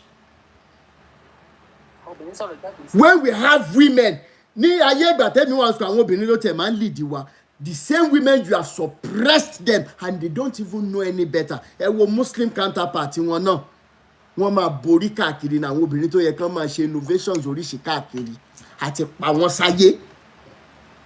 And that is why tẹ́ pé lẹ́nìí tóbìnrin bá wà vocal ọkọ ló kọ́kọ́ máa bẹ̀rẹ̀ sí ní gbòǹde pé kò wá submissive kò ṣe kinní kan obìnrin lọ́pọlọ jù ẹ́ lọ. Èmi yìí ti ní girlfriend rí tí mo sọ fún wípé àlọ́ lọ́pọlọ jù mí lọ mo ti gbà fún ẹ. Bẹ́ẹ̀ ni tí mo accept pé tó bá ti pé mo fẹ́ take a decision Elédùmarè fún ẹ. How many of us tọjọkùnrin la rántí gbà tá a wà ní secondary school tó gbà obìnrin ló lead wa throughout? What about higher institution? Ẹ wá wo bí tí Bible tún wá kọ sí tọkùnrin àti tó bá ká obìnrin ní adultery kí wọ́n lẹ̀kúta mọ́ tó bá ìpọ́kùnrin ní kìnnìkan tí ọ̀gá bá jábàálẹ̀ slave ẹ̀ ó ní iye tó máa san ṣùgbọ́n ẹ wo nǹkan tó kọ nípa obìnrin mentally sick men put together stories for us and we started running the race of our lives with those books. ẹ wò tí Muhammed náà ṣe fún àwọn títí ẹ̀, ẹ wò bọ́n ṣe kọ́. Tí n bá sọ fún yín lẹ́nu iṣẹ́ máa believe pé àti Bible àti Quran they brought them from the same source náà ti wá to achieve one purpose, to make sure that Africa will never be set free. Ṣé àmọ́ ara àwọn videos yẹn tán reveal lẹ́nu? I will go back to my submission. What am I living for? What are you living for? Do I deserve better life than what I'm having? And are there resources to make sure that I live better life? The answers are yes. But tá a bá tí ì ṣe tán, wọ́n níjọ́ tí wèrè bá mọ̀ pé wèrè lòun, ìjọ́ yẹn lára ẹ̀ máa yá. Ìjọ́ tó bá tẹ̀ tí wèrè bá tẹ̀ tí sùn, àrẹ̀ ti yá. Bẹ́ẹ̀ni. Ẹjọ́ ṣé àwọn wèrè ò kí ń sùn ni? Wèrè ó sùn o. Wọ́n lé ó lè dàbí ìgbà tó yẹ pé bóyá wọ́n sùn ṣùgbọ́n ẹ̀mí wọn ń sá káàkiri ni. Wọn ò ní sinmi. Ẹ̀yin believe pé ẹ̀yin mò ń direct question yẹn sí o, èmi náà mo lè answer question yẹn on my own. Do you still believe pé àìní àwọn òjíṣẹ́ Ọlọ́run gidi? Tí wọ́n bá sọ pé òjíṣẹ́ Ọlọ́run, tí wọ́n bá sọ pé òjíṣẹ́ Ọlọ́run, number one, ṣé òjíṣẹ́ Ọlọ́run yẹn ṣó máa lo Bible, ṣó máa lo Quran? Ẹ kọ́kọ́ dá mi lóhùn. Ó depend lórí ìlànà ẹ̀. Tó bá yẹ pé Bible ló ń lò, tó ń lo Quran as àfà, the only thing tẹ́ ṣe lè pè ní ìránṣẹ́ Ọlọ́run kì í ṣe iye verses inú àwọn inú ìwé yẹn tó bá ní, bí kò ṣe love and humanity tó bá output. Mi mọ̀ bóyá Yorùbá mi yé yín. I can read all the Bible verses today without touching it. Of what importance is it that my next door neighbor doesn't feel my presence in his life, in my life? Ẹ jẹ́ ká kọ́kọ́, ìtorí ẹ̀ ni mo ṣe tákù Abel Damina, ni mo ṣe tákù máa ń Bọ́lá Olúfẹ́mi táwọn èèyàn ń sátẹ́lì káàkiri. They are only dragging us down back to where we are supposed to be running away from. Ọkàn tí ń dáhùn ní comment section, wọ́n lé òjíṣẹ́ Ọlọ́run yìí wà. Ó náà mò ń sọ. Nǹkan tẹ́ ẹ bá fi máa pè yàn, ẹni tó bá jòṣì jíṣẹ́ Ọlọ́run ò ní láti gbé Bible àti Quran. Ẹni tí bá, for example, ṣe bí mo jílẹ̀ ni, ṣé àwọn kan máa sùn lálẹ́ ètò pé tí wọ́n bá fẹ́ ṣàdúrà sọ́lọ́run tán bá ń sìn, tí wọ́n bá dá, ṣé wọ́n máa rántí orúkọ mi sí dáadáa pé wọ́n lọ́ọ̀ mo dúpẹ́ torí pé o mú Rotimi gba ayé mi kọjá. To such a person, mo ti jẹ́ òjíṣẹ́ Ọlọ́run, ẹ jẹ́ á fi Bible àti Quran lẹ̀. Bẹ́ẹ̀ ni, wọ́n fi fún wa lómi ọbẹ̀ jẹ ni. Láyé ìṣẹ̀lẹ̀ ń gbà yẹn, láyé àwọn Adékànbí ní Mọ́kọ́lá, wọ́n máa ń ṣiṣẹ́ fáwọn èèyàn láì gbowó náà. Ìwọ tí wọ́n bá dẹ̀ ṣiṣẹ́ fún tán gbà yẹn náà máa ṣe lọ́fíńdà, yàgbàdo sínú lọ́fíńdà, wọ́n á ṣe gbogbo ẹ̀, wà wọ́n sí ṣọ́ọ̀bù àná ajáde, wọ́n gbúdọ̀ níṣẹ́ lọ́wọ́ kan tó ṣiṣẹ́ fún ẹ. In tó bá wá mú ẹ ló máa wá fi ṣọpẹ́ ní Mọ́kọ́lá ń gbà yẹn tó bá mọ̀ Ìbàdàn dáadáa. Ṣẹlẹ̀ Mọ́kọ́lá lẹ́yìn barracks ń bẹ̀ yẹn, nítòsí barracks ń bẹ̀ yẹn. Ǹjẹ́ bójú ṣe ríre tá a fi ń jobì lọ́jẹ̀dẹ̀? Mo fẹ́ sòótọ́ ọ̀rọ̀ kan fún wa lẹ́ni tí mo dẹ̀ fẹ́ ká gbé yẹ̀wò. The only reason why Christianity and Islam were able to travel this far and has eaten us so deep is because they garnished it with love and humanity until when these men took over. Until when Pentecostalism took over àti gbogbo àwọn bàbá àwọn tó láwọn ń ṣe mùsùlùmí. Inú mi dùn bàbá Síwájú, ẹ̀yin náà rántí bàbá Adékànbí. Those were the days tí mo enjoy pé mo ń lọ church, mo ń lọ sẹ̀lẹ̀. Adẹ̀tún kúrò ń bẹ́ẹ̀ gbà tí grandma mi kú, mo tún bọ́ sí CAC. Ẹni tó lọ tún wá fàmílẹ́ lọ, mo ń rí bí bàbá, although is late, but mo ṣe rí màá yẹn bí bàbá. They garnished it with pure love and humanity, and we didn't bother to ask for the end product of what they brought to us. The funniest part ni pé irú àwọn ọmọ tó wà níwò yẹn, ẹ bá lọ sọ́dọ̀ wọn sọ wọn lẹ́jọ́ báwọn ṣe sìn ní ṣọ́ọ̀ṣì tí wọn. Bọ̀dá àwọn bá wá sọ́dọ̀ ti yín lẹ́yìn bá pera yín mójú wọn ní fẹ́ bá yín ṣe ẹni tí àpá ẹ̀. Bẹ́ẹ̀ni, so sister mi, sister Adéyínká, bẹ́ẹ̀ ṣe wà yìí nsìn ẹ̀ nídìí láti wọṣọ funfun láti jẹ́ kán mọ̀ ìyá àsòjíjẹ́ Ọlọ́run. In fact, Sherry, the more that we tend towards, I want everybody to even hear this. Oh, the more we tend towards love and humanity, the lesser the prayers that we need, unnecessary prayers.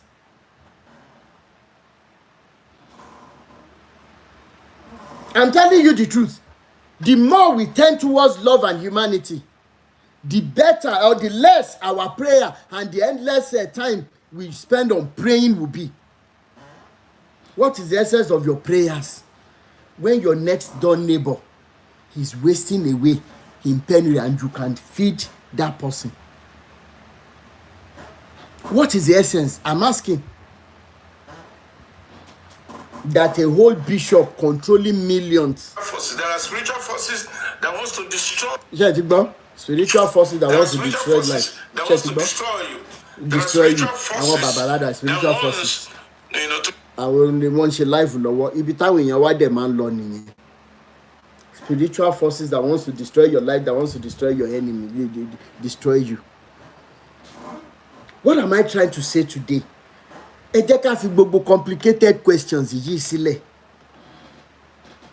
Ẹ jẹ́ ká bẹ̀rẹ̀ sí ní tend towards love and humanity. And that is when these babas, they will begin to retire themselves and their children. Àwọn ọmọ wọn máa rí wípé ibi táwọn bàbá wa gbà tán ti ṣe rádaràda àwọn ò gbúdọ̀ gbàbẹ̀ ẹ̀fọn táwọn bá gbàbẹ̀ wọ́n á là wọn lókùúta pa. How can anybody even understand those books when you don't even have love and humanity? So they're not like lè kà kó yé wa gan. Either they are true or not. We rather èèyàn wá buy as MFM members, your own family member, your cousin or your aunt or whatever. Jọ wàhálà báyìí ni mo ní. Ojú orí ẹ̀tọ́ àbúrò ẹ̀ ló wà lọ́spítù nǹkan báyìí ló ṣe ó kàn dẹ̀ jí níjẹta ni o mi ìbàdẹ́ ti wá báyìí bí agbára ipá ti pin ni o.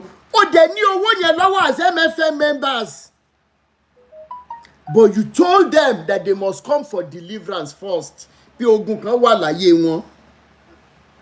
Tí wọ́n gbọ́dọ̀ wá ṣe corridor deliverance wèrè ní MFM sí kó tó lè ràn wọ́n lọ́wọ́. Ìwọ aṣièrè tí wọ́n fún ní mentality tó lùkọ́yà fún ní mentality deliverance. Cervical cancer wà lára ẹ tó ṣì ń deliver tí ò tí ì di o.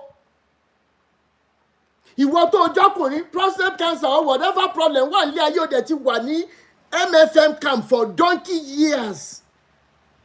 Ó wá ní pé kẹ́ni tó ní small malaria tán gbé lọ sí hospital bóyá high fever ó ní pé kó máa bẹ̀rẹ̀ sí ní wá ṣe deliverance. That is the wickedness of religion that we are talking about. Wickedness, ayé sọ̀dà ni wickedness. Baba Adeboye said it and I heard it directly. Hey boy, they brought it to him. The boy cannot perform. He was impotent. And I said, my father, in the name of Jesus, Ekpele, my father says, tell this boy, let him go and slap his mother. Kí géńdé ọkùnrin lọ gbáyẹ létí. Ẹ jọ̀ọ́ kí ló dé tó máa gbáyẹ létí? Because my father says it is the mother that he was hiding his scrotum in his ears. The video is there on social media. Ẹjọ́ tí mo kọ́kọ́ rí mo tún káwọ́ sórí pé kí à ń jẹ́ ìkúrú irọ́ bàbá ẹ̀ kó tán láwo ó tún gbọ́n wẹ̀ sábọ́. Kàkí bíi grey báyìí ni bàbá wọ̀ nínú fídíò yẹn. Mo ti sọ fún yín pé àwọn bàbá yìí ní Alzheimer's. Bẹ́ẹ̀ni bẹ́ẹ̀ni. Mo fẹ́ sọ pé wọ́n ní schizophrenia gan. Wọ́n ti plaque ti wù nínú brain line wọn. Ó wá ní ó lágbára gan sísá mi. Ó wá ní ibà ìyẹn wá lọ sílé. They now took him home and when he got home he was standing in front of the mother. Tó bá tiẹ̀ máa gbáyẹ̀ létí lóòótọ́ tó jẹ́ pé story yẹn true. Ṣé ẹ̀yìn ìyá ẹ̀ ló máa dúró sí tó ti máa gbáyẹ̀ létí? Àbẹ́gbẹ́ ló ti máa gbáyà. Ṣé bàkándì ló fẹ́ fún ìyá ni? And immediately the boy slapped the mother. The manhood came alive again. Let somebody shout hallelujah. Àwọn obìnrin yẹn tún. Ẹ jẹ́ kí n tún fún wa lẹ́yọ kan ibi tí ká lè parí ètò. Ó lọ camp èmi tí mo lọ camp bàbá wa ń pray pé My father says, you know, but man, do the Bible code to be weary. My father says, let somebody shout hallelujah. I don't pariwo. My father says there is a man here. Láàrin bíi 200,000 people, a man that you have not been able to socket for the past 5 years. But as the Lord liveth, your manhood is diverging right now. Now, àwọn èèyàn ṣe amen àtẹ̀mí náà tí mo ṣe sọ́kẹ́ẹ̀tì ọmọ ọlọ́mọ tán kí n tó wá káàmpù yẹn. In fact, mo sọ́kẹ́ẹ̀tì ẹ̀tàn mi ìwẹ̀ kí n tó wá káàmpù torí mo ti fẹ́ late bọ́ọ̀sì fẹ́ já mi lẹ̀. Èmi náà tún bá wọn pariwo amen èmi tí mo ṣe sọ́kẹ́ẹ̀tì tán. Ẹ wá láàrin kò sí wèrè ń gbòòrò wèrè pọ̀ ń gbòòrò ju àwọn tó nọ́mà lọ Nàìjíríà. I'm telling you the truth. You can go to the men's room now and check yourself very well. Your manhood is restored in the name of Jesus. Gbogbo àtún sàmì àtàwọn tó sọkẹ àtàwọn pastors wọn náà nínú àwọn camp yẹn. Ẹ lọ gbọ́ stories lẹ́nu àwọn tó má ṣe rí wọn camp yẹn. Báwọn pastor rádaràda yẹn ṣe ń gbé oríṣiríṣi ọmọ wá sínú àwọn camp room wọn bẹ̀ yẹn. Àwọn yẹn náà tún ṣe amen. Ìbá ṣe wípé bá a ṣe pọ̀ tó láwọn camp yìí.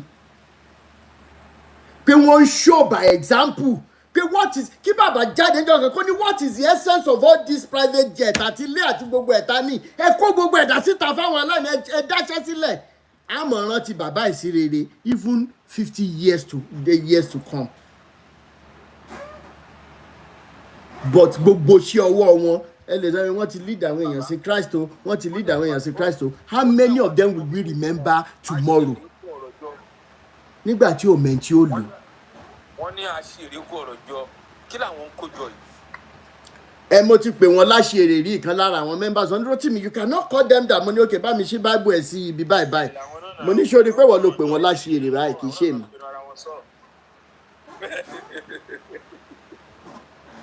Kí la máa rántí wọn sí lọ́la tí wọ́n bá lọ. What are we going to remember them for?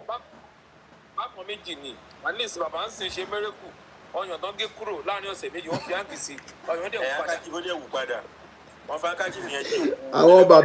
àwọn bàbá ti díìlì pẹ̀lú human part ẹ̀mí wọ́n ti fẹ́ bọ́ àwọn èèyàn rádaràda ọyàn ọ̀sẹ̀ mi ọyàn tán ti gé dànù ó dẹ̀ wù padà news ò dẹ̀ gbé. I was asking some of their members I said you think that the arrogance in the life of these men would be such that wọ́n wá lè ṣerú miracle bẹ́ẹ̀ yẹn gbogbo àwọn fúnra wọn ló máa wẹ́n tó ní cancer káàkiri náà nígbà tó lọ́ọ́ máa wá dojú tí wọ́n 2020 wọ́n wá ní ẹ̀yin tẹ́ ní rìdíìmù ṣe nǹkan kan ẹ̀yin tẹ́ ní rìdíìmù ṣe nǹkan kan ẹ wo nǹkan àti lọ donate 3 ventilators mo ní sórí yín burú ni àbẹ́ ṣí èrè mọ́ tilẹ̀ sójú òkì ń tì yín ni wọ́n ń pè yín ládì fúnra ẹ̀rà ẹ̀ pa fún yín mọ́ wọ́n ń pè yín lólè ń gbẹ́mọ̀ràn jó ṣé bí bàbá yín ló lọ dedicate ẹ̀ kí ló dé tí ò wọnú àwọn họ́ọ̀lù yẹn wọ́ọ̀dù yẹn kó lọ lay hands. bàbá ò fẹ́ kú. ṣé nǹkan ṣe kí ni bí máàsì tí bàbá ló ń gbà bó ṣe dàbí windshield vespa ayé ìgbà yẹn lélẹ̀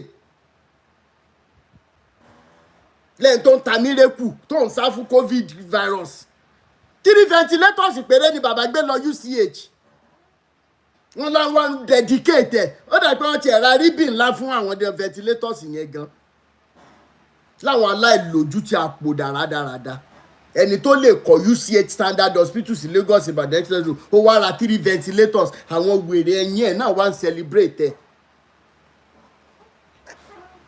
Ẹ wo nǹkan ti ṣe wá ẹ jẹ́ kí alẹ́ ẹ jẹ́ bára wa sòótọ́ ọ̀rọ̀. Kí lẹ wí? Ìyàwó Tinubu ló donate àbí tí bàbá lọ dedicate. àwọn máàsì tí wọ́n máa ń lò tó ná hospital kan l'Abuja wọ́n níyàwó Tinubu ó donate medical equipment that was towards the election ó fi polówó ni ìyàwó Tinubu a lot of medical equipment tí bàbá. So that means nothing even came out of redeem.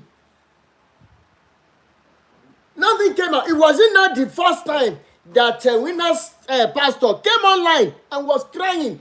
What have I been doing with this organization?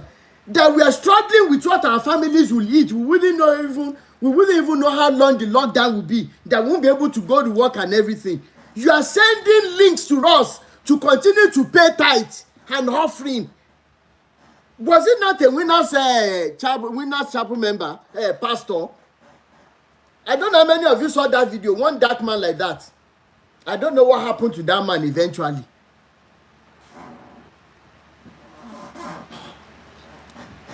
He went to Ifewa and there was no road. He asked the chief what he wanted and he said he wanted road in a particular direction. Please, as many as we are listening to one another tonight, wherever we are, I am begging us. I am pleading.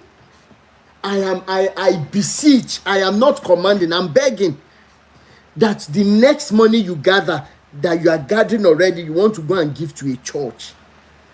It is one thing, don't get me wrong, if that pastor Afa or Isheshe person has always been a giving person, is a very, it's all of them that are all these worldly. I had somebody like that too. Call on for Delefenere. He will soak Gary. Timba débẹ̀ láyé gbà yẹn Gary yẹn lájọ máa mú wọn lọ sórí òkè wọn lá ń pray wọn ṣe bá jẹ́ tí lájọ, but they showed us love and humanity. Àwọn kọ̀ọ̀kan wà bẹ́ẹ̀, there are some of them like that. They are not asking for money. They are after your well-being. You can still help them. And some of them, they still ride Okada. Some of them still have farms. Some of them still do some menial jobs. We're not saying you shouldn't help them. But please, I am begging. Àwọn tó ti yó tán wá bẹ́kùn kiri tó dẹ̀ gbọ́n dẹ̀ máa bẹ́ last náà ni. À ń bẹ̀ yín à ń rọ̀ yín. We beseech that you look for people, even if it is only 2 people. Let's start from there. Anybody that will move mountain must start by picking pebbles. When we share all these stories, some of you will be like, so why is it, Sha? Because you have been conditioned that your money must go to a particular man who is a pastor, who is lazy. But from tonight, I want to even be part of the people that will help you to spread the news. And I look for 2 people to bless. If you hear their prayer point, if you see their tears. And I summarize tonight by saying that love and humanity is the only language that the deaf can hear and the blind can see. Not Bible verses, not Quranic verses, not any Odufa. Ẹ jẹ́ ká kọ́kọ́ fi ìfẹ́ àti ìmọ̀tọ́mọlàkejì, ẹ jẹ́ ká kọ́kọ́ fi bẹ̀rẹ̀ náà. Kí other bigger questions tó máa wá, we have to go back to the drawing board. Torí téyìn ò bá pass, téyìn bá relocate. Lọ sí wọn ní ẹ jẹ́ ká test ọmọ ẹ̀ka mọ kíláàsì tá a fi sí. Ọ̀rọ̀ wa ti di pé ká padà sí primary school báyìí when it comes to our lives. And from that primary school level, we should start learning love and humanity. And that is my submission tonight. Elédùmarè ó sì ràn wá lọ́wọ́.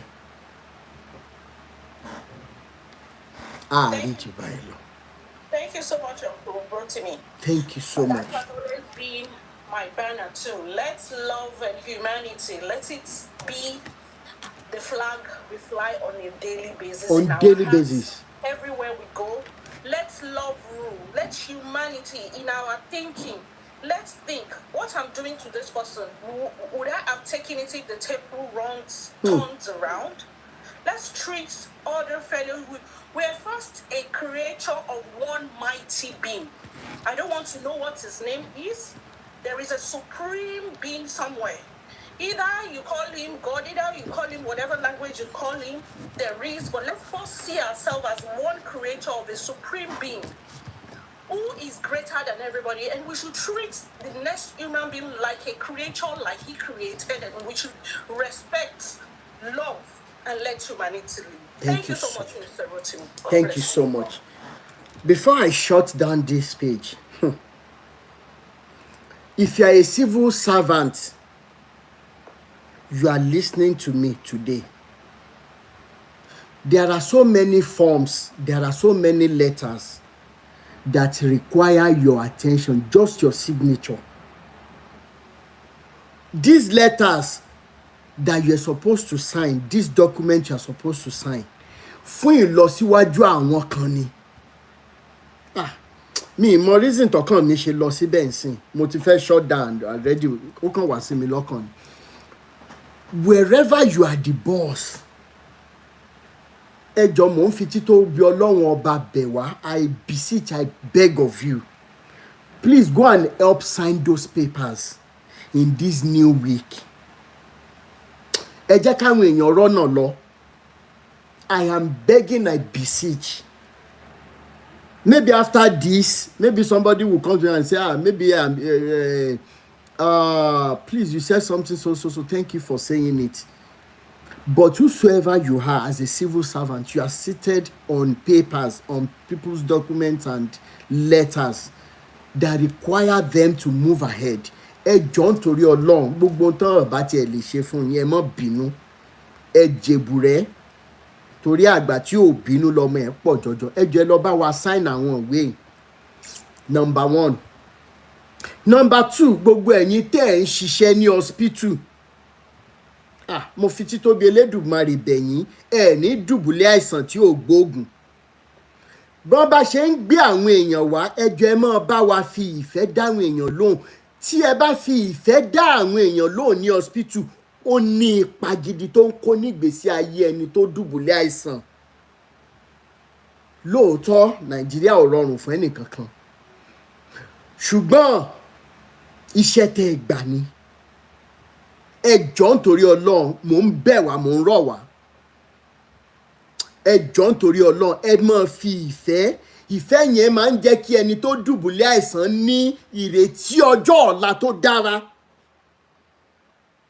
Ìyẹn lọ bẹ́ẹ̀. And lastly, gbogbo ẹ̀yin ọkùnrin tí obìnrin wà lábẹ́ ẹ̀yin níbi iṣẹ́, gbogbo ẹ̀yin ọkùnrin tẹ́ ẹ wà nípò, all of you at positions to make decisions whether somebody leaves that office or not. But there are these levies under you.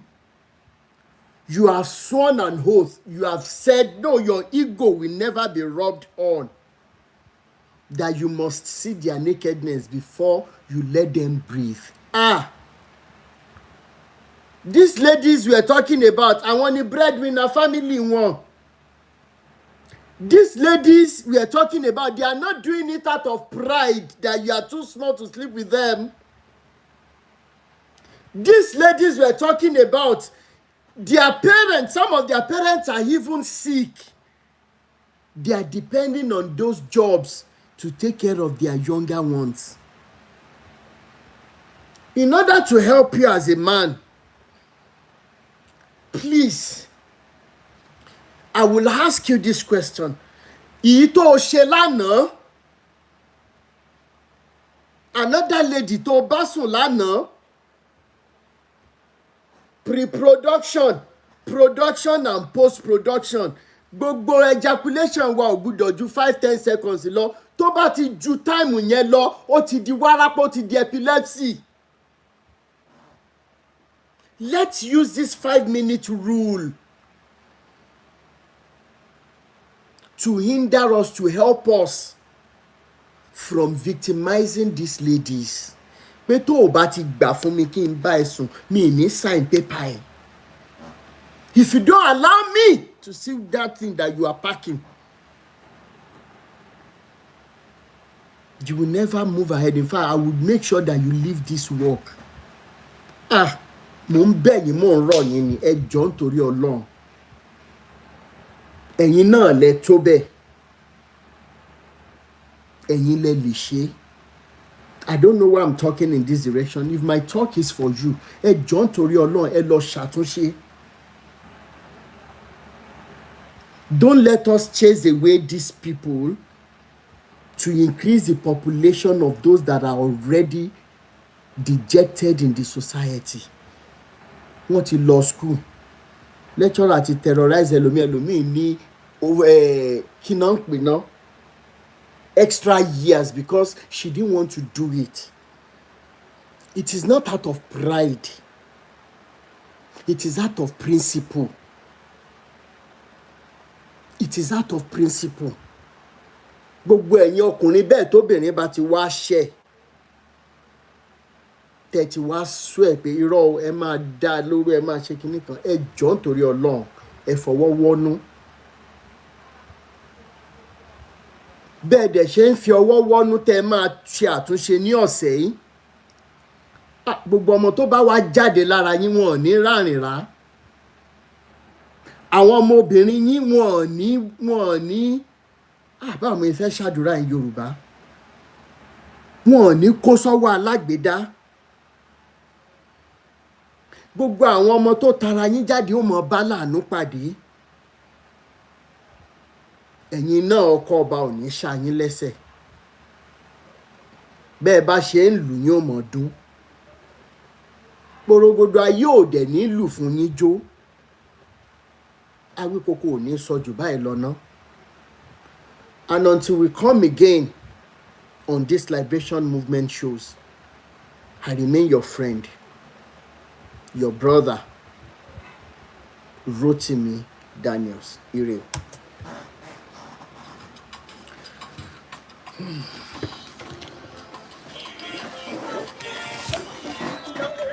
God bless you.